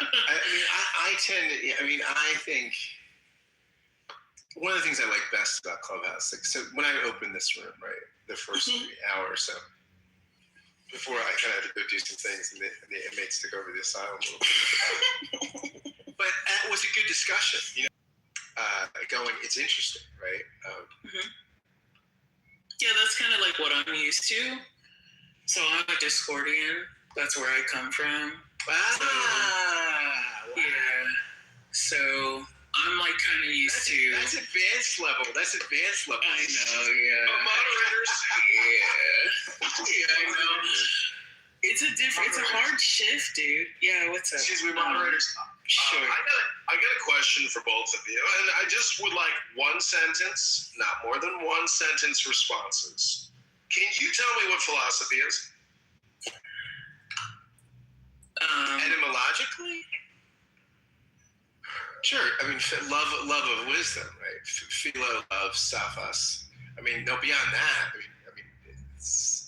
I'm actually reading one sentence. I asked for concise. One sentence. I'll repeat it. The love of wisdom. Give me a one sentence response. The love of wisdom. What is philosophy? The love of wisdom. Philosophy is people who like to intentionally publicly jerk themselves off about the things that they haven't reconciled with inside themselves. It could be politics. It contains a lot of philosophy. Politics, but that's definitely what philosophy is. I'm reading a book right now, Roger Scruton's History of Modern Philosophy. So I will tell you what Scruton says to this question. What is philosophy? He's a British guy, says I appreciate his syntax. What is philosophy? There is no simple answer to this question. Indeed, it is in one respect the main question of philosophy, whose history is a prolonged search for its own definition. Nevertheless, a kind of answer can be given in terms that explain what follows. Philosophy involves the attempt to formulate and also to answer certain questions.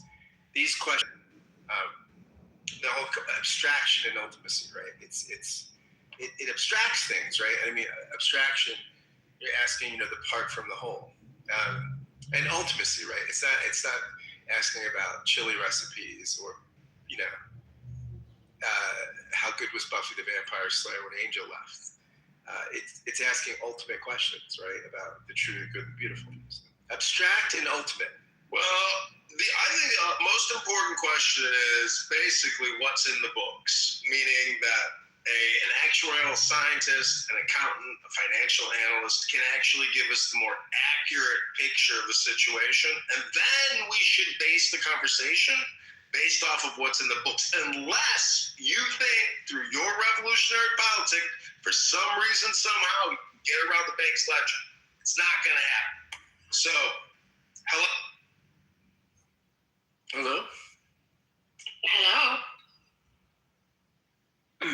What is your definition there, my friend, John? The same one with you, which is the love of wisdom, the pursuit of wisdom, the enjoyment of wisdom, joy of wisdom, the joy of the law, because philosophy is not just wisdom, philosophy is also law, and that's why I am a practicing attorney and lawyer trying to liberate my people. But yeah, I think what's interesting about Scruton's definition is the abstract and ultimacy, and he fleshes that out, because I do think you can love. I know that philosophy, the Greek, the etymology is love of wisdom. It's part of why I answered that way. But on some level, you could love wisdom and not be that philosophy in the West does. I'm leaning on kind of a Western definition, because if we looked at Eastern philosophy, that might be, it just would be a different conversation. And she said, "What do you do all day long, John? Describe your day to me." And I said, "Well, I'm not exactly sure how to describe what it is that I do." And she said, "Do you read books?" I said, "Yes, I do read books." And so all I'm trying to say is pick up a good poetry book right now and read it. Set yourself free from the hypnosis known as Clubhouse. You don't have to worry about the fear of missing out. There's no FOMO. As Scott has confirmed, we are making plans to exit the app and go completely to X Spaces because we believe that this app could and must shut down for national security reasons. What? Because Amir in his terrorist room, his anti-Semitic death trap, which is brainwashing all these good people in Clubhouse to hate the innocent Jew, is disgusting. It's despicable. And if you're an anti-Semite, there's a 100% confirmation and correlation that you hate poetry and you don't read poetry. That is not true. You got my book and proof. That is not true because I like T.S. Eliot and I like his book. Still anti-Semitic, I'm assuming. Well, look, these days, I mean, the fact that you go to Starbucks or Chick-fil-A could mean anti-Semitic. There's a lot of anti-Semites these days. Well, what I'm trying to point out is that there are four great powers in reality. Oh, again. It's cause One thing that John Kitover has always done for me for the last 5 years, always fucking people. Because I will admit that I'm intentionally obnoxious to try to create some type of different medium of exchange. Meaning that when Borat first came out and you saw Borat, people thought it was so funny because this guy pranked everybody in the movie to think he was some Eastern European reporter from Kazakhstan. So that's kind of what I like to think that I'm doing in my art medium. And thank you for participating. Hello? So I wanted to go back to anti-Semitism for a minute because I think it's interesting. Like, do you? I think what's interesting is that you have like Tucker Carlson and Megyn Kelly and Candace Owens, and their brand of anti-Semitism is dovetailing with the kind of anti-Semitism on the progressive left. I find that really intriguing. And what kind is that? Their brand, Tucker Carlson, Candace Owens, their brand of anti-Semitism. What's going on here? So is it anyone who has any critiques? Anyone who's an isolationist? Anyone who's MAGA, truly MAGA? Anyone who's America First? They're anti-Semitic because they don't want to just open their cheeks and let Israel do whatever the fuck it wants all the time. Our bodies and our American. It's our soldiers getting sent over there, and it's our taxpayer dollars. So, But it morphs into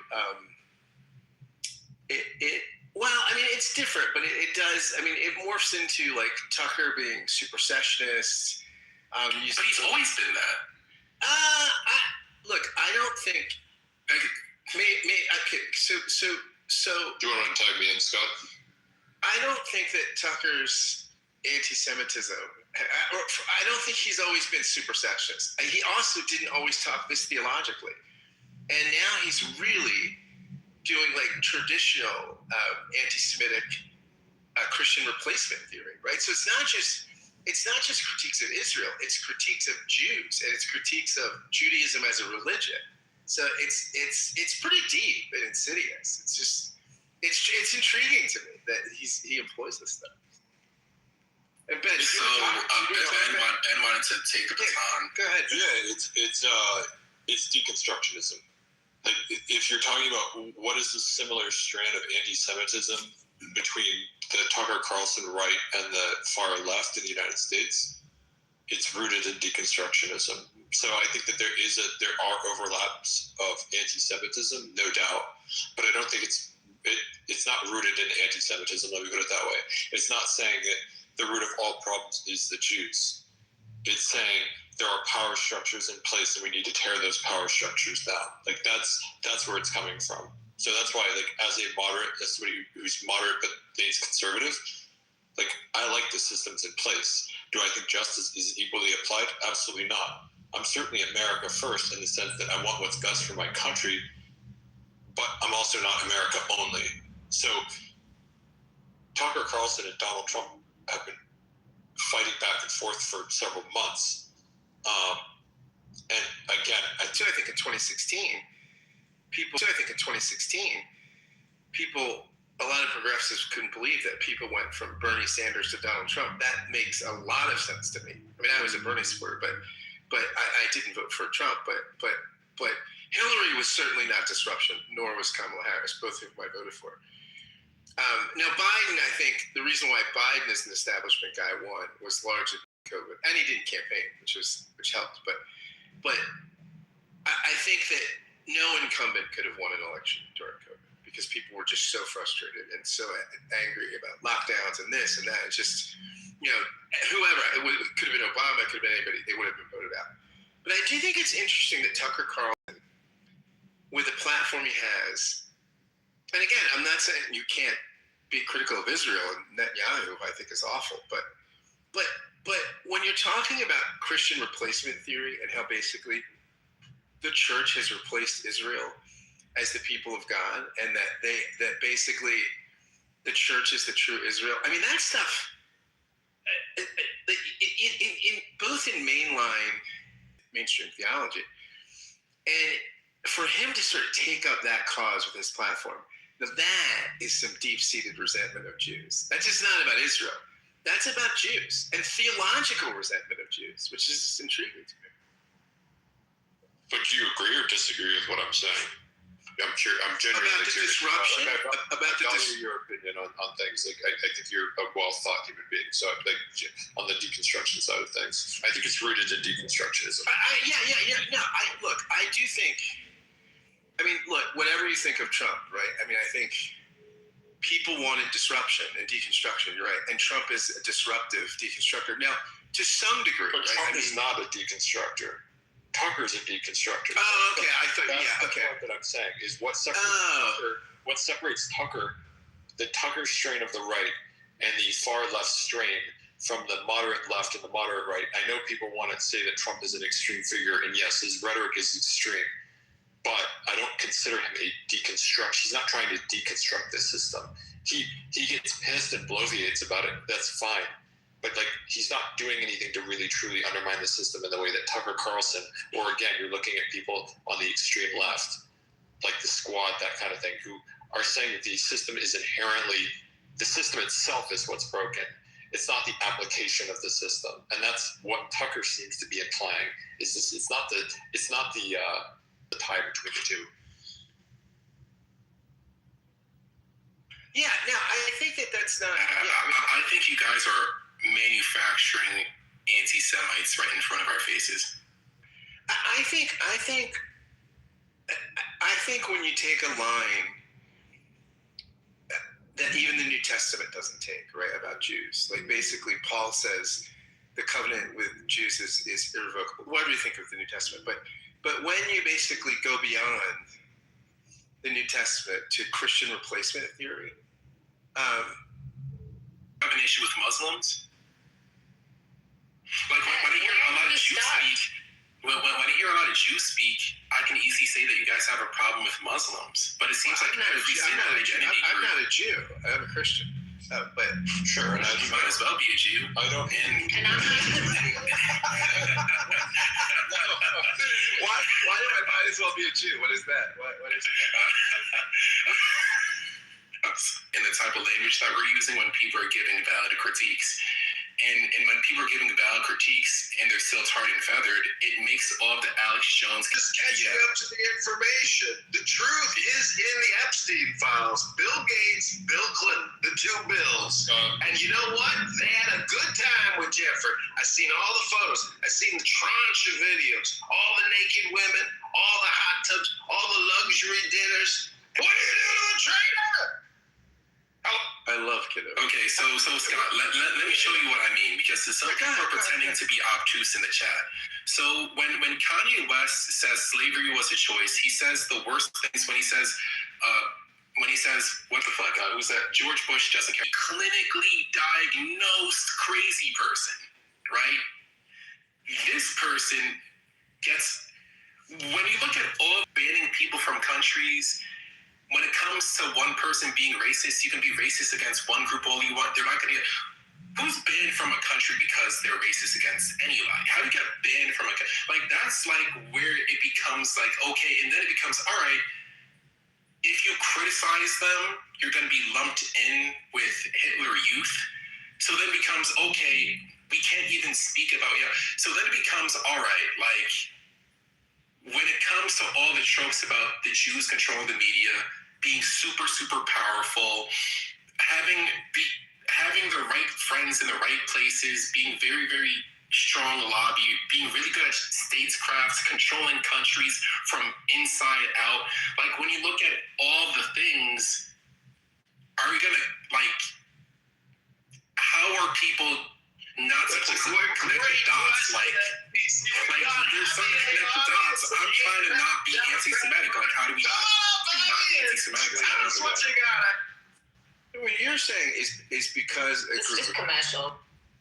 You're saying because a group of people has a disproportionate influence to their size, right? They also have a disproportionate, like a Nobel Prizes and all these things. I mean, it's a group that's only 15 million people, and yeah, it has through success and other things have been able to be. If I repeat what you just say, I get shouted down and called an anti-Semite. I don't think that it's like Asians being good at math. I don't think it's a big conspiracy that Asians are good at math. I think that there's a lot of different reasons why, on average, Asian children are really, really good at math. Okay, but if I say that on average, Jewish people are this, and that, then it becomes anti-Semitic because of the implication of what I'm making. I think it's because there's over 2 billion Asian people. Because I've asked Asian people. So how do you guys explain the strength of the Israel opera? I don't want to do this. Kitover, I'd say he was. Yeah, I'm happy to talk, but I really don't feel like being. No, the positive stereotypes are the ones that are scrutinized. No, but what you're saying is wrong. Yeah. What you're saying is wrong. So what you're saying Jews is are hurtful. overrepresented in media. What you're saying overrepresented in the media. If we weren't, people like you wouldn't be saying the shit you're saying on social media. Now, would you? If we're overrepresented and we control it, then why is it so negative towards us? Please tell me. Explain that one. Why do we have all the problems we have on social media and on the media, and people like you saying the things you're saying if we control it? Explain that. It's illogical, isn't it? Completely illogical. If you want it to be. What else do you want to bitch about us? And is it every day that you like to say something? Could you pick on someone else this week? Every day. I think two things. So what else do you want to pick on? What else are you about us bothers you? What else? So, get it all out. The main thing. Do we control the sports? Do we control sports? You guys also control the weather. You guys also control the weather, and right now it's 60 degrees with an overcast. So really, that's an issue. So do you think the stuff that you say then gets picked up by other idiots and they harm people as a result of it? Do you have any idea what kind of harm has happened to our community? Do you know? Do you pay attention to it? Do you read about it? Do you know how many car accidents are caused by the rain? Do you know how much harm has happened to our community? After the recent incursion into Iran, within 6 days of the incursion, we received 8,000 threat to life in the United States alone to our community, to institutions in our community. 8,000 threats to life in 6 days. That's just a little slice of an example. We spent over $750 million shit that said like this that other people pick up, and then they just start going up the pyramid. Then they start going up the pyramid of hate. And why don't you Google what the pyramid of hate is and learn about how your little comments then grow into a little more discrimination and a little more hatred until it reaches the top. Why don't you take a look? Okay, so can we calm down? Can I just ask a question? Calm down. It's really awful to live with it. Understand what really social violence feels like. And all this shit just adds to it. And instead of being sensitive to it, you have assholes that say things like this that are being said in social media and then accuse us of controlling it. Okay, so I'm just going to address a couple things. One, I believe that in America, from the ages of like maybe 6 or 7, at least on the West Coast where I live, we are taught to be sensitive to the plight of Jewish people It's taught in education systems all up and down the state, probably in the other two that are above us as well. I don't know what's going on in the rest of the country. I live in California. We have a whole museum dedicated to educating people on the Holocaust and the plight of the Jewish people. I know that it's a beautiful museum. I wish you were right, except the new stuff being introduced into the education system and ethnic studies in the California education system. Studies in K through 12. Well, yeah, it's being introduced. I'll put the stuff in the chat if you want to see. So I'm just gonna finish what I was saying. But I think too. So while I understand your frustration, Abby. Bro, like honestly, shut the fuck up. To be honest. As you move them down. No, don't move. Okay. The fascist comes out, ladies and gentlemen. You can hijack your room every 5 minutes. So Abby, I understand your frustration. I can empathize with your frustration completely. But I think two things can be true. It can be true that the violence against Jewish people in the United States, at least, and probably globally, we can count that, but I'm just going to talk about where I live, right, has exponentially grown in the last at least 3 years, if not more than that, right? While also saying that Jewish people are overrepresented in the media.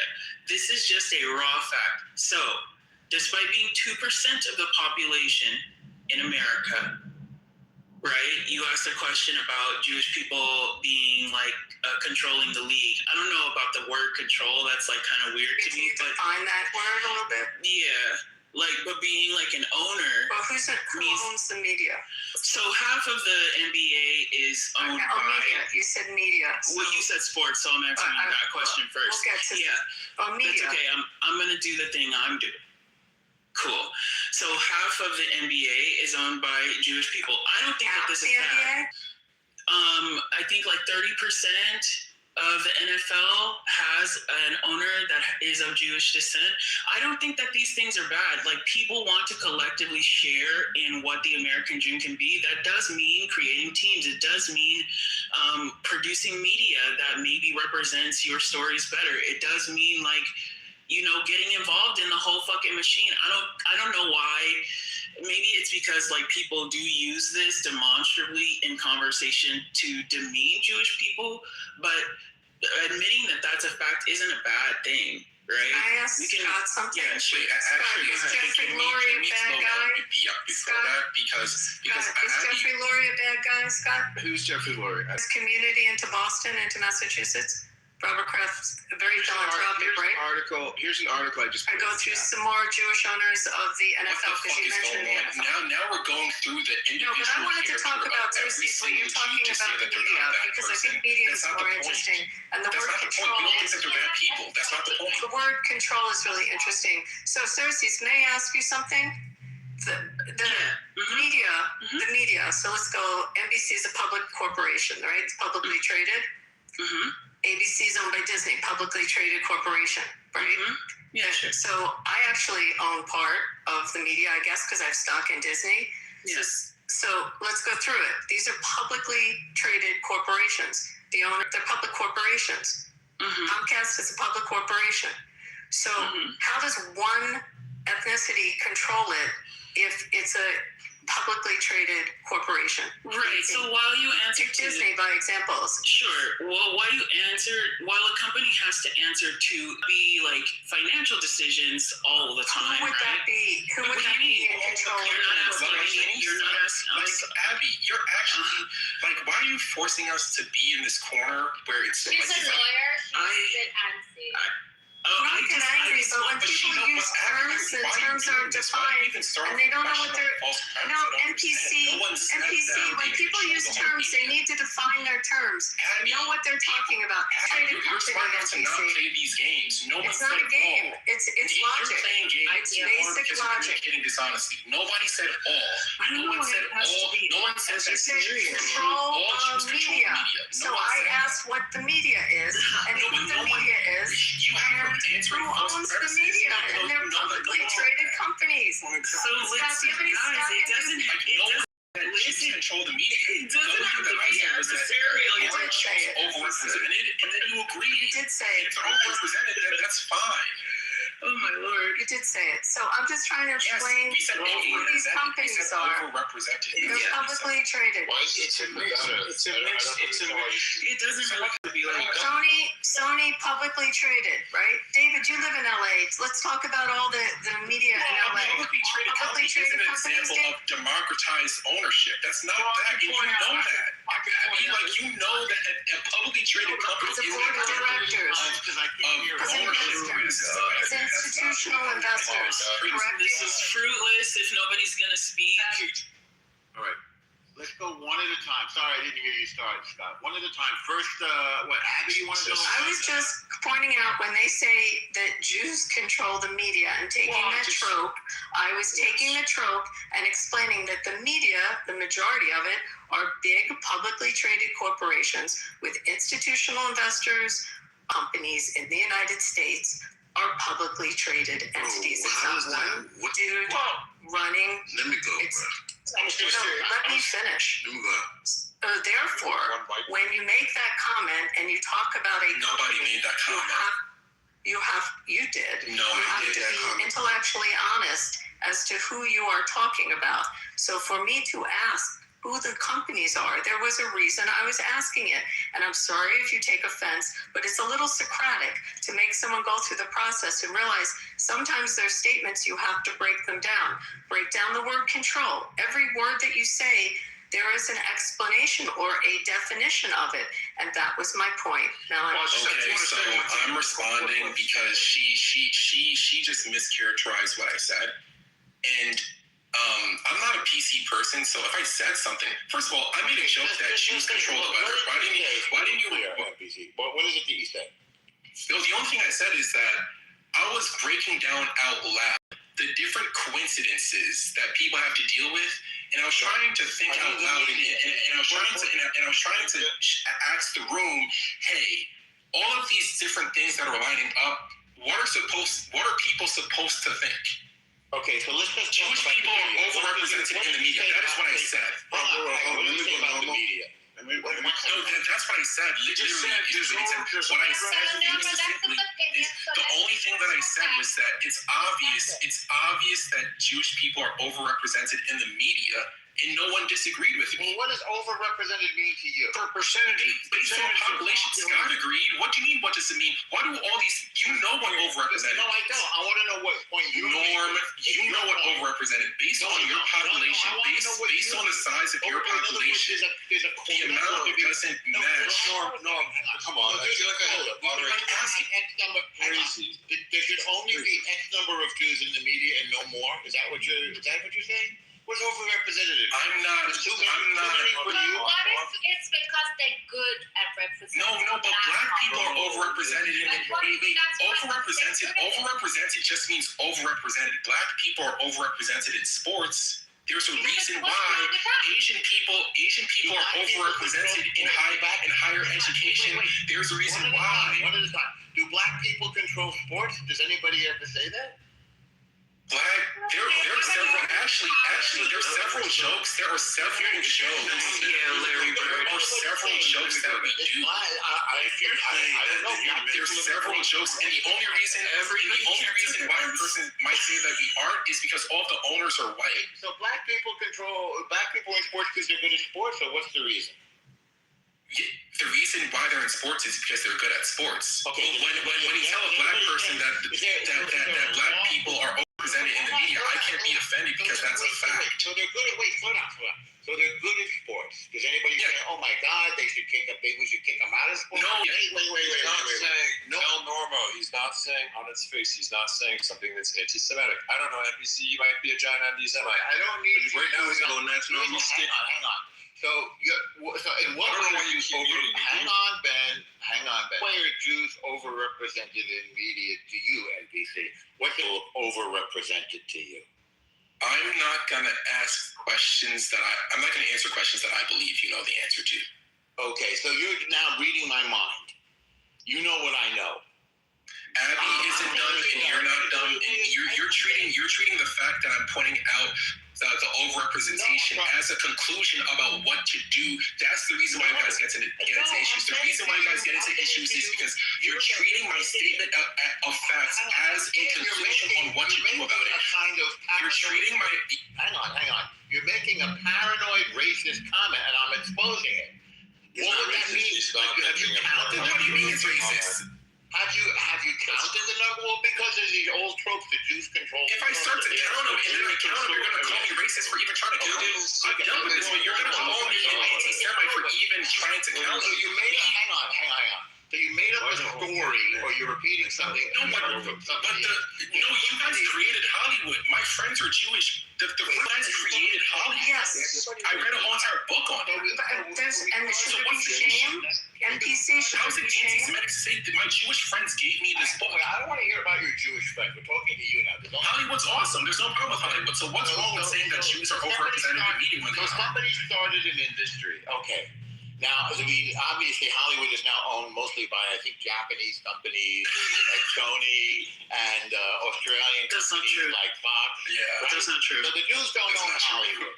Okay, so 100 years ago, a Jewish guy started a movie company, but obviously that's no longer the case. No, but why you act like it's arbitrary, and why you're acting like why you act like the institutions just went away, like it was just one dude. The dude who started Hollywood just happens to be Jewish, and then the rest doesn't matter. No, I wouldn't say that. I think the problem... No, but you're making it seem like it's like over 100 years ago, a Jewish guy started a movie studio, and you're focusing on. Okay, so no, it wasn't. It was more than that.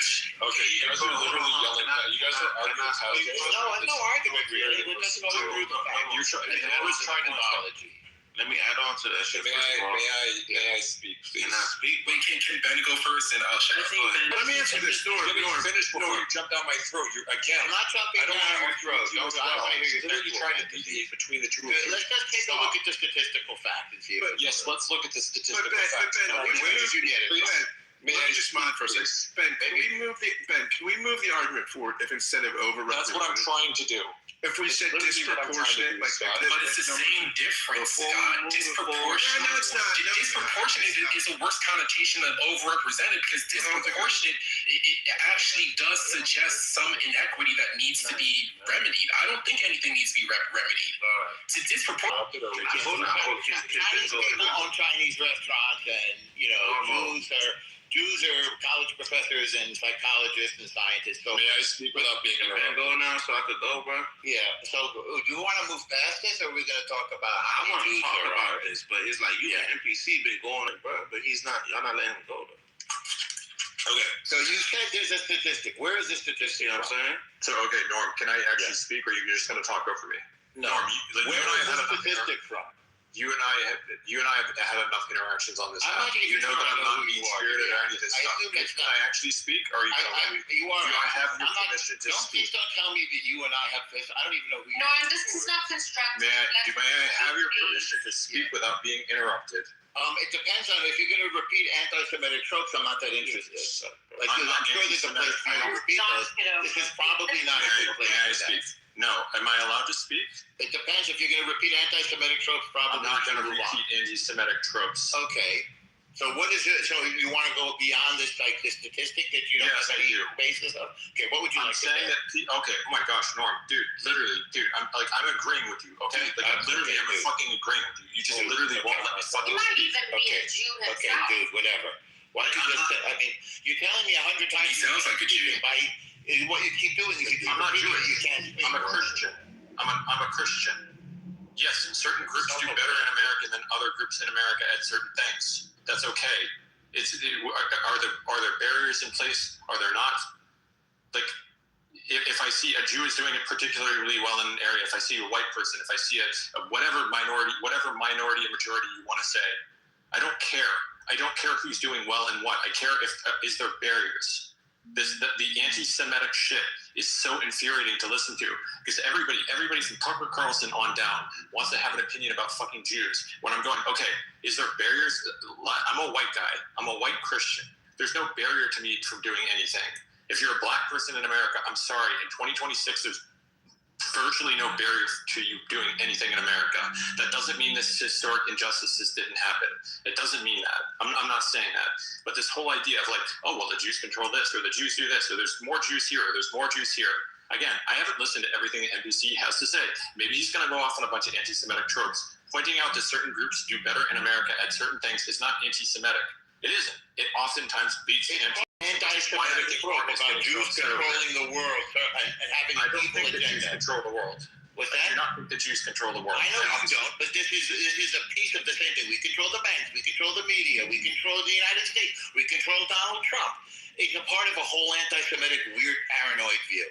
But it's an actual fact that the only lobby that's bigger than the Israel lobby, it's a legitimate fact. No, it is not a fact. So now I got to chime in on the lobbies discussion because you don't understand what a lobby is. You don't understand what a lobby is. What's the largest? There's 3 or 4. Israel is about number 40 or 50. It's the insurance, it's the prescription drug companies, it's insurance. It's the NRA. Do you want to go through the list? No. First of all, teachers, you can go through the number 1, and you can pull it up. Anyone can hit Google and look, and way down on the list. But by the way, just so you know that AIPAC, and I'm going to be very clear on this, does not write checks. Jewish Americans write checks. We write checks. And we write checks to members of Congress, because that's all AIPAC does, is members of Congress. They don't do the executive branch. We write checks up to $5,700, which is the limit for members of Congress, and it is bundled by an organization. It is not that organization writing the checks. It is Christians and Jews that support the American Israel. I actually know this organization that bundles it and gives it as support to. It's a super PAC in their top 5 strongest in the United States. Did I just say how AIPAC is funded? It's individuals. That's fine. They're still American. They're still top 5. It doesn't matter. They're not top 5. Google it, sweetheart. Google the top 5. Not even close. Not even close. I'm not denying it. Anyone can look it up. Anyone can look it up. Look at the top lobbyists in Washington. Have you spent time lobbying? Have you ever knocked on doors in Washington? Do you know? It's NRA. You can go through it. It's the AARP. AARP is one of the top. I just pulled up the list of the top 10 largest lobbying groups according to Zibia.com. AIPAC isn't in the top 10. Thank you. It's not in the top 10. Not even in the top 20. The number 1 is the National Association of Realtors, which we all know is a Jewish front group. Can get fucking break. Then the American Chamber of Commerce. Number 2. Right. I forgot about the Chamber of Commerce, Ben. That's a big. The Pharmaceutical Research Manufacturers of America is number 3. American Hospital Association is number 4. Blue Cross Blue Shield is number 5. So number 8, Amazon. Again, I guess a Jewish front group, according to this jokester. Business Roundtable, the NCTA, and APAC, and fucking NPC. I almost called you APAC, which is hilarious. NPC, I was going to bat for you so you could open your mouth, and immediately you stuck your foot in it, dude. Yes, I'm a Christian. I'm pro-Israel because they're an ally. Because there's one free country in that entire country. Why do I have to wait that long?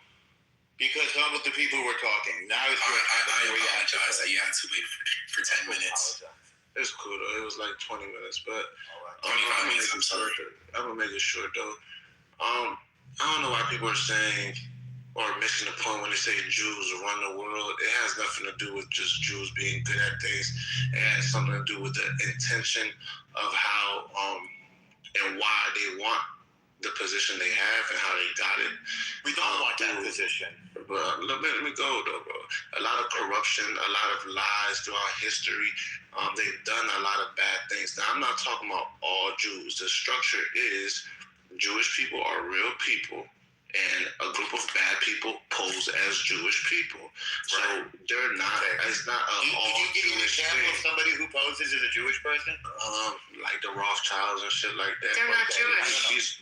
These are real people. Yes, they're not Jewish. They're all Christian now. The Rothschilds. They converted. Here's the thing, right? I don't buy that. If y'all buy that, well, we know it. I mean, you could buy. I wish they were Jewish. I would like their money. It's like somebody said, it's like your whole life belief, and then there's people like me that know about this. And here's the thing, right? Throughout history, it's not like people are just saying this now. Everybody's been saying this throughout all of history about. Yes, people say bad things of black people too, and I call that racism. What do you call it? Simple. They've been saying Cass, this about. Cass, people say bad things about black folks, and I call it racist. What do you call it? What do you mean? What's the point you're making? Well, you said that people say bad things. So what Jewish people do? No, wait, Cass, I'm asking you an important question. Cass, wait a second. People enslaved black folks. I call that racism. People said that they were bad things. I call it racism. What do you call it when they call Jewish specific things? Whether they call Jews lazy, or they call Jews stupid, or they say Jews are on welfare. I call that racism. What would you call it? Well, as I said before, I said a specific group, not all Jewish people. Yes, a specific group. I was just saying all black people are not like that. All Jewish people are not like that. But all Jewish people are not like that happen to run everything. Run what? They have bad intentions, and they spread a lot of pedophilia. Jonas Salk had a bad intention, Cass. Did Jonas Salk have a bad intention, Cass? And then they want to lie about things like the Holocaust.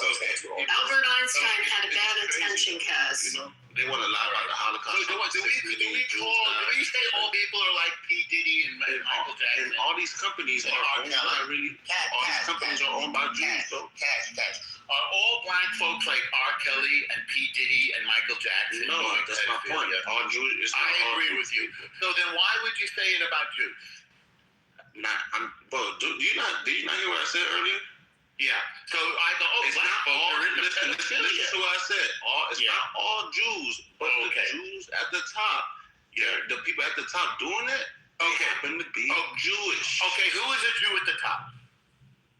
It's a lot. It's our Jewish. No, they're not. Cass, they're not. So give us a Jew at the top. Who's a Jew at the top? They're Jewish. You're talking something. I want to be one of these Jews. Michael Bloomberg. Okay, what did Michael Bloomberg do that was bad? He was mayor of New York. What did he do? The city got safer. You don't like Michael Bloomberg? The company. I don't know. I don't live over there. I was trying to help him. What did he do? What did he do that bothered you? He said he did evil things. He's trying to being Jewish, obviously. He took $1 a year. There's no evidence. Cass, hold on, Norm. Cass, who is she? I was just giving an example. Who is Jonas Salk? Who's Jonas Salk, Cass? Do you know what polio is? Do you ever hear polio? The sickness? Yeah. What about it? You don't have it, do you? Do I They invented the vaccine so that nobody has it anymore. So here's the thing, right? So, and guess what about Jonas Salk? He's Jewish. Yeah. You know what? And then Stephen, they got to put it in little sugar cubes so you can have it in school and make sure school kids have it. This is important. So you see it like that. Shall I keep going? The way I see it. The way I see it. Here's the thing. This is why there's Do you think we should still all have polio? Abby, I'm responding to you. So you know what he charged with the polio vaccine? You're saying a Jewish person, right? Yeah. There's this sickness, and he made a vaccine for it, right? So you don't listen to this. I'm saying this. And you know what he charged for? Here's what I'm saying. Wait, we didn't finish the lesson. You know what he charged for? It was free. Knowing how to free. I know. I know. So we millions of people all, bro. Normal. You cannot talk. You want to overtalk me, bro? Like, no, I waited all that. No more fragility. All right, go ahead. But basically, you guys see it like that. I see it like, first of all, they knew what it was. They probably had had something to do with it, and the vaccines are not. They are like, bro, these vaccines. Holy shit! So you're saying Jews brought polio into the world so that Jonas Salk could figure out how to cure it and take credit? Is that what you're saying? I think I just heard him say that. Did anyone else, David? Did you hear him say that? The story you think it is not really that. You shouldn't trust the vaccines. Point blank. How do you even react to this? You didn't know what polio was. People test vaccines out. People test these vaccines out. There's a lot of bad. Oh my God. Know what polio was. Okay, so this is actually stupid. I'm not trolling at all. This is what You're actually they create the problem. Yeah, he's like incredibly anti-Semitic. Like, honestly. Literally, you just said all of the Epstein. I said, look at Epstein. No, you said look at all of the Epstein. I said, look at Epstein. Okay, all right. Let's go one at a time. Let's try to elevate the conversation a little bit. For the record, no, Jews did not invent polio. Jews did polio vaccine. You would know if they did? Yes, of course. They wouldn't put it. There's no such thing as inventing polio. It's but you guys did. But Normo, you guys did invent the transgender surgery. What are you talking about? Y'all push that transgender shit. Let's move on. All right, Oh my goodness. thank you for telling me real. Let's move on. It's so unfortunate because, this kind of rhetoric actually is like a double-edged sword. It like hurts you guys, like the people in the room, to keep hearing this kind of narrative, and it simultaneously disables like all of your contributions in a fast swoop. It sucks. Poetry on Clubhouse is valuable because bro, shut up. I had enough of you. You too might be coming onward. Your art that you choose to listen to is important. Honestly. Therefore, use and discrimination to know how much is too much Clubhouse. Please don't Okay, so he's specific here. I mean, anti-Semites like Kaz. When he says they, he roughly means the Jews, but apparently not all Jews. But what he's doing is he's creating an unfold again with the polio vaccine. Like, oh, the polio vaccine was invented by a Jew. And then he goes, oh, then polio must have been invented by a Jew. You see this again. This is not the Kaz. This is like other people who are anti-Semitic as well. Hey, what you're saying is insane. Yeah, you are. Yeah, you actually are, dude. No, like saying like deaths during the Holocaust is a lot. It is. That's anti-Semitic, bro. Textbook anti-Semitism. Isn't I've heard numbers as high as 18 million. No, but that's not the direction he's going. If he's saying let's not be intellectually dishonest, please let's not be intellectually dishonest and giving. What do you mean? No, and giving Kaz credit. It's as high as 18 but we're talking about the person here right now. So here right now, those estimates go down and not up. So to not be intellectually dishonest. But I genuinely think that the mainstream numbers are overrepresented. By how much I don't know, but I do think the mainstream numbers are overrepresented. We're still talking hundreds of thousands and millions of people. It's still a tragedy. So like measuring hard instead of trying to minimize it is a classic anti-Semitic. But I don't care about minimizing it. You guys are taking it so when it was about his statement. Kaz's statement was about minimizing it, bro. It's not about minimizing. We're not talking about people who are not in this room. We're talking about the person who said the statement in the room. I understand English. I disagree with the way of doing it, and the reason why is because they're not doing something positive. I'll finish an idea, and then you can see where we're going with it. Let us finish an idea. You're going to see where I'm going with it. And we just keep talking over each other because one of us must die. Okay. I'm going to say this again. I had to take a few phone calls and do a few meetings because I'm trying to control the media and the banks and the world and Donald Trump and polio. Controlling the story. And Jews are controlling the media. And Jews are playing victim. And Jews are lying. That's where that whole thing comes from. So you have fallen victim to a classic, really it's a Nazi trope. And when black folks in particular begin to parrot Nazi anti-Semitic lies, it's particularly disturbing since black folks too were the subject of discrimination and racism and oppression historically, like the Jews. Now, do we have to keep drilling down into this nonsense of Holocaust denial and Holocaust minimization, or can we move on to something The reason why I don't think you guys care about progress. The reason why I don't think you guys care about anti-Semitism. I was trying to basically build a bridge with not just Jewish, but have a conversation with some Jewish helps the conspiracy theorists. It helps the conspiracy theorists because when you start to deny, we're not overrepresented in the media, or if you say that Jews are overrepresented in the media, you have to feel like you're committing a crime. Like there's certain things that you guys can't even have conversations. You can't even have conversations. Hang on. Do you remember welfare queens? Remember that term? What does welfare queens have to do with? That was from Ronald Reagan. That was from Ronald Reagan. Yeah, I wasn't alive during that time. I know you were alive during that time, thank God, but I wasn't alive to witness. I wasn't alive either, but I know that too. Yeah, but what does that have to do with being? It's an anti-black trope. It says that black folks are overrepresented in welfare. It's a lot. But they are. But they are. I agree. This is what you don't understand. They are. I agree. We're talking to people that agree with you. He wasn't alive during the Holocaust. How could he even know about it? He wasn't alive. That's the new standard for knowing about something. Does this news to you now normal that black people are overrepresented when it comes to welfare benefits? They were overrepresented in sports. They were overrepresented in Popeyes. Is there anything else? The lack of impulse control in this room is crazy.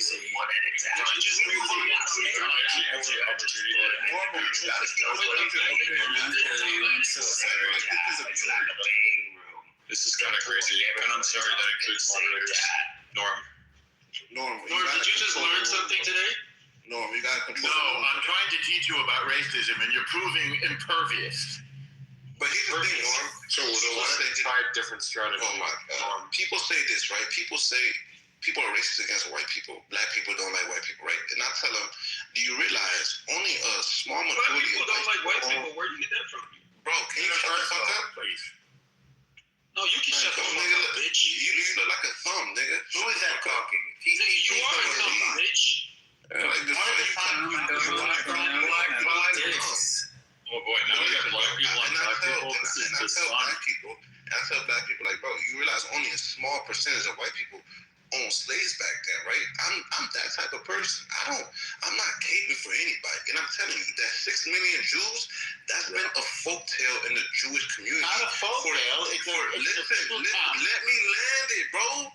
Before you cut it out, bro, I'm here to listen to you, bro. Just let me say what I say, bro. Okay. All right. I mean, and I thank you for your participation. It's enough already. It's a folktale. It's a lie. It's the Jews it's enough already. I've heard enough nonsense from this guy. I'm here to tell you that it's a folktale. Okay, it didn't happen, right? I mean, my mother lived through it, but she must have been dreaming. And by the way, all those dead Jews, any minute now they're just resting, and any minute now they're fixing to get up and walk. So, thank God for that. They're all coming back to life. They didn't deny it when they were put on trial. They said we were following orders, but they didn't say we didn't do it. It's the most documented thing of all time. It's like October 7th, the terrorists who go out there and are videotaping themselves raping and killing people, and then people say, they didn't do it. There's always going to be somebody, I mean, God bless Kanye. Kanye said that slavery was a choice. I guess this guy must agree with him that slavery was a choice. Yeah, but the thing is that when Kanye said that, I believe that people get to say, things that they believe in some instance. But at the end of the day, y'all can talk all the shit y'all want, but people notice patterns, and I think that free speech is the best policy, because if you guys try to stifle what people are saying, what you're going to do is you're going to start alienating people who just have questions. And when you alienate people who just have questions, it makes the people that have conspiracy theories. You just want to provoke people.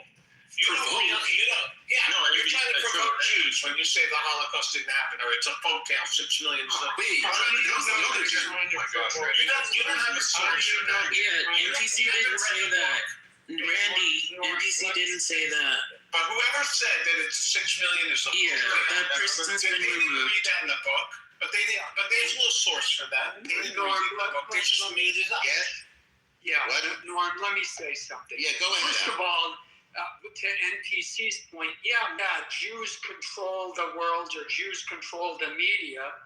Then you say, that's right, motherfucker, we do. And if you don't get in line, we're going to come after you. Fine, Why not? I'll try that next.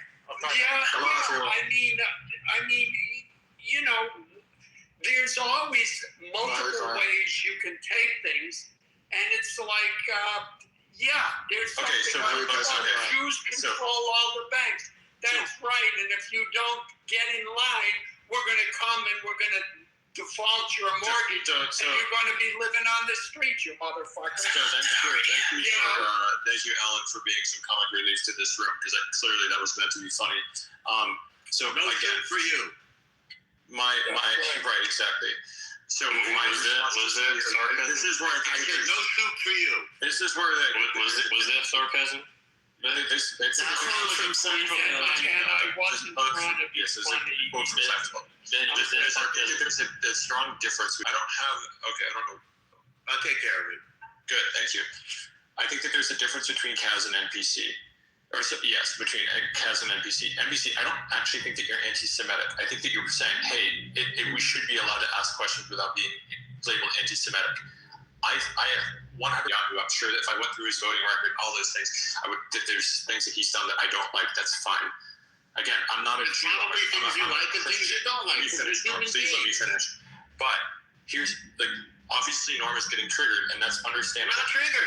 Oftentimes, the way I talk. Oftentimes, these questions that get asked oftentimes lead to the exact same thing, which is they end up in anti-Semitic tropes. Right, so that's why Norm is getting triggered the way that he is. I've been on Clubhouse, but I've been on Clubhouse for a minute. There's time before. Let me tell you something. Norm before 7th and after were two different people. Okay, two different people. Okay, Norm after October 7th, he's a different animal. Okay, so same person, different animal. Same person, still a human being. Maybe. Okay. I don't think that like Jews being things that certain people. Again, I mentioned this earlier. Certain groups do better in certain areas. Asians don't control math. They do statistically better in math. Relationship with Norm, it's just different, you know. I call him Jew. I'm not sure who you are. Do I know you under a different name? Yeah. You tried to sell me parking space in Gaza like last year. Oh, are you interested? I was interested last year. But now with the prices and I don't know. I'm not even free parking in Palestine. Yeah, I was in the room that you're trying to sell parking space in Gaza. No, I thought it was for free. And happens in the Middle East is not decided by my synagogue or my kids' day school. And to come and attack us and go after us as we're trying to live our lives in America is anti-Semitic, is bad, is wrong. And dudes like Kaz are scared of name.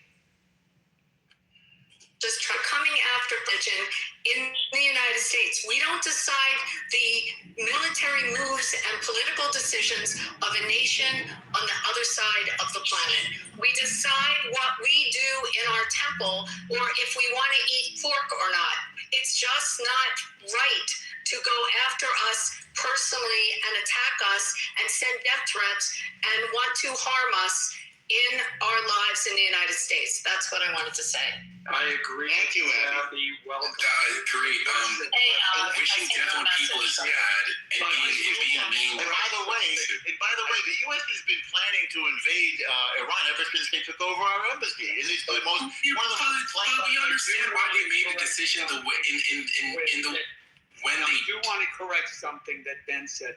I wasn't being satirical. I was being dead serious. Speaking of that, I know you were. I was just trying to. Yeah, it is. I mean, yes, there's the comical part of it.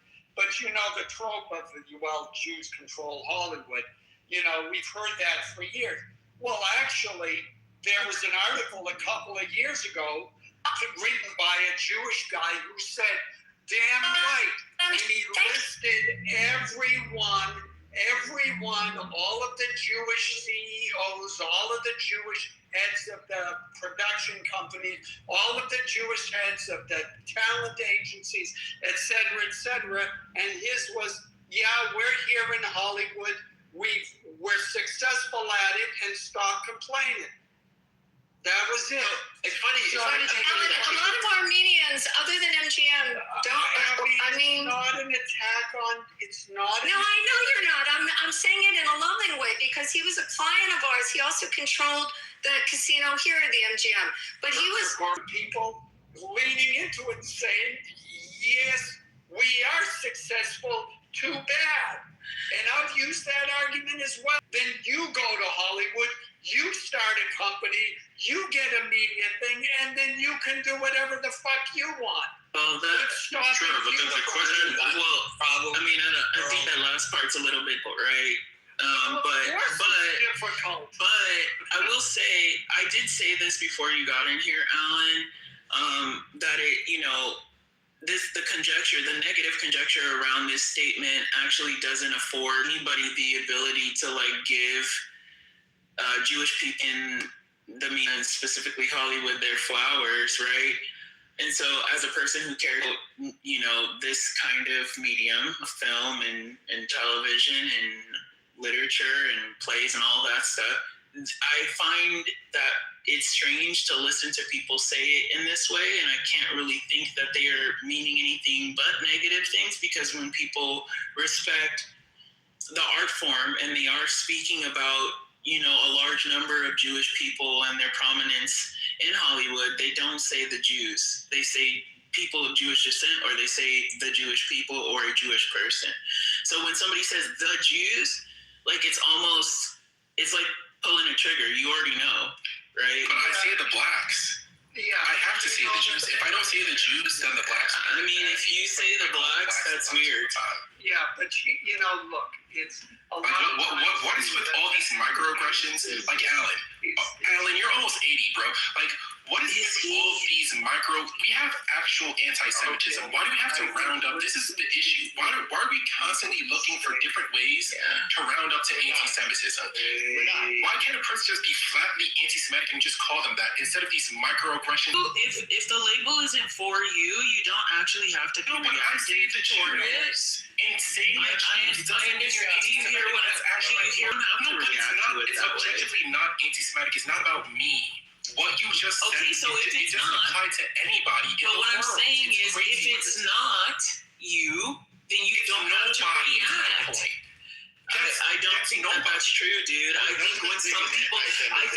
think some people using the Jews is absolutely 100% charged, and you would be foolish to pretend that it isn't.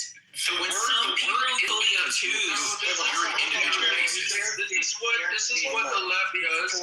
They try and police speech and tell you what you can and cannot say. Saying that you're offended. I have a lot of Jewish friends. I referred to El Normo as one of the Jews plenty of times, and he's never once corrected me on saying. I call him the top Jew.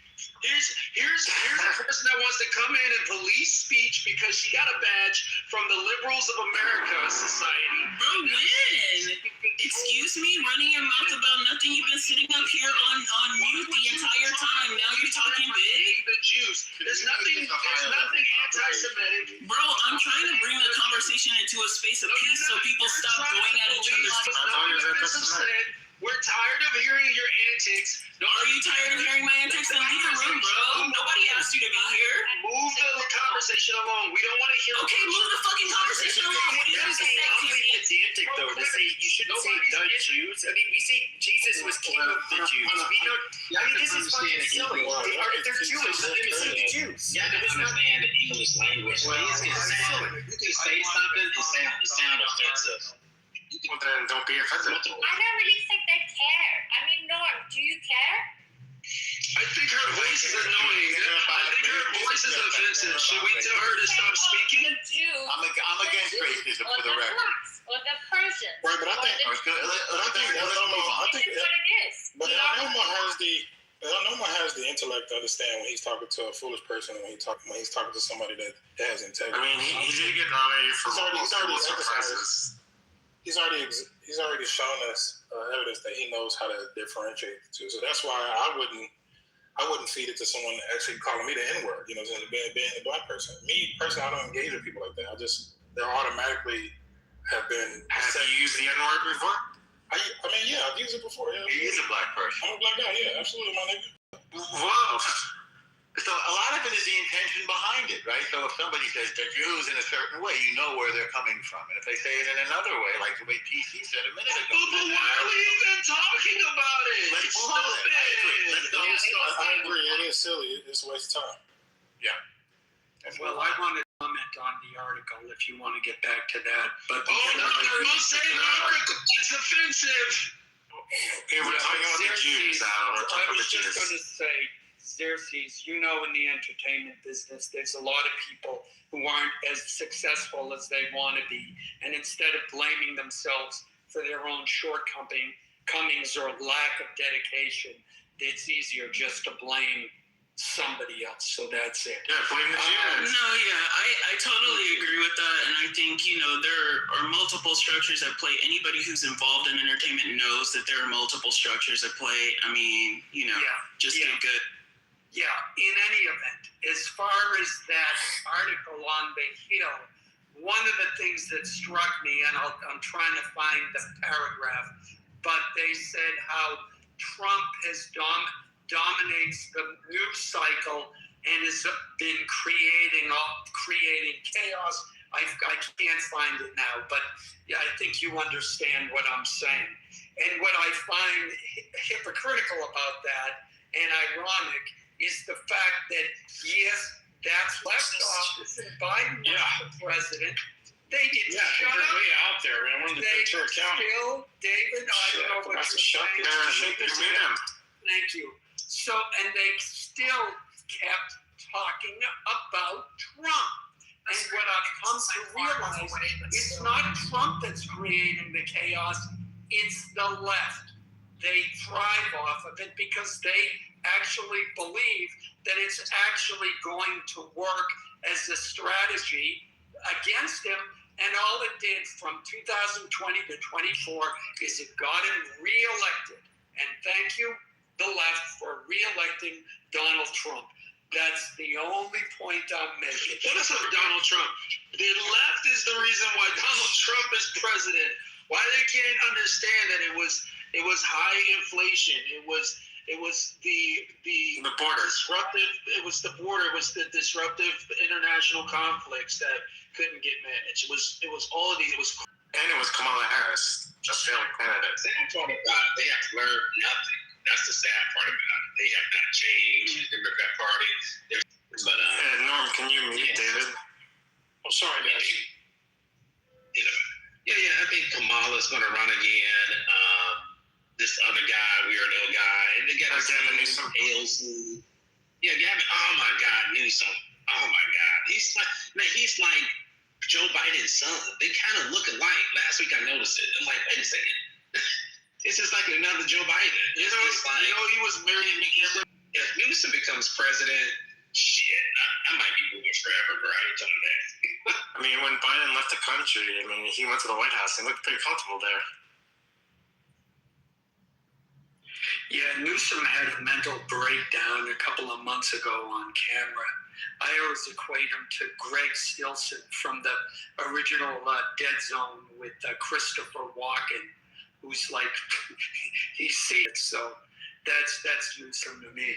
Yeah, I got a question about the topic. So I just got in about 15 minutes ago, but this is should Trump resign to be redeemed? I feel like I just looked at the article too as well. I feel like it doesn't matter who gets in office; they're going to go through the same reps. Where in the beginning, there's like always that honeymoon, period with your new candidate or a newly elected candidate, and then shortly thereafter, whether it's a quarter after or year or annually or midway through their term, people tend to be completely disappointed with the outcome.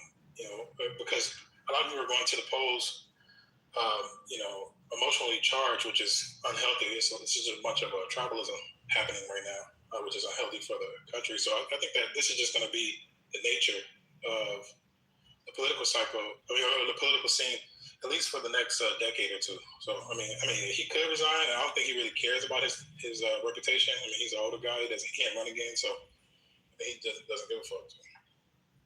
Bless you, Sam, for taking the room seriously and giving a considered, intelligent, informed response with perspective. Yay for you. Hang on a second. Appreciate it. But what you guys think? Now the bar is high. Nobody can be less intelligent than Sam. So you're going to better think about what you say before you say it. Well, I'm thinking about it because the other thing which I didn't touch on is the fact that the article assumes that everything Trump has done has been immoral and that he needs to be redeemed by it. And that's certainly, that's been the talking point of the left, that what he's doing is immoral. And, one can ask the question, is it immoral to go against a oppressive regime in another country? I mean, this is the United States. We've declared other regimes immoral and have committed, our military power to overthrowing other immoral governments, and yet somehow that message is lost on the left.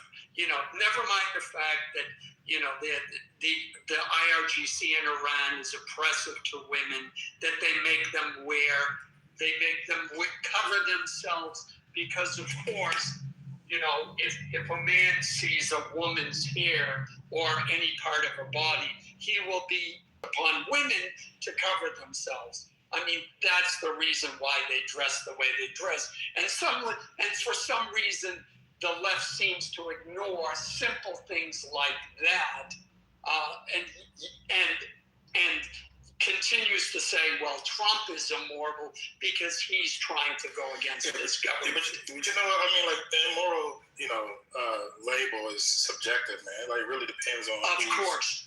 Yeah, but the unfortunate part about it is that if you really think about how Trump has been really running the country right now, I didn't vote for him in the Middle East, but for the most part, if you look at his entire ledger, he's been kind of like trying to play both sides. He's a little bit more of a liberal type of, the more centrist type of Republican versus a hard right, like far right or whatever. But like the neocons. What? Yeah. I believe so, bro. Hey, think about it though, because he has been trying to ceasefire for a few months now. You can turn Ukraine and Russia ceasefire. Armenia. He wants to strike a deal. He wants to strike a deal. I don't. So let me tell you why Trump wants to strike a deal. Let me just finish my submission real quick. But yeah. No, I mean, look, if you think about it, again, somebody pointed out the Ukrainian Russia war. I mean, he's definitely been trying to strike a deal. He wants us to get back to our lives. Yeah, and that's on Biden. Okay, our episode say. Trump, I know you, Trump. Trump is a bad roll with Trump.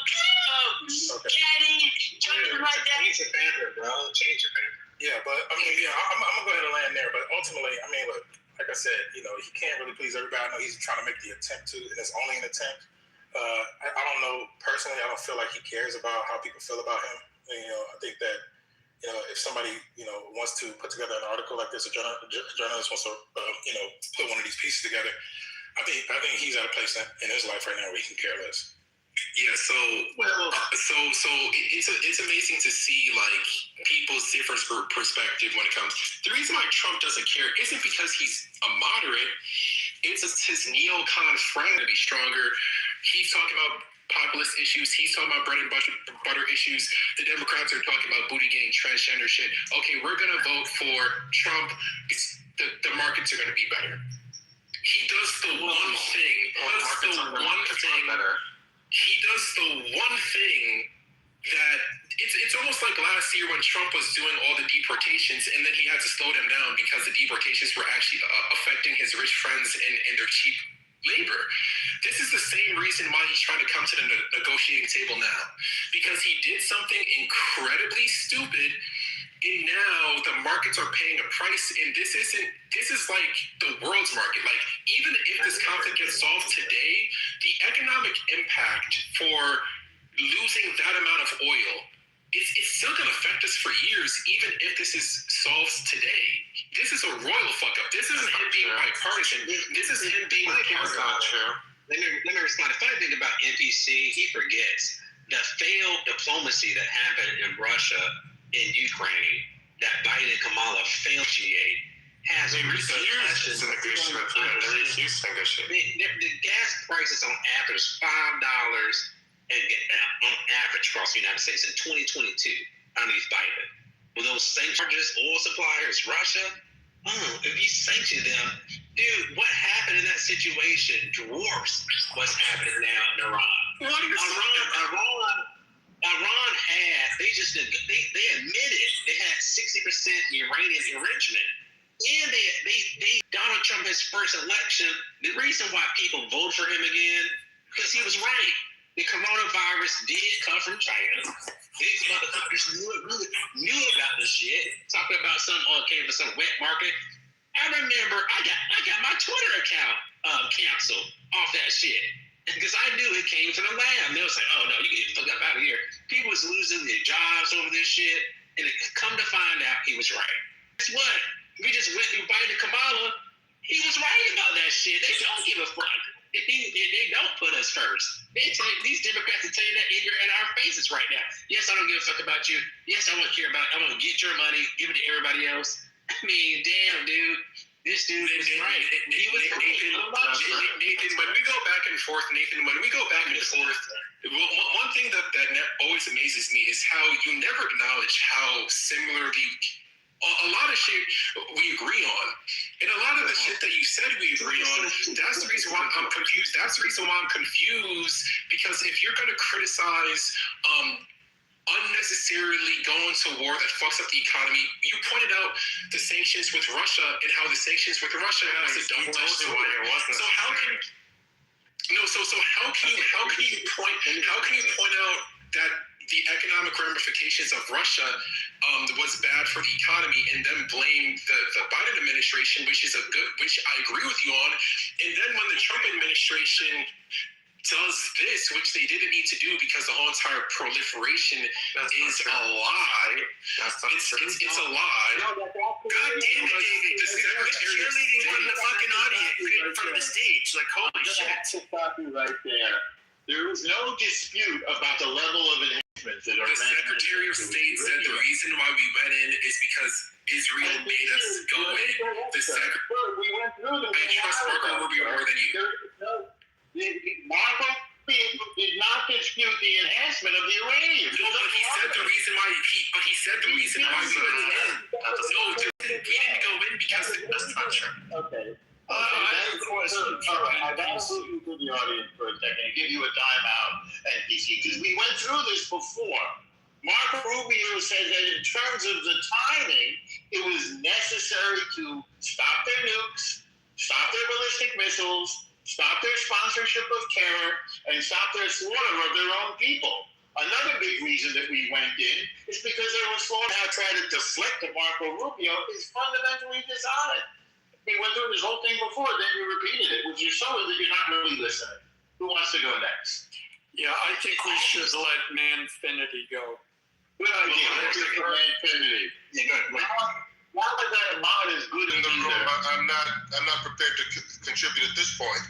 All right. But thank you for the layup. Did you vote for Trump? Well, I can continue on because all these things are connected.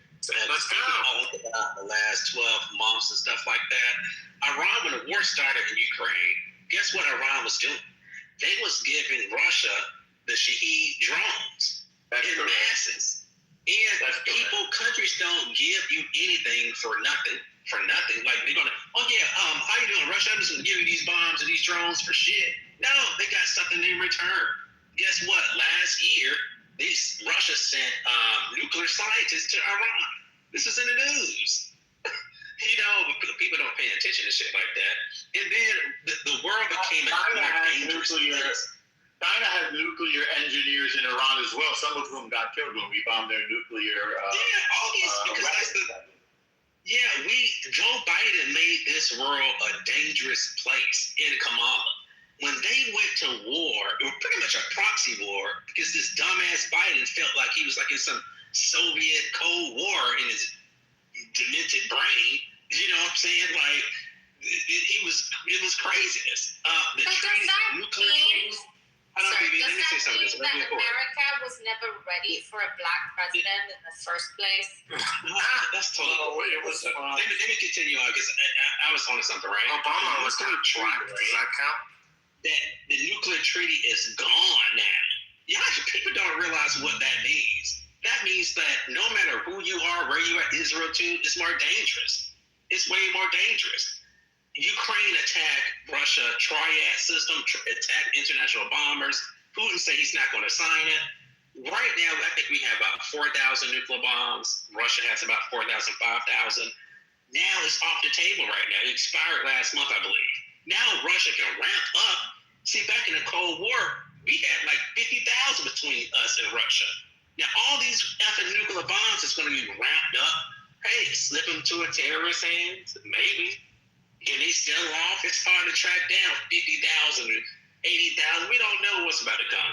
That's Biden's fault and Kamala's fault and these dumbasses. And then number two, who the fuck? Iran is not a superpower. You know what I'm saying? They're not a superpower. Russia is. Well, they seem to be powering the American and Navy and military. And elsewhere on social media, when the war with Ukraine started, one of my points was, look, Russia's a superpower, and they were saying, oh no, it isn't. No, it isn't. They're going to get beat. There's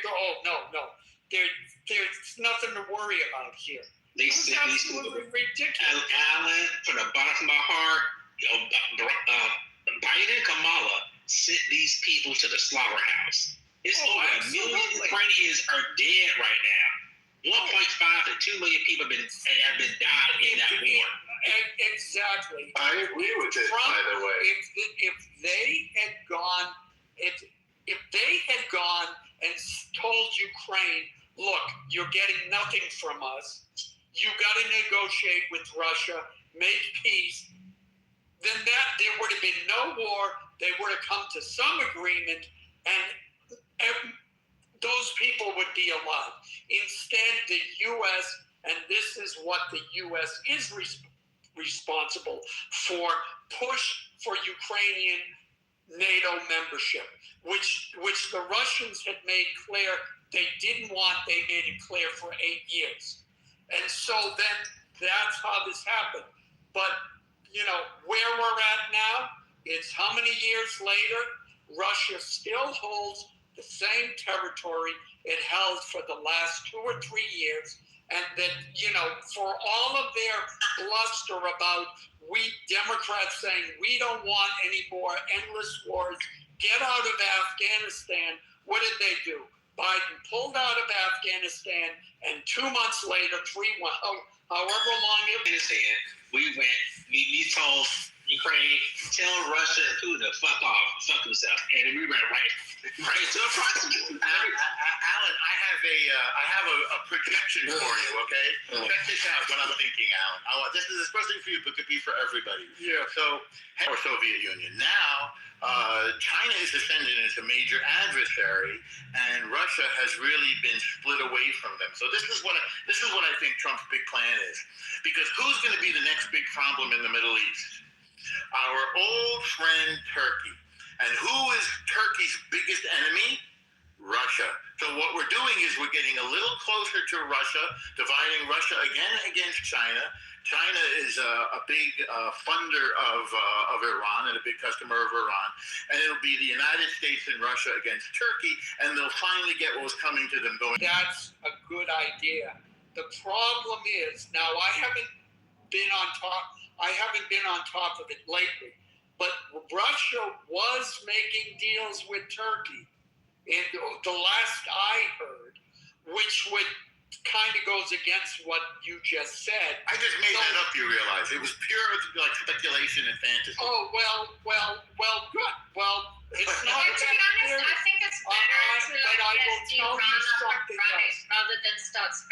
will. I will tell you something else. What you said happened, and I think that would be a good thing. How they pull it off, I don't know. But you are never going to minimize Turkey because Turkey is right there at the nexus between the Middle East, Europe, and even, down into the lower parts of the Middle East. So I would like that to happen. I don't know if it... Well, you're ruining my fantasy with reality. Well, I'm sorry, but it could happen. I mean, don't forget, the Turks piss off everybody, so they might piss off Putin, and that'll be the end, and it'll go the way you're talking. All right. We can move on now. I had a turkey sandwich for lunch. Does that count? Yeah, you're good. By the way, Nathan was saying, is Nathan still here? Yeah, Nathan was saying before that he got his Twitter account canceled for saying that it came from a lab. Not only was it obvious to most everybody that it didn't come from a pangolin in a wet market, which is sort of a weird idea, but Fauci went on TV in the early days of the pandemic, before the lockdowns, and said he had created the labs in China where they were studying gain-of-function viruses as a potential bioweapon. He said it on TV. All this stuff has been memory hold.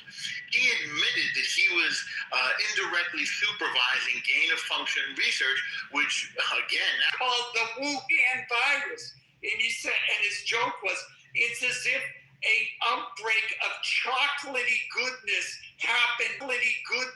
happened in Hershey, Pennsylvania. Who are we going to blame?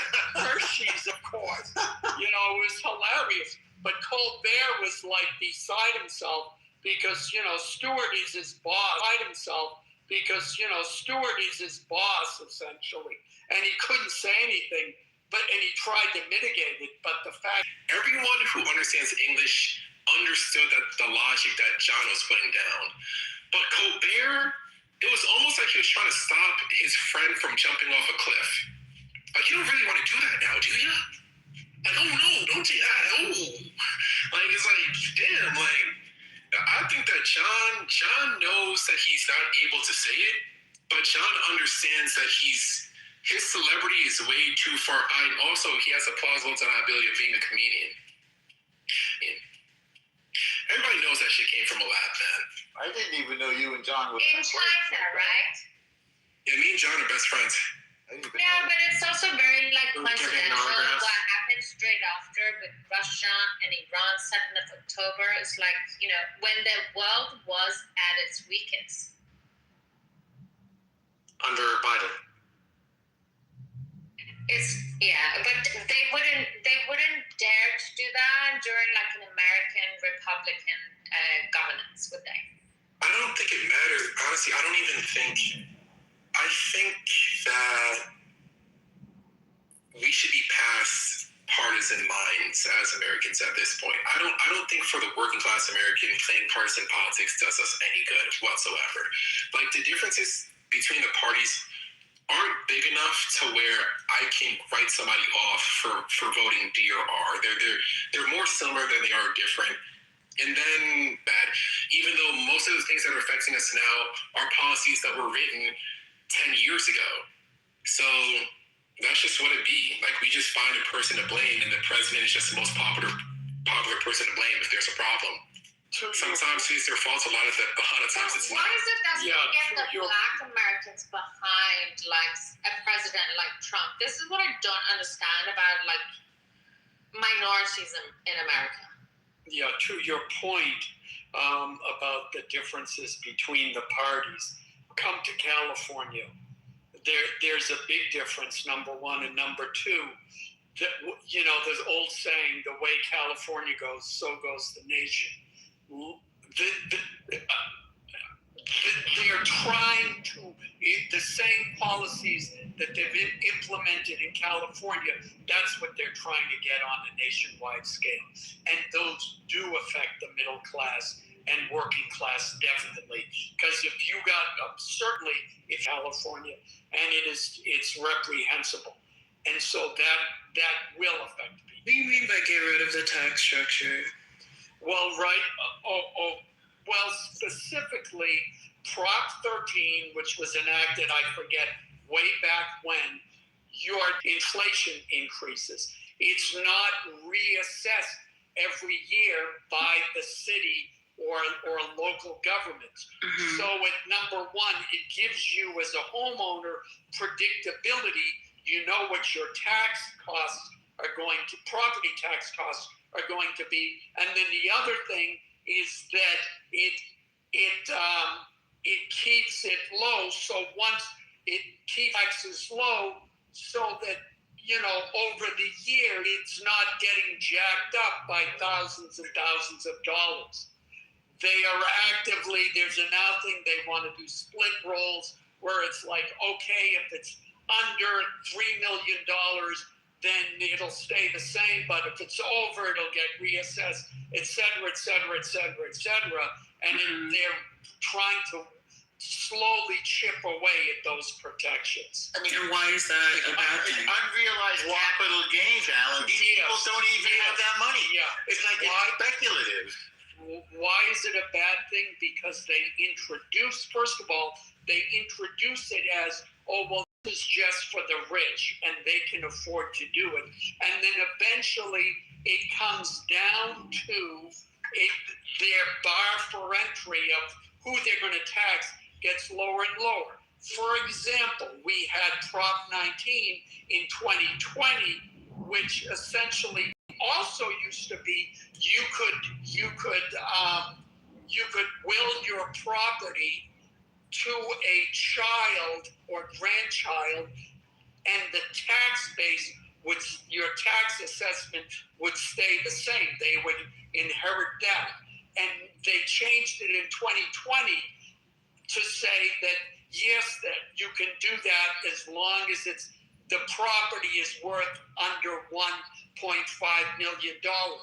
Well, welcome to California, where the median price is something like $800,000, and properties now are close to, or if not going over, $1.5 million that weren't within that. So it's a way that they're trying to raise taxes on people. Why is it bad? Because that it's just another way that they can try and pull taxes from people to fund their already failing budget, failing projects, and the fact that the state is so poorly run, it's filled with dead bills. I mean, like, well, okay, so people is like a wide net. They're trying to. Okay, so when you look at the incomes, they're going after the upper middle class. And normally, when we talk about raising taxes on the rich, we're not thinking about people who are making $500,000 a year. We're thinking about the billionaires and the millionaires. What California was on fire? Everyone thinks that people who own homes in California have money. A lot of those people have those houses handed down to them, tax laws, to go against the billionaires, but they're not going against the billionaires. They're just increasing taxes on upper middle class people, and then those people move. Well, they're making, so I can see how this is good and bad, which is why I asked the bad part. Thank you for explaining, Alan. Like, I can see how, what'd you say, it was $3 million for a house, which could still put you in a neighborhood that isn't, I mean, like you inherited the house, you're probably not making that much, you're paying low taxes, you can still afford to keep it. This law would, like, hurt people who can do that, right? Who can still hold on to it. However, I'm sorry. If you bought your house for $1 million and now it's suddenly worth $20 million, then you don't have the money to pay the taxes on $20 million. You didn't get the $20 million. It's just a speculative idea of what the house is worth. That's why they call it unrealized capital gains. They're going to assess your house and charge you for money that you never got. Yeah, see, the thing is that's the thing. You don't, I mean, you buy a house, and let me, before I get on to what you just said on Normal, you know, the area that the fires were in, that's like a heavily black neighborhood. Well, one of the areas. I know that neighborhood. And those, what's the name of it? People, what's the name of it? In Altadena. Those are nice houses, rich portrays it in California is that it's the billionaire class that are somehow aren't paying their fair share of taxes, and that who can afford this anyways. But when you read the actual laws and the way those laws are structured, you realize that that's just a cover and it affects everybody. And the other principle is whether you buy a house for $20,000 and now it's worth $100,000, or whether you paid $1 million and now it's worth $10 million. The property tax laws were put there because the government was taking advantage of property owners and building the government on the backs of property owners. And that it became so bad that you had the tax revolt. And it's all things that the left hates because they just want to extract taxes. I agree. Yeah, if you're worth $100 billion, yeah, you can afford it. But the principle is the law applies to everybody. And the fact that a billionaire benefits a little bit more is not a reason to penalize all of them. So if you're worth 100 billion, my question to Xerxes is, why is it a good thing? So whether or not you're taxing people earning $1 billion or $1 million or $100,000 or $50,000, why is it a good thing? That's my question to you. It's like, let's say the tax is only people worth 100, like it's taxing on unrealized gains is what it is. So why is that a good thing regardless of what income bracket it is? That's my question. Well, I'm not gonna. So regardless of what income bracket, isn't really. That's not. I think that's a conversation that like maybe Middle America can have. That's not a conversation that I can have as like a Californian, because like the different tax brackets are, the difference between like you make $50,000 and for somewhere else that's like you're balling, but for here that you're at the poverty level. Sure. So. I'll just deal with like the question of the homes. Like I think what I can see as like the good is like our state taxes tend to benefit a lot of people, right? And the taxes that have already been instituted, like I think what my brain is having an issue with is like for the people who maybe got inherited a house or maybe still living. And bought their house in like 1980, whatever the fuck, and are paying that low percentage for like pretty much forever, versus their brand new neighbor who just moved in next door and pays whatever the property taxes are for 2026. I don't know, man. Well, it's very simple. You guys are simple. The neighbor who bought the house yesterday, 30 years from now, with inflation, his house, the price of his house and the taxes from now. Yes, it seems unfair to the neighbor now, but 30 years from now, everybody benefits from it. Well, everybody doesn't, because 30 years from now, that person will be taxed at the inflated rate. Right? Yes. So it's not fair to them, and that's what's been going on for the last 30 years, right? Then have a flat rate. Like the solution isn't to gauge. Right, but that's the part that I'm struck. We're talking about fairness in a taxation system. So why don't we just like, I know that this is obviously never going to happen in the United States, but why don't we just throw away the entire tax system that we have in the United States? Why don't we skip? We have a progressive tax system. Why don't we just make it a flat rate across the board? We're not making it a flat. People who are rich in America pay proportionally. They pay way more. That's why this whole idea of like Bernie Sanders saying the rich need to pay their fair share. What I see this as is like inefficient, and that's why I pointed out when Alan says, in 30 years from now. So I just think 30 years back, right? When I'm pretty sure that this is around the time that proposition was passed. They're like, oh, sick, this is going to work for us. And then every single year for that 30 years, somebody next door doesn't get to benefit from that thing. And it's okay if you have space, I think like first time home buyer rates like have dropped to like a historic low, like 22% or something. So if you don't have those things, then this still works. But in California, you don't have that structure. And you know, but the thing is, the issue is that like all of the problem, the solutions don't even solve. They're like the problem. We have the wrong perpetrators, and then we don't have any fun. The solutions don't even solve the thing.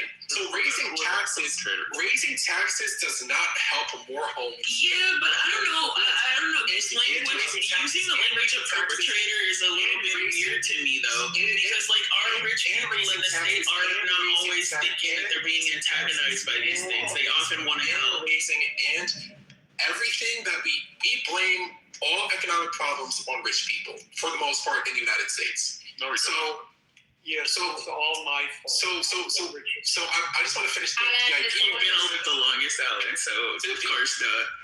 The idea is that if only it were true, if only improving the community. So who else does do that? So just for example.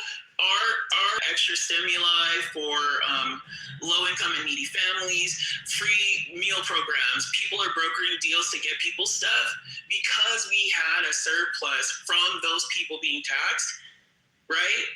But so it's not like that tax money doesn't work. It doesn't help. It does. The way nothing is all or nothing, but the way that you're framing this is as if they increased the taxes on billionaires as soon as the pandemic hit. That's not even true. No, that's not what I'm framing it as. I know, but people who have more money have been contributing more to the taxes ever since we've had a progressive tax system. What I'm saying is something very specific, and then somebody else can talk. Also, the only thing that I'm saying is that spending more money, the government getting more money doesn't equal more problems solved. And you see that in California. California is the biggest example of just increasing tax revenue alone doesn't do shit. The homelessness problem isn't because of too low. The problems in California isn't because rich people aren't paying enough. The problem in California is bad governance mixed with class people having an interest to keep their properties high value because of NIMBYism. That's the issue in California. In restaurants, great, like just a really, really, really, really great place to leave. One of my last things I did before I left the state of California was to vote for the recall of Gavin Newsom. Obviously, that wasn't successful. The Democrats are running that state into the freaking ground. Like, I'm sorry, like this idea that you are somehow correlating money being given to the government as somehow the people's lives get better. There's no evidence of that. There's plenty of evidence to the contrary. There's a lot of evidence to the contrary. And actually, that's hold on. Let me say this. Actually, it's not true. Listen, if I move to Nevada right now, my tax burden would go down by $200,000 a year, right? But as a person that is civically active in the state of California, and I actually study our budget, and yes, there are problems in our budget where there's excessive spending. We can't account for the $50 billion that was supposed to go to the homeless. We've now accounted for about $25 billion of that now. Whose money was that? Whose $25 billion was that? Was that the people's money or the billionaires' money? Taxpayers' money? Whose money was that?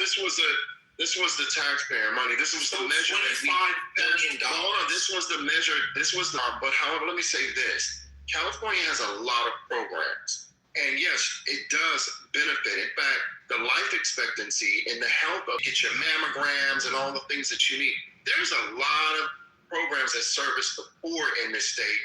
And that's what essentially we're being taxed, is to support those who are in the underclass. Yeah, and so you just did an amazing. Yeah, wait, NPC. I waited for you. I waited for Ben. I waited for Malik. To your point, Xerxes, yes, I brought up fairness. But you said in terms of efficiency. And that's the point. When you talk about homelessness, I just read KB Construction, which is one of the biggest construction groups that has built most of, Irvine and Orange County. They're leaving the state. I remember 10 years years ago being at government meetings where the local governments were screaming at the state because the regulations that the state has imposed, and this is the problem throughout California, the regulations that jobs, who are the ones, and more to this point, that create homes, who actually go in and build the homes, are leaving. And because they need to make money, and that's something that the California government doesn't seem to understand. They hate people who make money, and so they penalize them at every single turn, to the point where now it's like U-Haul has statistics on how many people are leaving California and what states they're going to. We lost a congressional, and I'll end with this, we lost a congressional seat in the last census because enough people left California to where we lost a congressional seat. Mm-hmm. That's how bad it is. So the idea that we're going to tax people, we're going to tax the rich, we're going to tax people who make money, and then that'll solve, as Ben said, and that how we'll solve these problems. It's not working. We can see that it's not working, and it's just ends up pissing everybody off. But it makes the politicians and it makes people feel good. Oh, we're getting those evil billionaires. If you really want to solve the problems, you got to look at it different. I mean, how though? What's the different thing? The different thing is there's. I want you to look up. So there's this guy from the New York Times. He talks about abundance liberalism, and I like what he's saying, because I think that we've been arguing really, really outdated, like political, like conservative, liberal. That's the left and right. That shit doesn't even really exist anymore, because I don't even think there's a conservative party in the United States mainstream. But that's a different story. So when you look at abundance liberalism, it talks about efficient government. The problem with California is there's too much, like, and look at how much high-speed rail has been. Look at how much high-speed rail has actually been built, and then look at the time frame. Every single excuse cannot be okay, well, whatever. You have to look at these things. People don't have a problem with paying high taxes if the city actually works. That's like living in New York. People have a problem with paying high taxes when the subway isn't clean. People have a problem with paying high taxes when there's high crime. People have a problem paying high taxes when the public school system is shit. Where the fuck is the money going? You had to do just say $50 billion, and you can only account for $25 billion. We're not talking about $50. We're not talking about like 50 cents and then you miss a quarter. We're talking $25 billion. So were you going to answer my question about how then? The way that you improve, my bad, Edie. The way you improve is have effective government, cut down unneeded regulations so the government can move fast and responsibly. You cannot have a slow, high-paid government. It leads to corruption.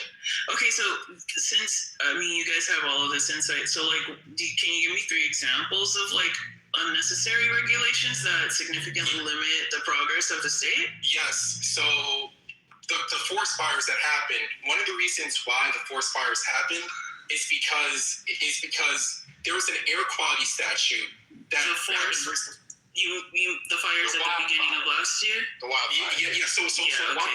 One of the reasons why the wildfires happened is because they stopped doing controlled burns. Why did they stop doing controlled burns? Because environmental groups added more stipulations, and they were complaining about the air quality, and they weren't able to do it because of the controlled burns. Now, imagine how the air quality was after everything was burned down. Hey, Zaza, don't eat that. Don't eat that. Spit that out. So this is what I'm talking about. What we're talking about are examples of seemingly compassionate policy, all they're all because of an arsonist, bro. But it wouldn't have been as big. Why? So we was exacerbated. No. See, because it wasn't just because what those controlled burns do is they burn away the brush that they know will be a problem. It's called managed forest, so that instead of it burning uncontrollably,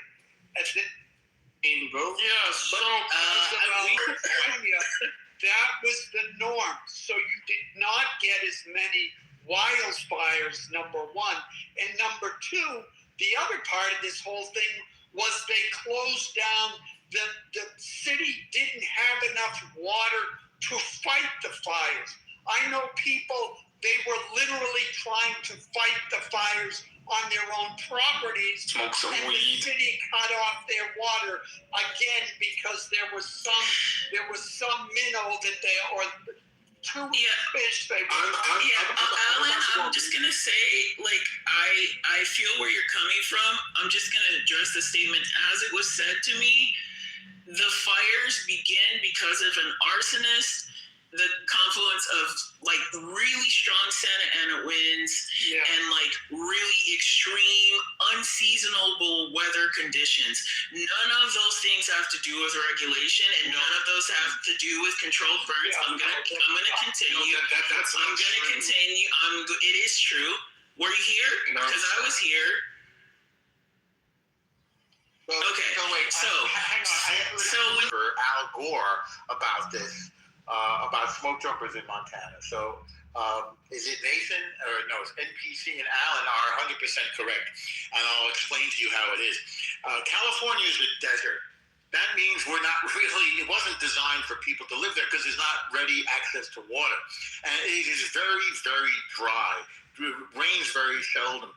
And the landscape is designed actually to burn periodically. That's the natural condition of the Pacific Northwest, and in the case of California, all the way down to the Pacific Southwest.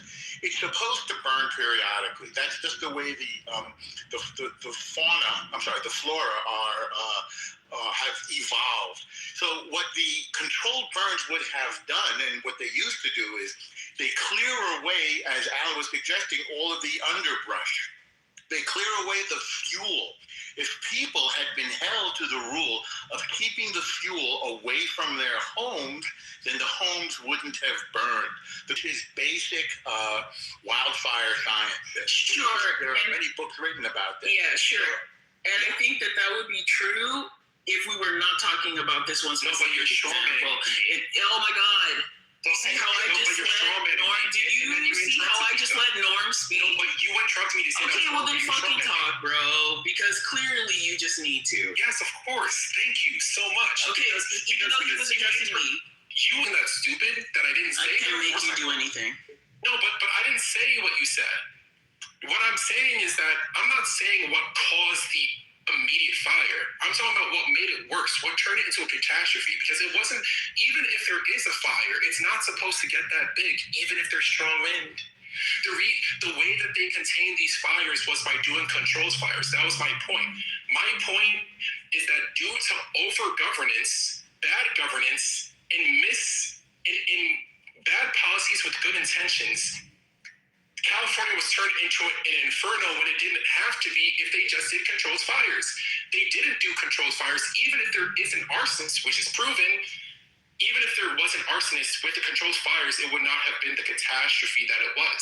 That was my whole entire point. My whole entire point it wouldn't have been as big with controlled fires. I'm giving you an example of government inefficiency and just getting by it because you have an agenda and you're biased, and that's fine. No, just like the way that you don't want me to assume in California. Correct. There have always been arsonists in California. Correct. There has always been the high times of high winds in California. But the impact of those fires was less, and they were more controlled than what happened last year because we had forest management. This was way worse, and it was way worse because the Democrats in the state, because of environmental concerns, quote unquote, stopped following the practices that mitigate all of those other things you're talking about. So yeah, that's the difference. You're not wrong. Yes, we had it before. All of those things since I moved. It's not only the fires, it's then this subsequent mudslides, because then when it rains, there's nothing to trap the water and you get the mudslides like crazy as well. So all of that, all here, since forever, the difference is what we're complaining about is specifically that. It was way worse. That's right. It's catastrophic. I mean, it's supposed to burn periodically. There's no way around that. That's the point to control burns. Well, they would tell the Kevin Newsom all the time. It's like, you need to thin out the forest, and he refused to do it. Well, actually, I think that this might be a better question. What like cover up for your lack of personality? That sounds like a personal attack. It sounds like she said someone has a lack of personality. It might be me. So my question to Xerxes and anyone else who wants to answer it is, let's assume that taxes solve problems. Where is that written? No, I'm saying for the sake of argument, let's assume the more money a state has, that's what the government uses money for poor people's lives to be better. So let's assume that. What do y'all feel like is the highest progressive? 52% of taxes between local, state, and federal. It's ridiculous. Okay, so anyone else other than a person who's actually paid high tax? 100%. 15%. Well, I mean, if you're going to tax unrealized gains, you're going to start taxing people's paintings and cars and things like that. You'd be fun to sell it. The Revolutionary War started on a tax increase over 4%. So why? Okay. So that's because King George is coming after our tea. So my last job was helping millionaires save money on their taxes. So okay, great. So let's go to the comments. Let's say that we find Elon Musk. We look at Elon Musk. Oh, you filthy billionaire stock. Fuck. So how do we get the money? He's a billionaire because he's a billionaire because of unrealized gains. He's not a billionaire. You can tax his Tesla shares before he even sells it with the new bill. How many NGOs, there'd be less confusion when it comes to moving around digits. My opinion. Excuse me, hold on, Mr. MPC. I have to apologize for interrupting. But I'm hearing a lot of great dialogue talking about issues in California. But but the big thing that needs to be brought up is why is Norm brought up a very critical thing, and he even wrote a paper he said about it, by basically controlling the ecosystem by eliminating dead debris, which naturally is fuel for fires. Well, let's think about this. Why did they deny controlled burns to destroy it? Why? Because someone convinced a politician that it's going to be bad for the environment. And you could trace it down to, have a good sense of humor. Break down everything that's asked from the state of California, from the federal government, or not from the federal government, but asked in the taxes. And then if you look where it goes into that element, then do a FOIA report, a FISA report, and then realize, hey, why is it get to an NGO? We have third-party contractors coming in to do forestry survey. Why do we have third-party